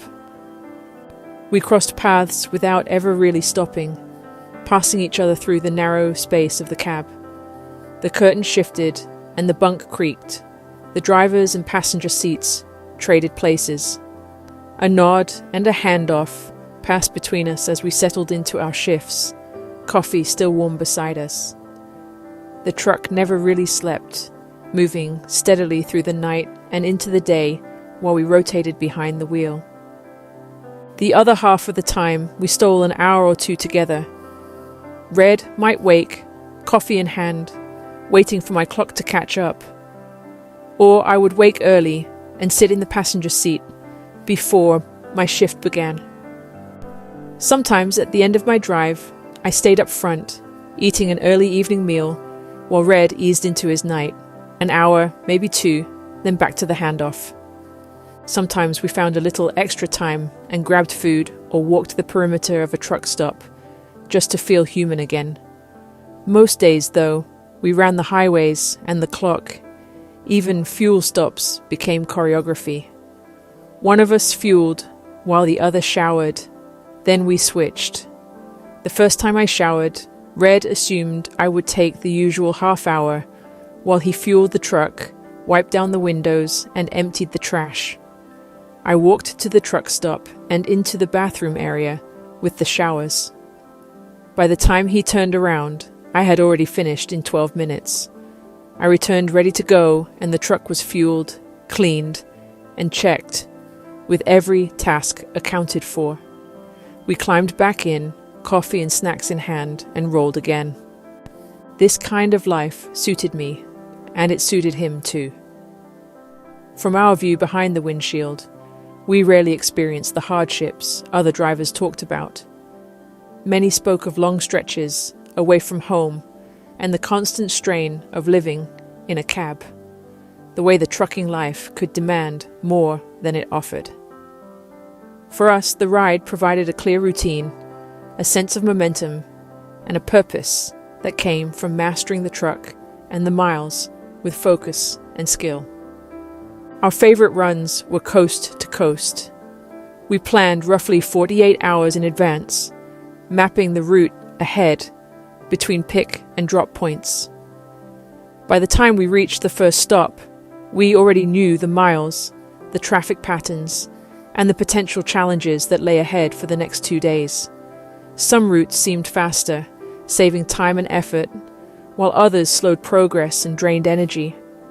Knowing the road in this way allowed us to avoid getting stuck in rush hour, time our arrivals into cities, and manage long stretches efficiently so the truck kept moving without unnecessary stops.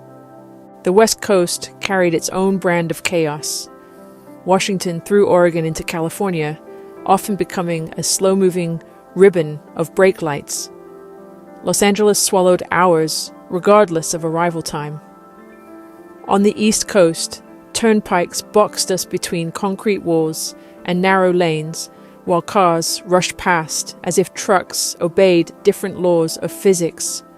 Posted speeds mocked reality until another truck roared by and proved them possible. Wyoming offered the opposite in wind, open space, and long reminders of how small 80,000 pounds can feel when nature decides otherwise. There were calmer stretches too. Running north or south of Las Vegas, the neon dissolved into the desert. Heat climbed through the cab during the day and drained into endless darkness at night, where stars pressed close enough to feel reachable.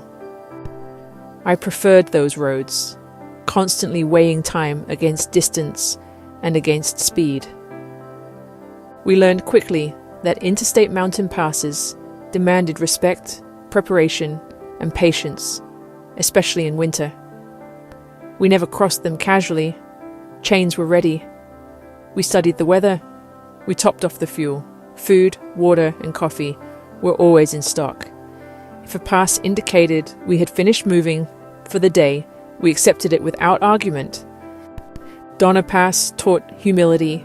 We had waited on the eastern side of the pass, watching the forecast like gamblers studying odds, before deciding to make a run for it. Snow chased us in. We chained up in darkness, heavy links freezing our fingers, breath burning our lungs. Traffic disappeared. That was when we realized we were the only ones still moving. Somewhere behind us, the highway closed. We drove for hours with 0 other vehicles in sight. Later, chains clanking, frozen snow and ice against asphalt, we reached a line of parked vehicles. Closed ahead too, there was nowhere to go. We shut down where we sat, just another truck grounded by the mountain. For us, that never felt like defeat. It was simply part of the agreement you make with winter roads. We climbed behind the curtain into what we jokingly called the snuggle bunk, a narrow sleeper that somehow held warmth, exhaustion, and comfort all at once. We always carried everything we needed: water, snacks, coffee, blankets, and each other. Outside, the storm decided. Inside, we rested and waited. At first light, the highway patrol knocked on doors and waved us ahead. We rolled on as if nothing had happened. The COVID-19 pandemic changed everything. Sometimes we ran legally exempt from standard driving limits. More hours meant more miles. More miles meant more money. Red began teaching me the business behind the wheel, with rates, timing, leverage, and strategy. He showed me how freight moved and how money moved with it. We were building something. We thrived on the nomadic life, minimal living, hard work, a willingness to do what others didn't want to do or couldn't do, and that is where opportunity lived. Then, just like that, after only a few months into our journey, we got married. There was no build-up and no long planning. We took a route through Las Vegas and decided it was as good a place as any to make it official. The simplicity made sense to us, and it fit the way we were living at that moment. We parked the truck at a casino hotel, rented a limo, and drove straight to a chapel that offered drive-through weddings. We wore t-shirts, shorts, and flip-flops, and there was no crowd, no ceremony, no expectations beyond the two of us standing together. In that quiet, unassuming way, We made a commitment that felt entirely ours, wrapped in laughter, ease, and a sense of shared purpose.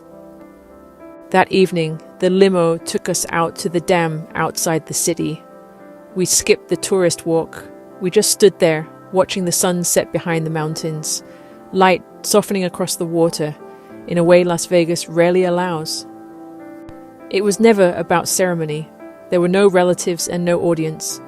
It was simply about choosing each other, clean and uncomplicated. The next day, we picked up a load and rolled out. All my life, I had survived on the bare minimum. I had traveled the world, which felt like its own success.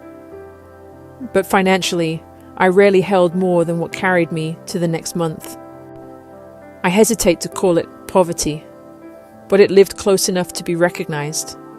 I carried a quiet fear about the future and what it might look like in years to come.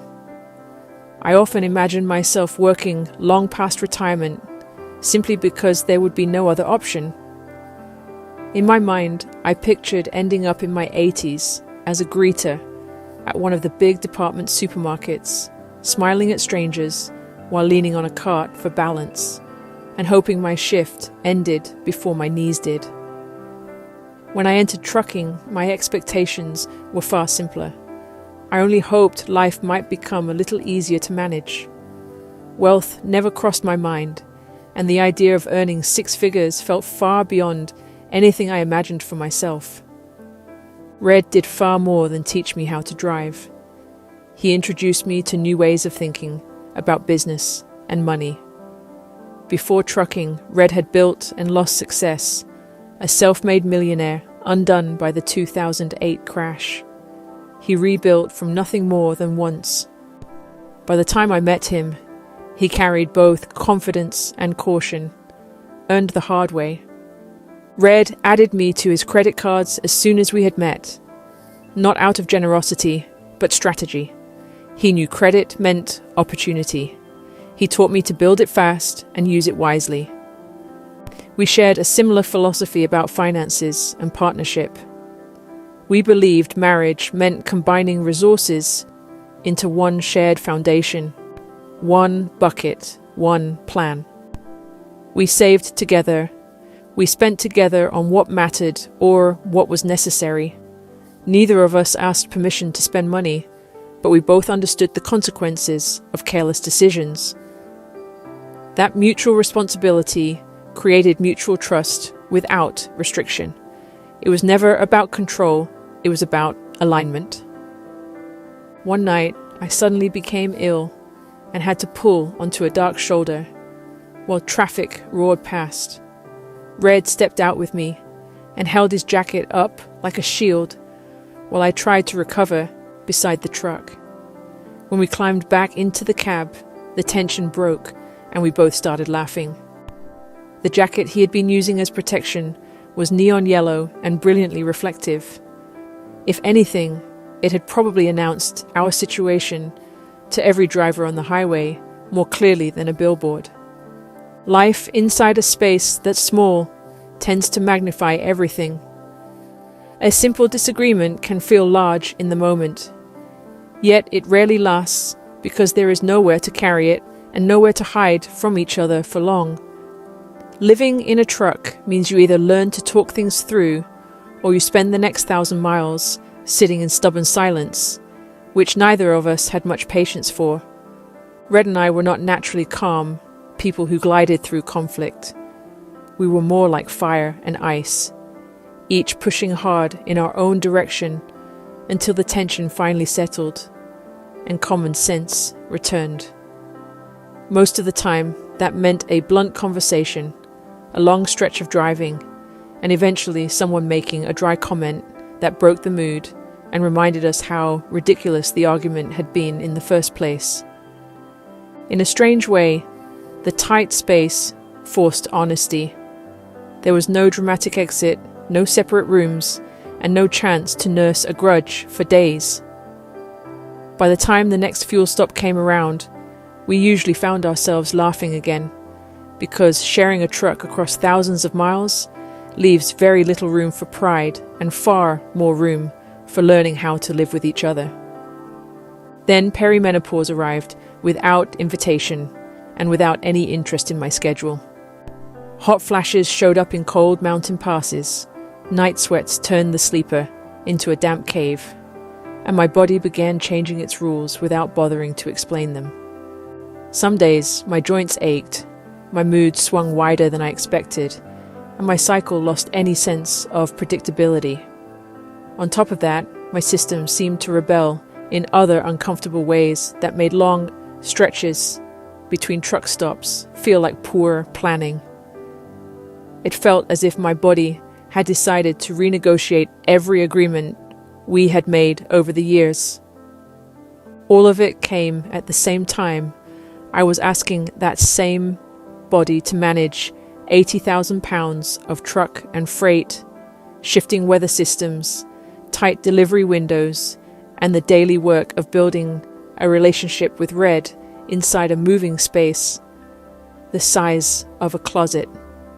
Grief was still working through its own unfinished business somewhere in the background, appearing at odd moments when I thought I had already made peace with it.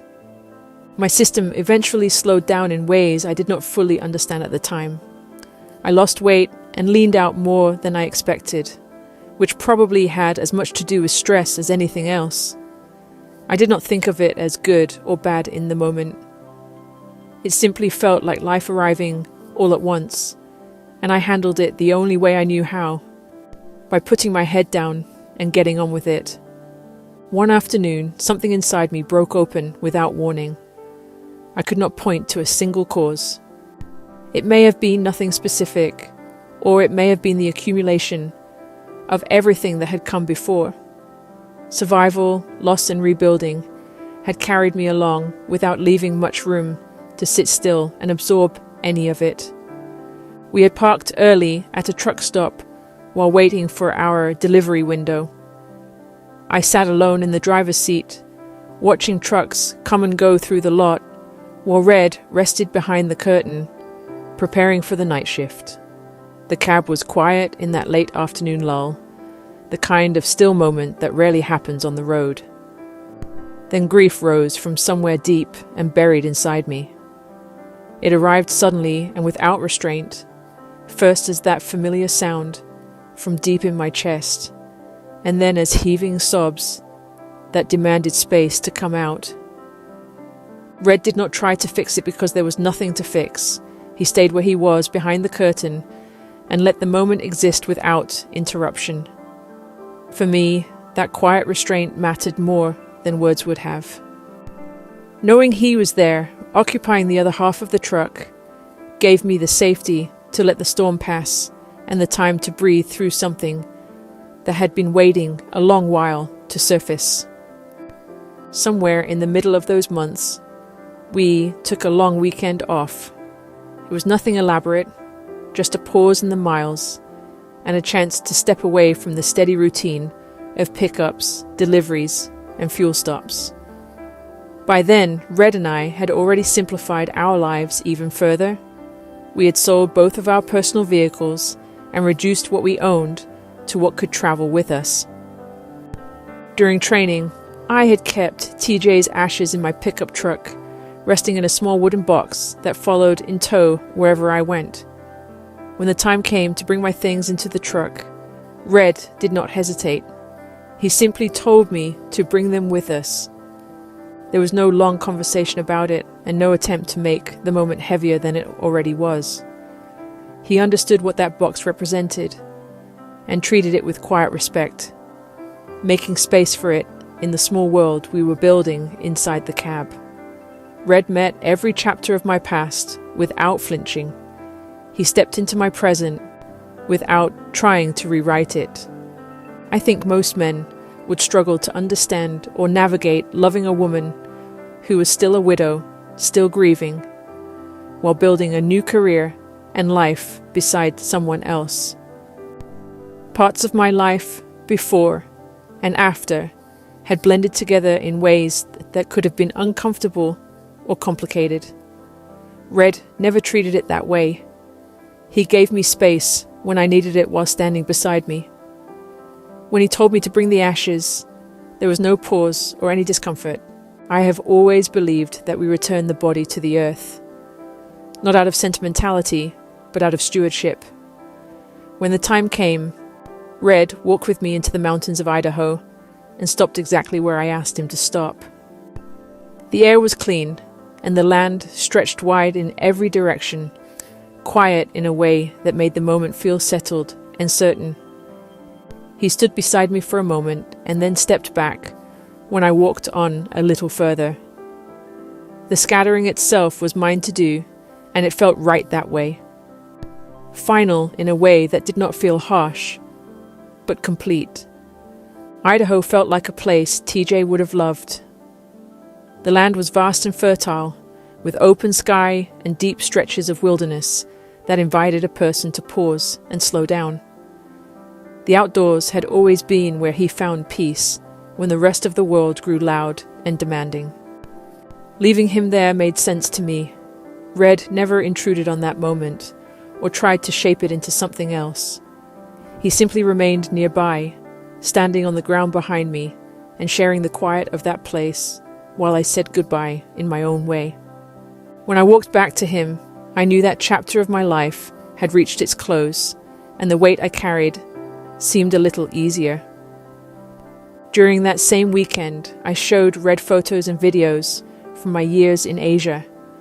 Until then, those stories had lived mostly in words, pieces of a life he had heard about, but had never seen with his own eyes.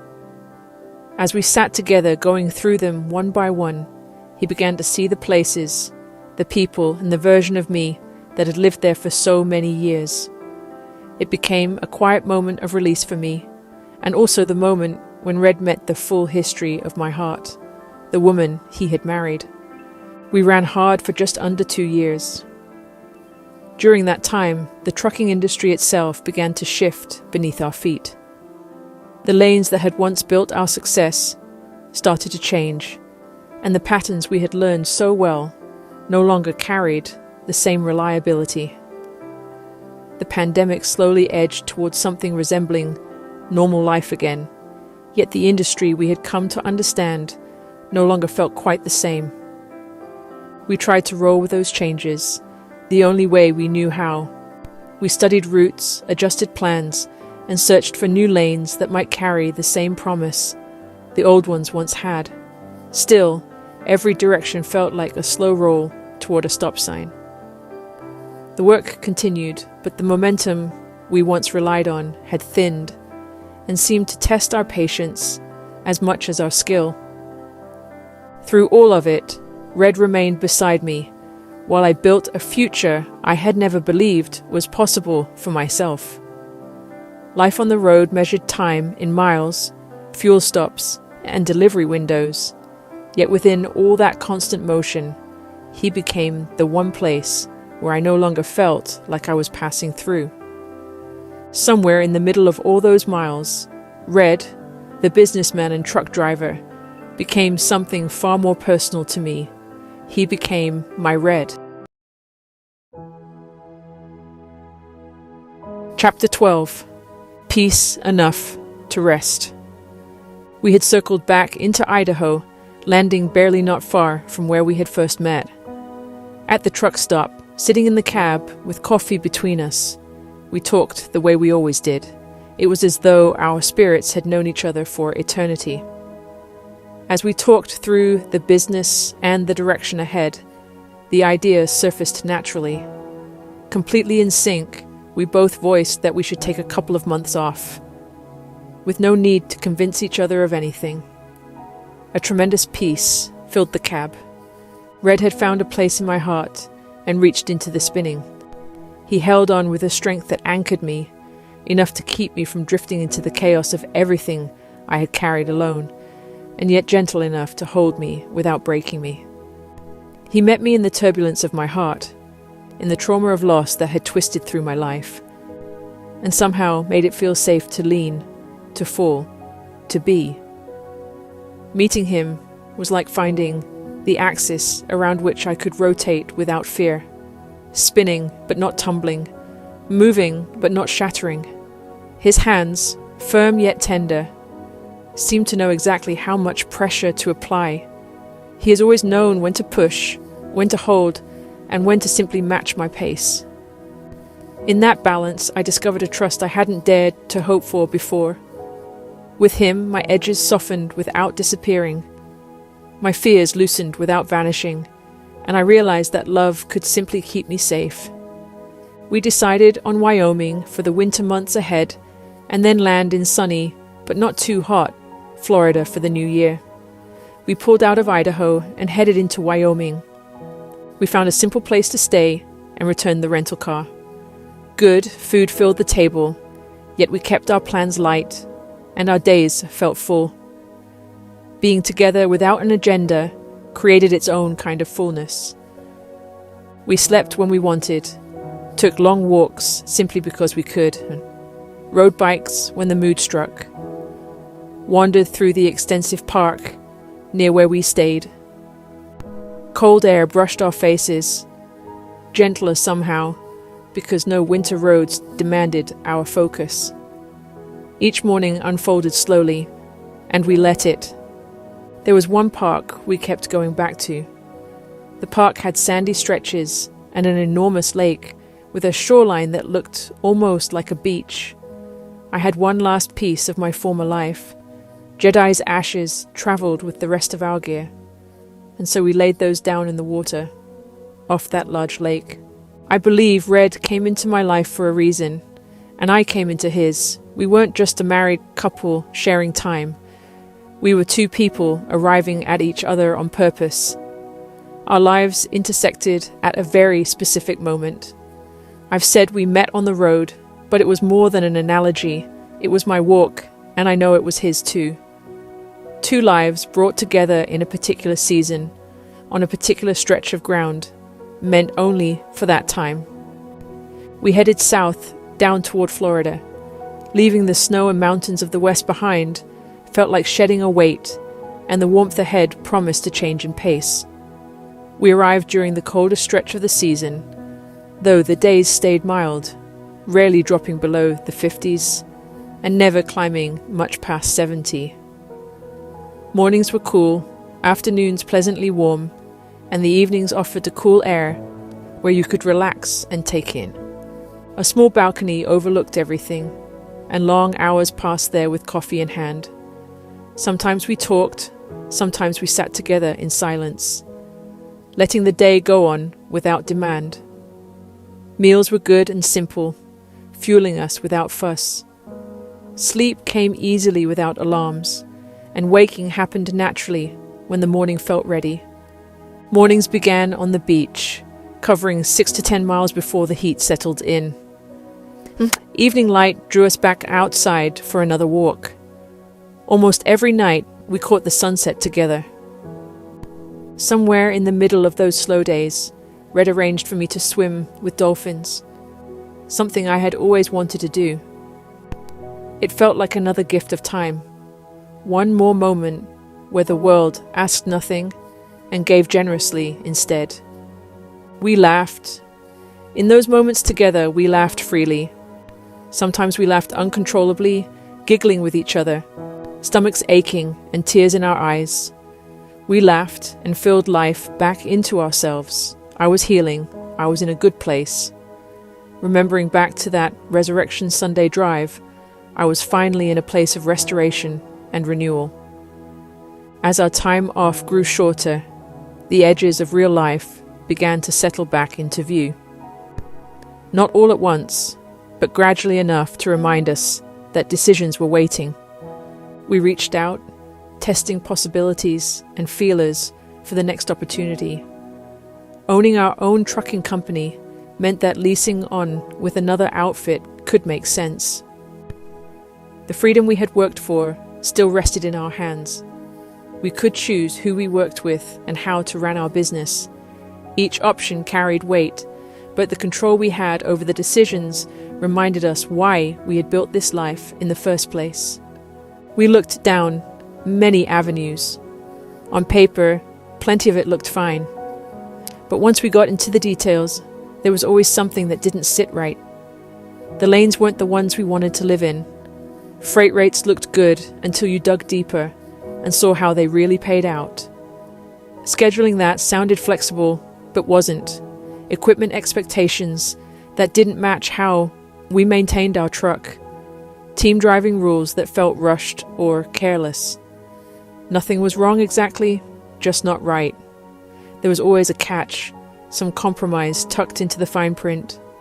Amidst the changing trucking climate, one company based in Illinois stood out from the rest. The freight opportunities were stronger, the structure of the operation cleaner, and the usual red flags were minimal. Still, neither of us felt completely at ease. Something lingered, a quiet uncertainty that neither of us could shake. We reminded ourselves that the freight market itself was still finding its footing after the pandemic, and that much of the unease probably came from the larger shifts in the industry rather than anything specific about the company. On top of everything else, Red wasn't feeling right. It started the last week or so while in Florida. One evening, a little chilly, he went swimming. The water was probably around 50 degrees, give or take, cold, but not unbearable. Not for him. Red had swum his whole life. In another chapter of life, he'd surfed the East Coast in winter, full wetsuit, hood on with icicles, out there when most people wouldn't even step onto the sand. That was my Red.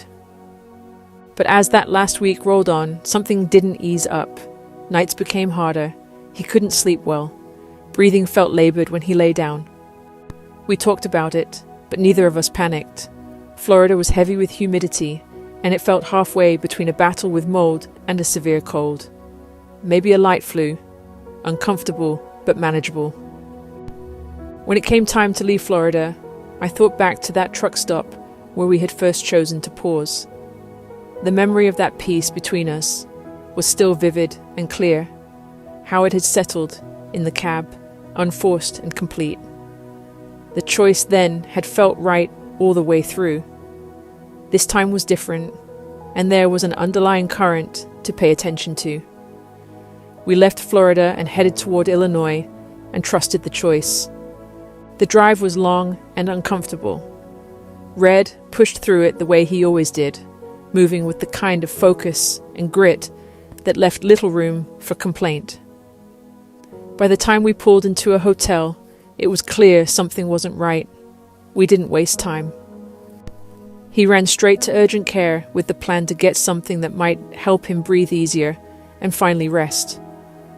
At the same time, he was trying to flip his body clock back from days to nights in preparation for driving the tractor trailer again, a schedule that left him running on near constant exhaustion. At urgent care, the staff ran their checks, observing the patterns in his heart and listening to his breathing. Then the tone shifted, sharp and unyielding. They told him that if they provided a sleeping pill, he might never wake up. His heart was out of rhythm, they said, erratic and failing. There were no soft edges, no easing into it.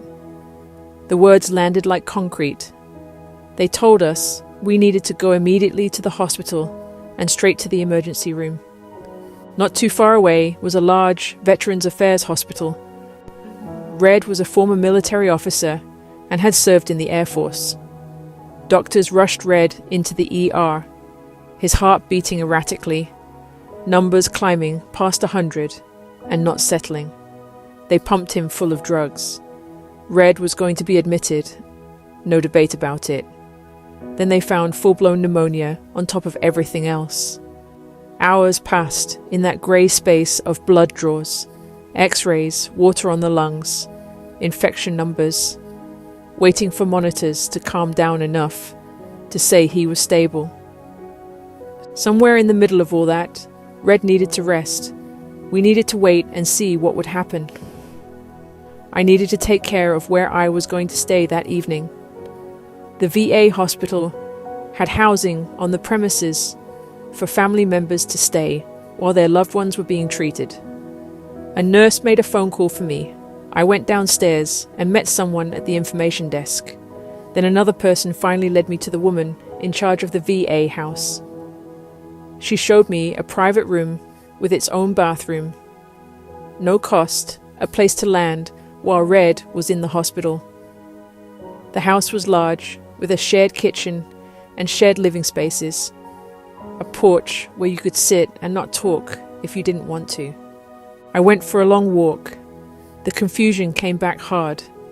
How could this be happening after such a good stretch? After laughter had finally found me again. We hadn't even been married 2 years. My body didn't wait for my thoughts to catch up. I knew this path and what it was to lose a husband. I knew how fast life could flip from ordinary to unbearable. And so my mind jumped there automatically, as if it had trained itself to do, already rehearsing the worst. But something was different this time. I noticed I wasn't collapsing inward the way I had before. Fear, or perhaps concern, was there. It was sharp and real, but it wasn't hollowing me out completely. I thought about the promise I'd made myself on the drive south, somewhere between Wyoming and Colorado, that one day I would laugh again. The laugh that bends you in half and proves you're still alive. And I realized I already had. Not despite this life, but within it, with this man, with my Red, my husband, and my home. The laughter didn't mean I was safe from loss. It meant I had learned how to live again anyway. That night did not break me open. Despair did not swallow me whole. Instead, I walked back to the house, sat in the quiet room, and grounded myself. That was the difference. Peace rose in the middle of the storm, a peace that made no sense, yet stood guard over my thoughts, and kept my heart from running ahead of me. I returned to the ER. They had transferred Red into a hospital room and admitted him for further observation. Staff released him about a week later. We stayed at the house for a couple of days afterward, catching our breath and making sure we lined up the follow-ups. They readmitted him 2 days after that. Most of the details blur together now, but he was back in for another week. When they released him the second time, it came with a stack of appointments, a long list of medication, and more questions than answers. None of it made sense. Just weeks earlier, Red and I had been walking strong 6 to 10 miles a day, and yet, looking back, I can see how providence carried us, how provision showed up step by step, even in the chaos. The VA house became our anchor. Everything we needed was right there while we visited in and out of hospitals, through tests and procedures, and shifting theories. Medications changed, and possibilities were ruled out. 3 months at the hospital, every day living in uncertainty. We never had to wonder where we would sleep or how we would manage. I'm still thankful for that system, for that care, for the miracle of having everything we needed when life was doing its best to undo us. Red was stable, worn out and worn down some, but stable. There were still more questions than answers, but this was the important part. It had been almost 3 months. At one appointment, Red asked the doctor to lay it out in plain terms. Surgery might help, it might not. Medication might work, it might fail. There were no guarantees either way. Red was thinking long term. From the beginning, he told me his job for me was to provide, protect, and prepare. So we decided not to wait for certainty, but to live our lives plainly. We purchased a house in Montana. Red wanted to make sure I had something solid under my feet again. He also wanted me to have a dog, a companion, and best friend. If we went back over the road trucking, I'd have a guard, my shadow, something loyal riding alongside me and with us as a pack. I have owned many dogs in my life, but I fell in love with the Asian Mastiff type mountain dogs, the dog that watches over his people with no need to prove anything. Big guardian dogs like that don't get up unless they absolutely have to. But when they do, you'd better not be in the way of them or their family. The Akita breed comes from the mountains of Asia, originally reared to hunt big game and bears. Nearly wiped out during World War II, the breed survived and carried a reputation for fearlessness and loyalty. They are courageous and dignified, with a presence that commands attention. Strong-willed, they are not a dog for just any owner. Highly intelligent and independent, an Akita does not so much belong to you as walk alongside you, sharing space, judgment, and quiet authority in equal measure. That character mirrored us in a surprising way.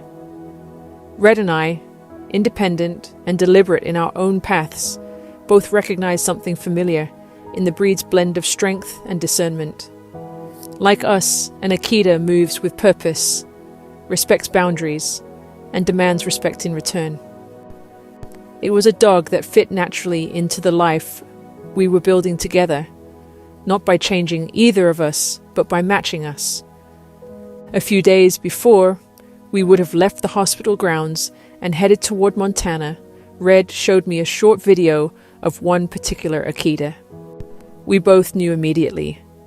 That was our guy. We reached out to his owners and learned that life had shifted suddenly for them.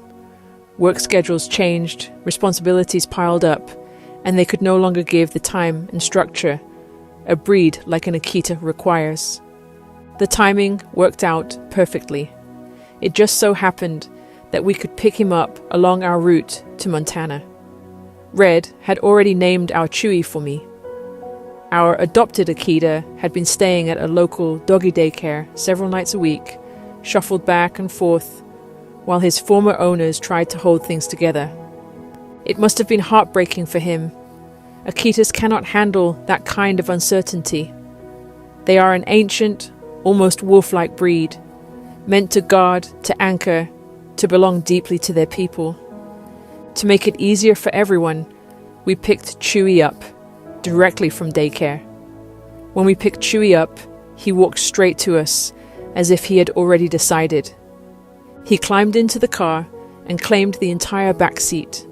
He was a 117-pound, big, gentle guy, head out the window, ears flapping wildly in the wind, completely unbothered, because we had another 1,000 miles ahead of us. He settled in fast, snoring between gas stops, happily sampling an impressive variety of truck stop snacks, and acting like he had always been part of our strange, mobile life. Chewy fitted right in with the truck driving lifestyle.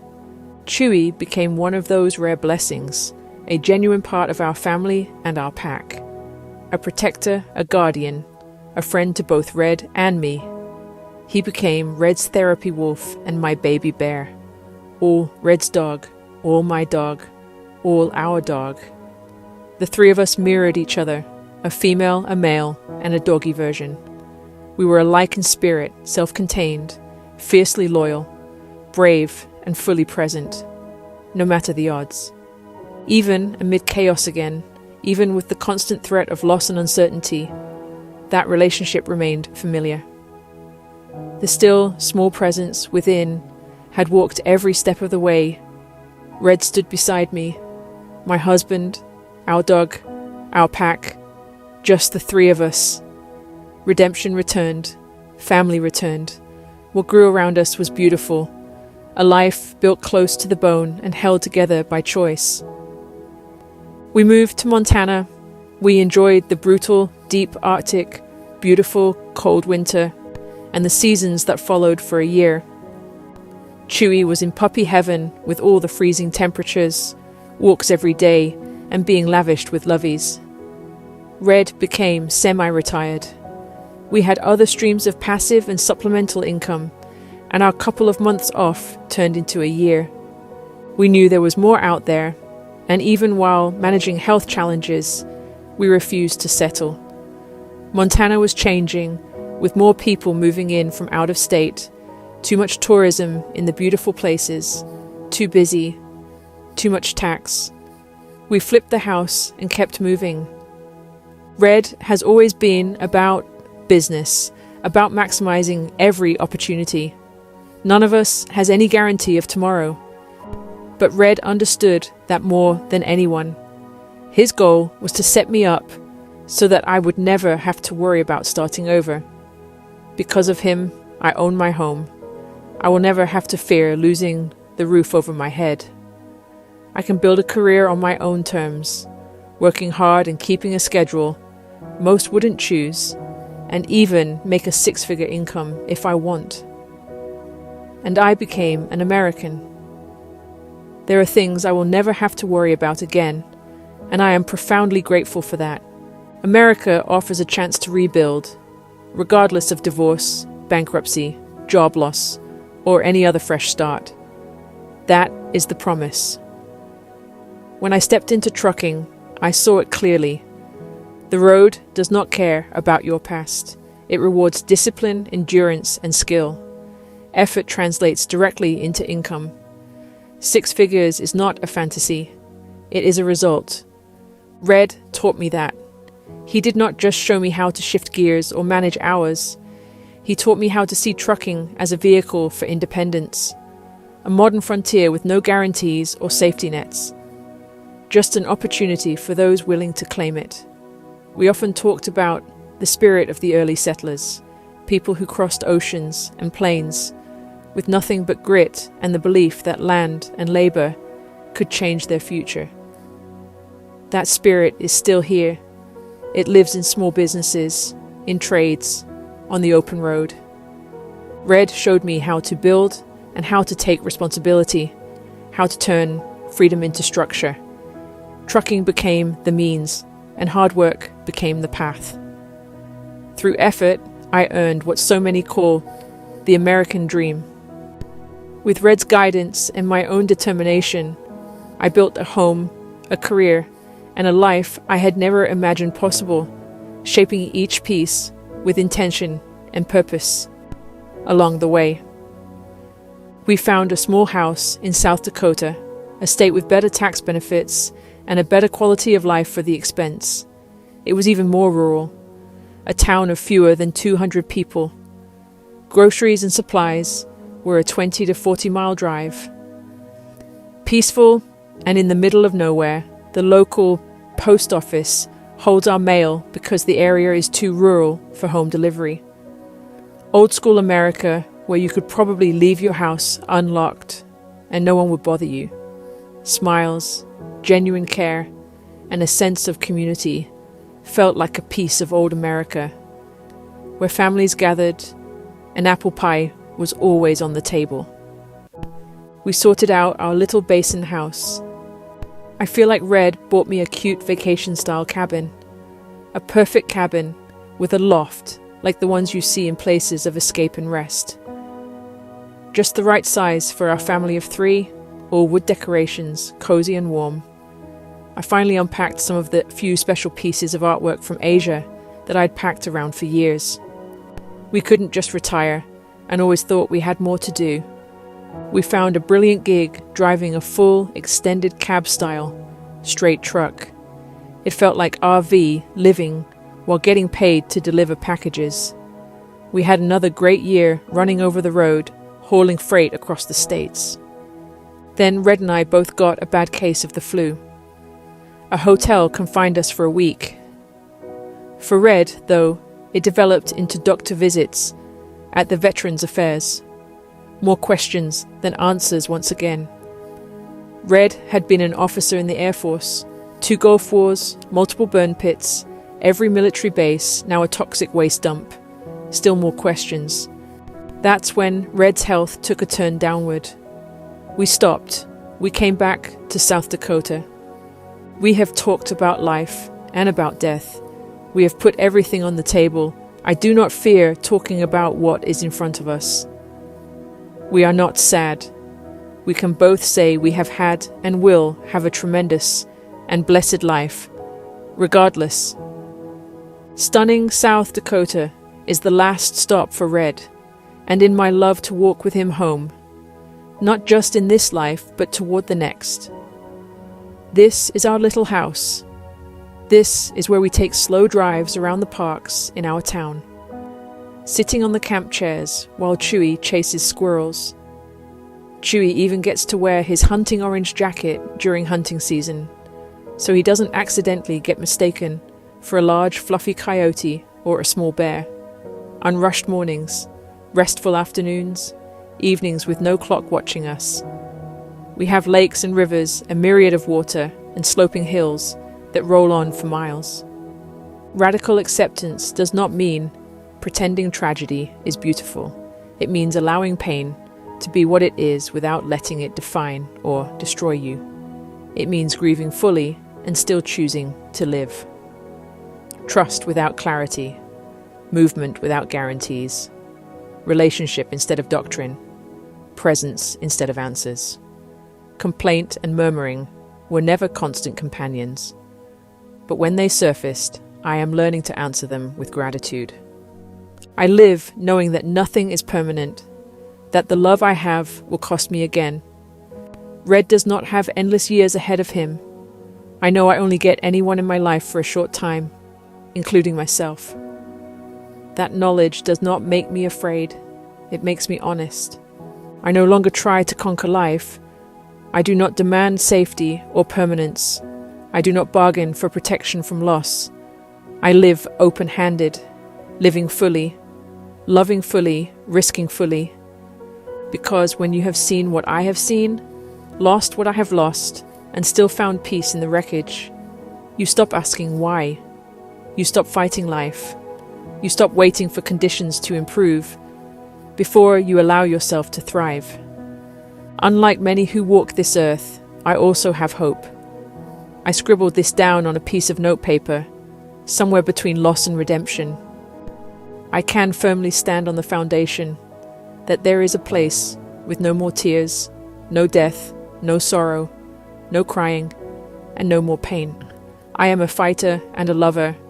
I will continue to thrive in life, full of adventure and love, until one day I am taken out of this world to join all those who have gone before me into the kingdom of heaven. Until then, I simply live, life wild, open,